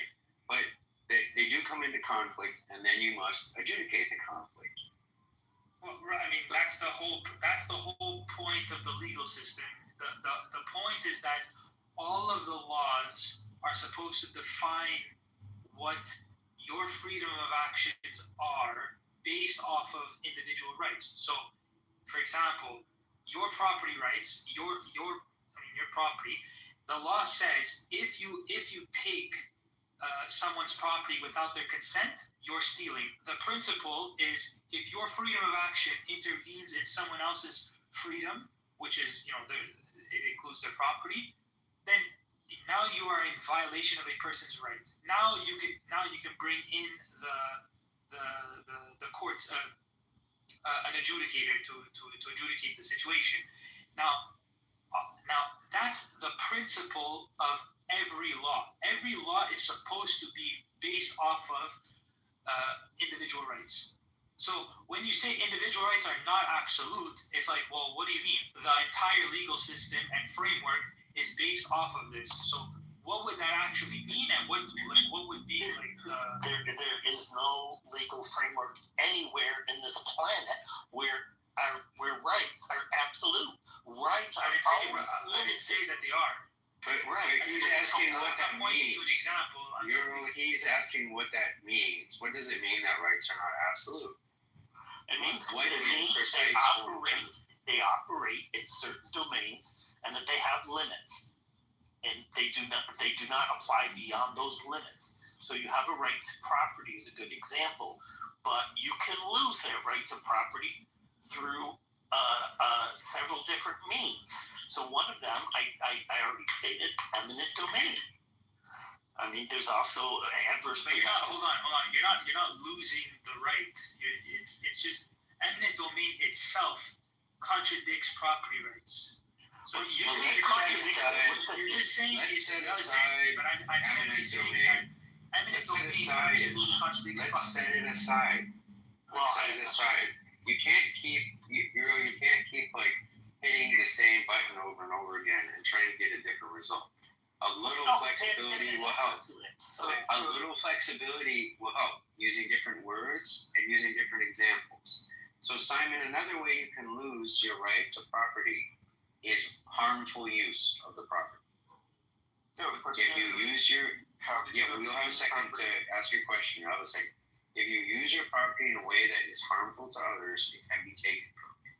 And that's true all over the world, and it has been true for however long you want to think. Okay, this is kind of a universal principle of jurisprudence. So if you don't like the example of eminent domain, there are other cases where you can use your property. And the question is how do you obtain property in the first place? There are, and that's a good question too. And I'll come to that, but let's hear Simon's response to that.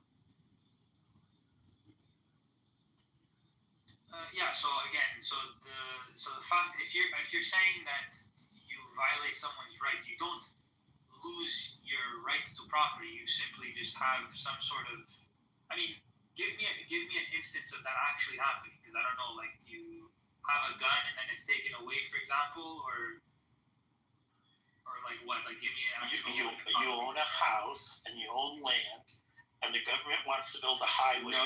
We're talking about harmful use now. That's eminent domain. We're talking about harmful use now. And so you have to stop hitting the same button. You're not answering the question he asked. You're not answering the question. You're not answering and he's allowed to dismiss it. You're not answering the question. You're not answering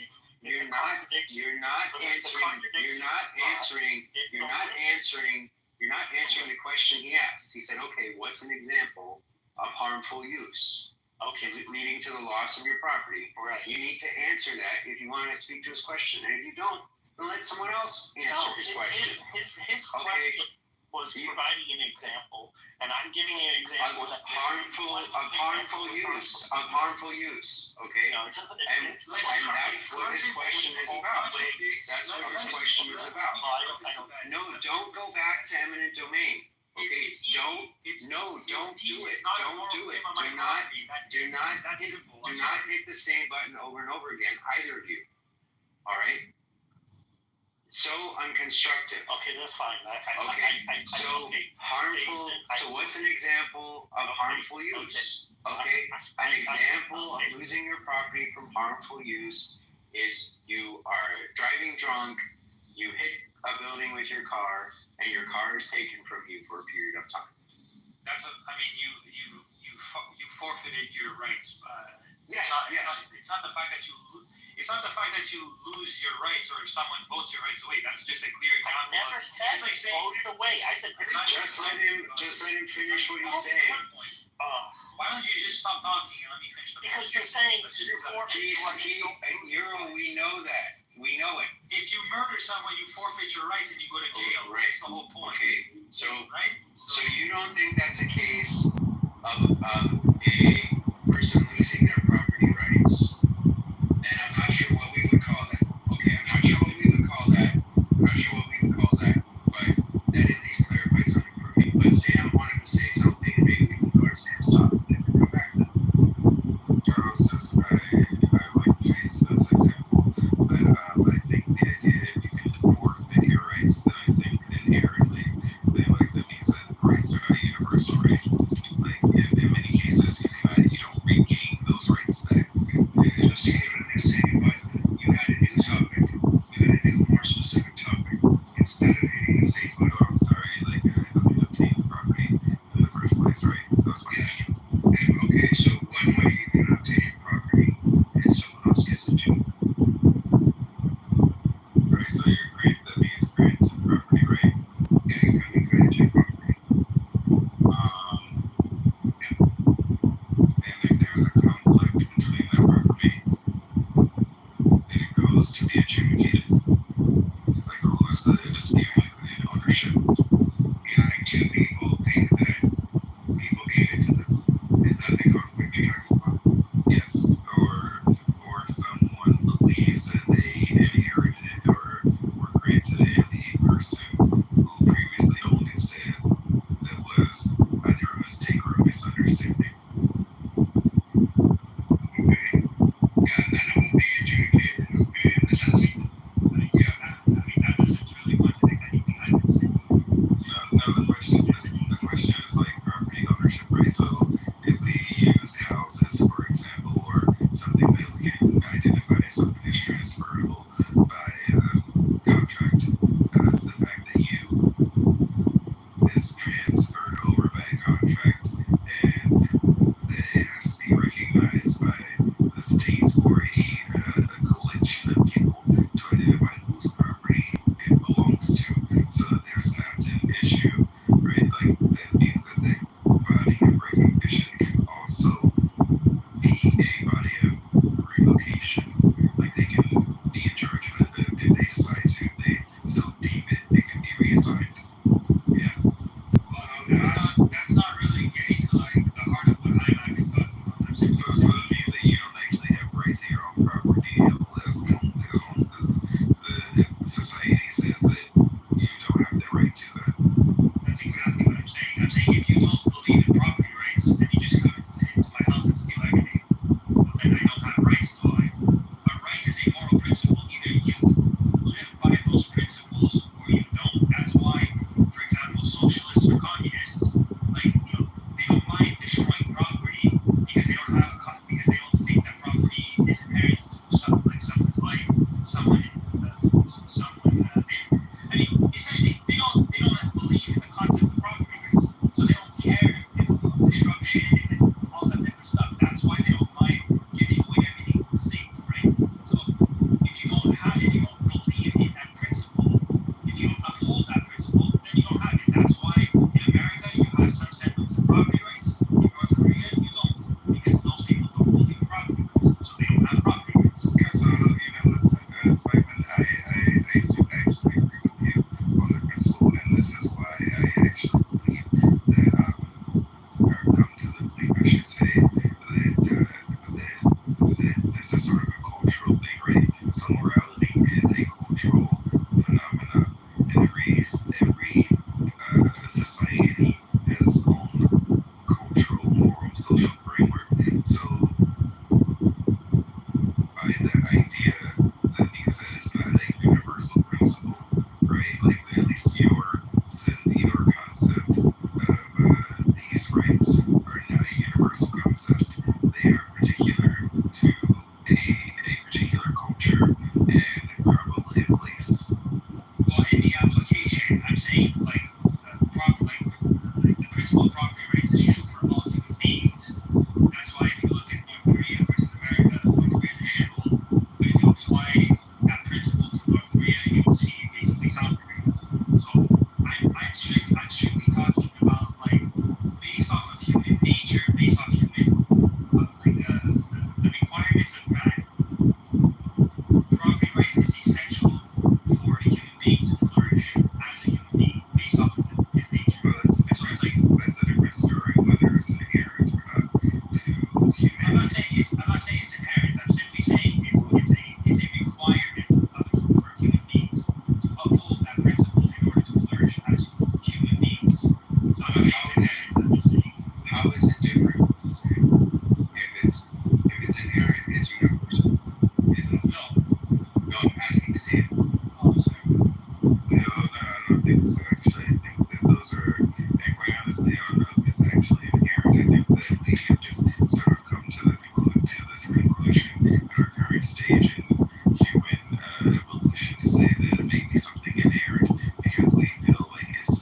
concept that currently works, right? But there are many people out there who believe that it doesn't work, and that's their own personal philosophy or issue. Like there are a lot of people who are saying the American capitalistic system, for example, of individualistic property ownership and whatever else, it doesn't really work because there's so many people out there that don't have. Everyone can have an opinion, and they're allowed to be wrong. That's one of their rights. So just because people hold the opinion, that doesn't really help us to decide whether it's inherent or not. Those people may be wrong, right? So what's really going to help us to decide? We can't just go based on people's opinion. That's why it's based on rights. I think he's saying that we're basing it off of the evidence, right? So we can see that individual property rights as a concept works in society because we see society flourishing for a particular period of time, where we see in countries or concepts where people don't have individualistic property rights and they do not flourish. Therefore, the evidence is contrary to the idea of human flourishing. Yeah. So then if you think about it from the standpoint of public policy, someone who is responsible for public policy, someone who has to make choices about public policy or administer public policy, I think you have a duty to choose one of these scenarios over the other. And it's very clear. Okay, so I guess yeah.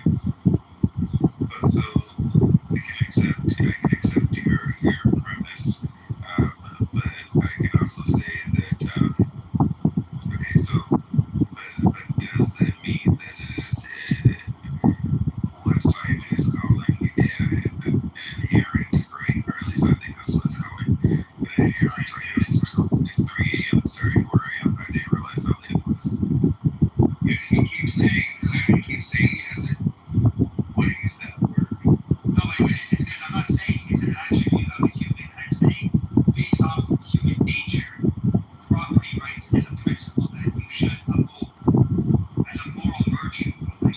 So he's not saying it's an inherent word, but I think it is clear that it's the best we know we can do now. And as far as our understanding of human nature, like scientists say, it's the best we can do now. It's the best we can do now.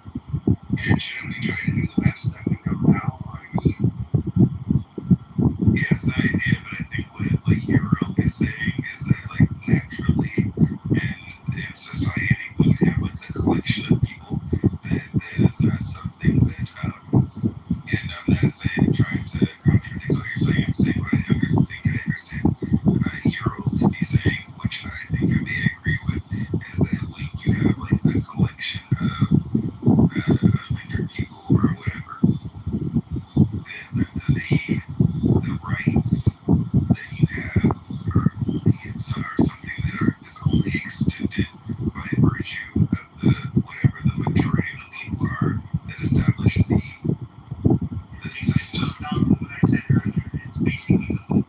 So just to press back on the point of his eminent domain thing, the only reason I said that eminent domain is inherently just contradictory to property rights is because if you look at the role, the proper function of a government, essentially it's there to protect your rights. That's the only function of a government. Now, when you break it down, if you say that I have property rights, and then you tell me, well, the role of government has the power to use eminent domain, all you're saying is that I have the right to property, but now, because the government needs something, they can take my property, literally expropriate it, and then use it how they want. That's the literal definition of a violation of my rights, only because you have allowed the government to. I mean, you somehow justify that. That doesn't negate that you're violating my rights. That just means that you have justify the forfeiture of my property and the legal, and you just given a legal justification for the government to do so. But that doesn't mean that you're not contradicting my right to property. Okay, so people can say that the right to own property is only extended to you by the government, right? Like they say that So the government doesn't. The government is there to recognize your property. So if I have, why can't they just say the government owns the property totally and then you are Okay, Sam, they can say that, but I don't have property. But Sam, you keep coming back to this position that it's like people can say this, people can say that, but that's not an argument. People can say anything. That doesn't give you any basis. I'm saying people, I'm not saying people, I'm saying the government, right? She's saying they have they can say whatever. They can say whatever they want. Anybody can say whatever they want to say. And that's not an argument. Anybody can say whatever they want to say, but the reality of it is that governments are structures that humans as a collective create, right? This is what we fight wars over. This is what we kill people over.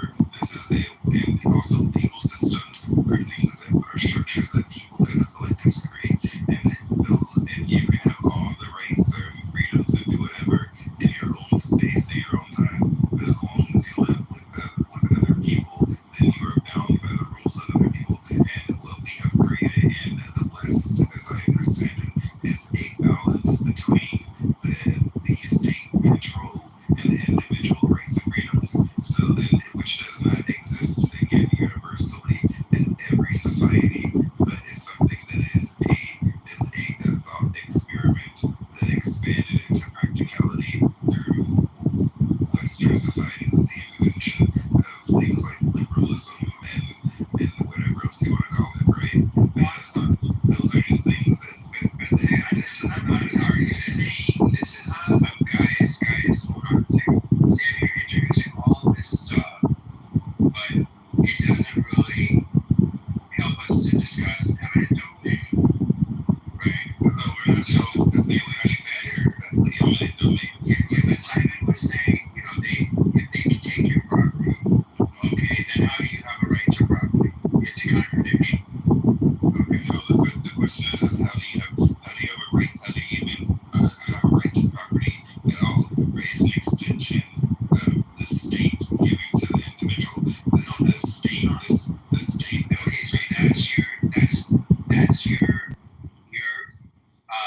you're advancing that, okay, as a thesis, but we don't have to accept that, okay? So, I mean, if you're going to say, well, I assume that property is due to the state's grant to you, then I assume it's not a violation of your rights, okay? But you can't make us work with that framework, okay? We need to be able to comment on that. You can't just force us to accept that, okay? That's assuming the conclusion or begging the question, all right? We don't accept, neither Simon nor I believe that that's what property comes from. So you want to introduce that as a hypothesis? Okay, sure. so where do you believe that property actually comes from? It's a good question. Nobody knows where the natural rights come from.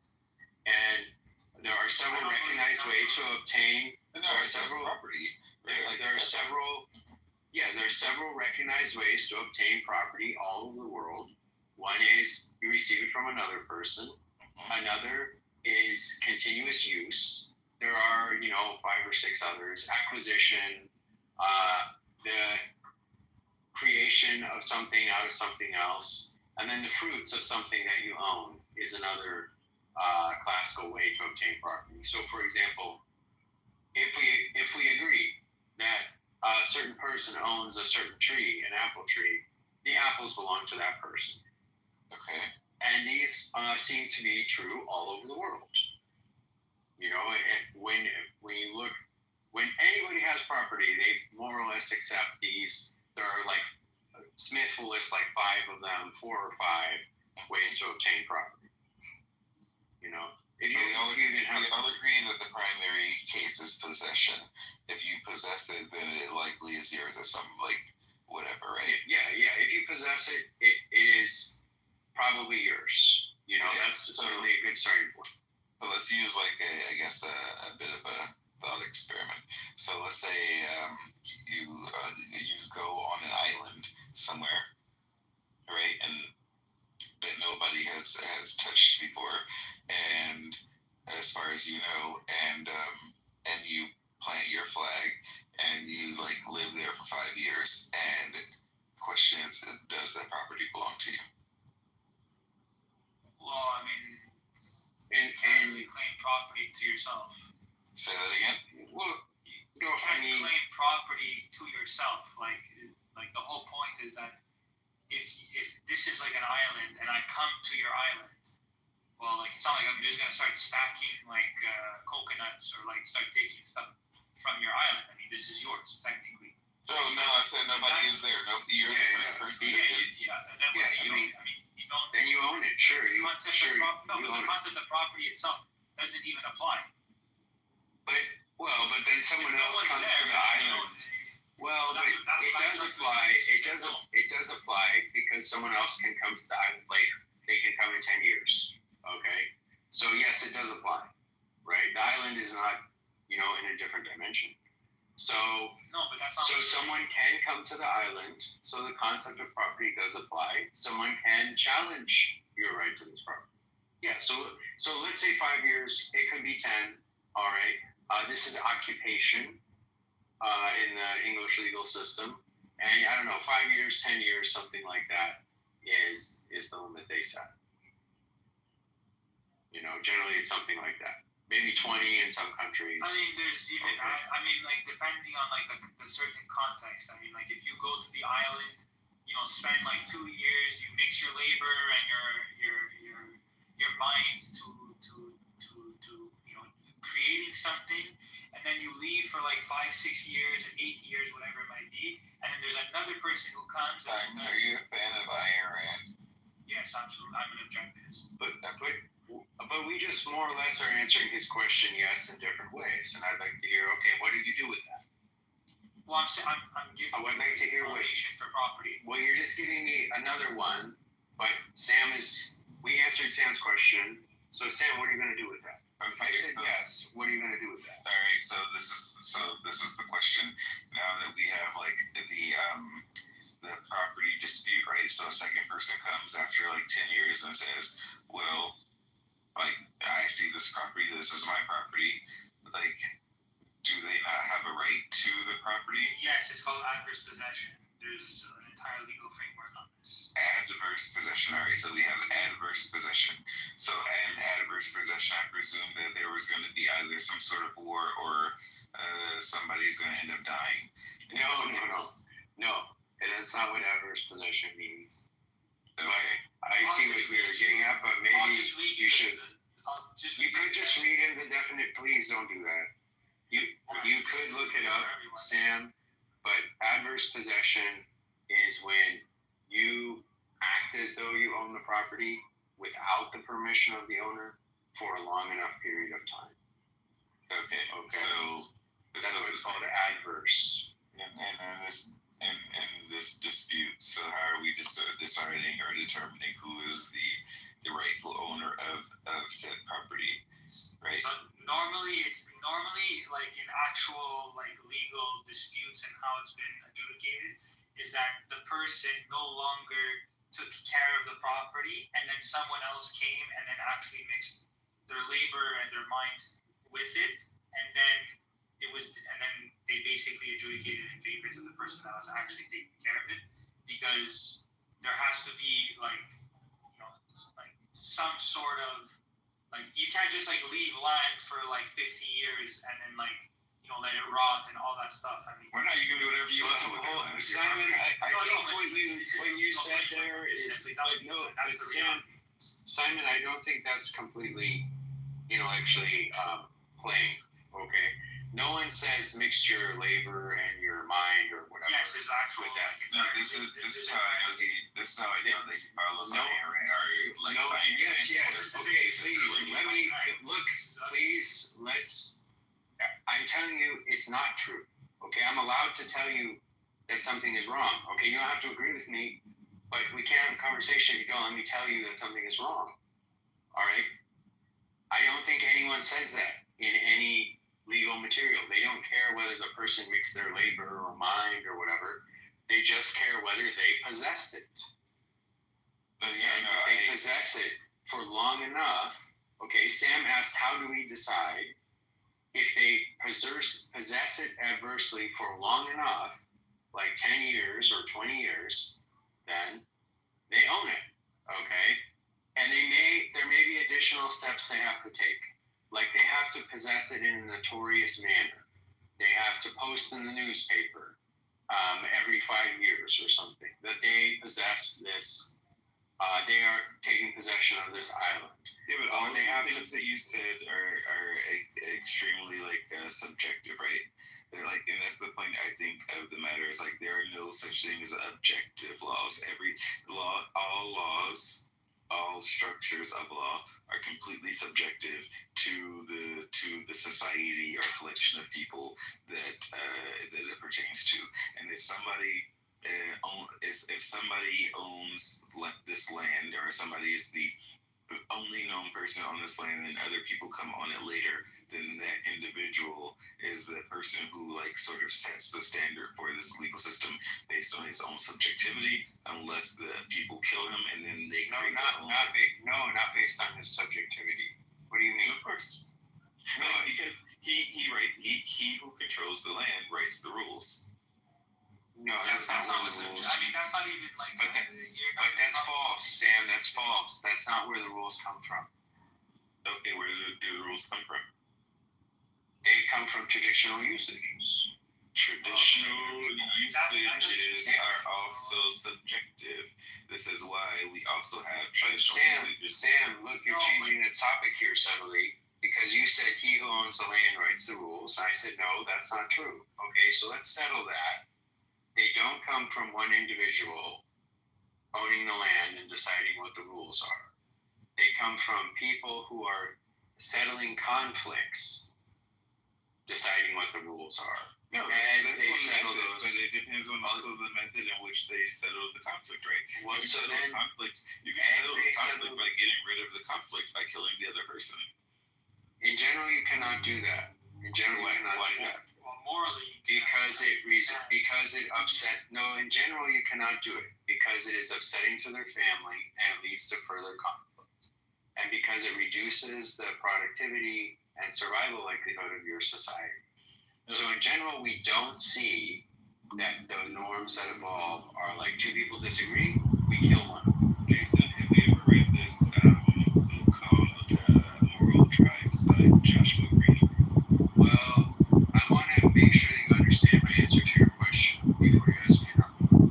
No, I'm just asking if you read the book. I gave you an answer. I do understand your. Well, I don't want to answer your second question. I do understand your question, and it sounds kind of. My answer, not my question. My answer. I'm sorry, I do understand your answer, and it does sound like an allegory that Joshua Green gave in this book. I think it was called I forget what the allegory was called, but I'm curious if you read this book. I don't want to answer your question. Because you don't want to read it. I mean, you did. I don't want to answer your question. I don't want to answer your question. So I'm not going to answer your question about this book or any other questions about that book. So to focus in on the topic here, you keep doing this to me. Well, you keep doing this to me. We have a topic. We're trying to give you something to work with there. You don't really respond to it. You just make me move to something else. No, I didn't. Because I said I accept you. I don't see it that way. I don't see it. I just want to go back to the whole nobody writes that. By the way, John Locke actually writes. Basically writes it. John Locke. Yeah. John Locke writes that, yes, and no public policy is written that way, right? And I think this is where you and I have a disagreement from a previous room, where I think you're making a big mistake. So you're assuming that John Locke's attempt to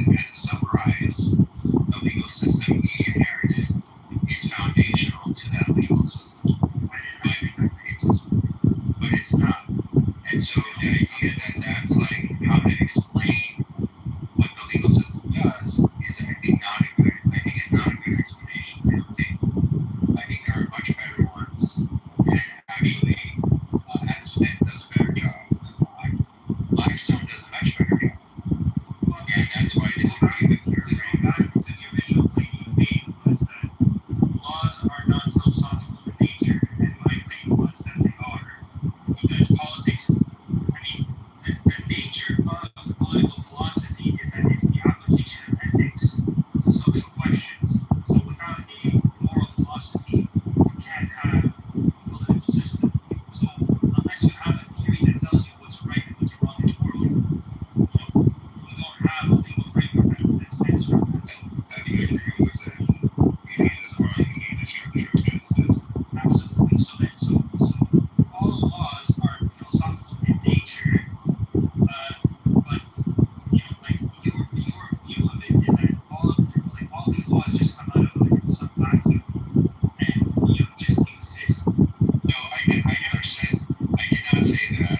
I did not say that. Yeah, you said no laws are philosophical in nature. That was your. I did not say laws come out of a vacuum and just exist. I did not say. I know you didn't say that, obviously. Okay, but you said your view is this. Okay, so I was very explicit. I said you said your view is this, that laws come out of a vacuum, and this is not a fair summary. That's my take. I said that's my take. I'm saying your initial claim was that no laws are philosophical in nature. That was not my initial claim either. Yes, it was. Yes, it was. No, my claim was laws are not based on moral philosophy. Something along those lines. That if you look at where they come from, they don't come from people reflecting on philosophy or working from the works, in particular, of moral philosophers like John Locke. Where do the laws come from? They come from traditional systems of dispute resolution. So that's where they actually got anything to be moral frameworks that are more is moral framework that are concept of moral philosophy. Well, one consequence of that though is it means you can't use philosophers as references for the law. Because the law did not reference them. The law did not come from their works or more generally works. If you want to look for references for the law and understand how public policy system evolved, for law or public policy, I mean, then you have to look to basically older public policy and what are sometimes called political economists. Okay, or you have to look to something called jurisprudence. Books on jurisprudence are surprisingly better, which they're more about like why is the law law, or how do we make good laws. But just looking at philosophy in general is not helpful. This is my point.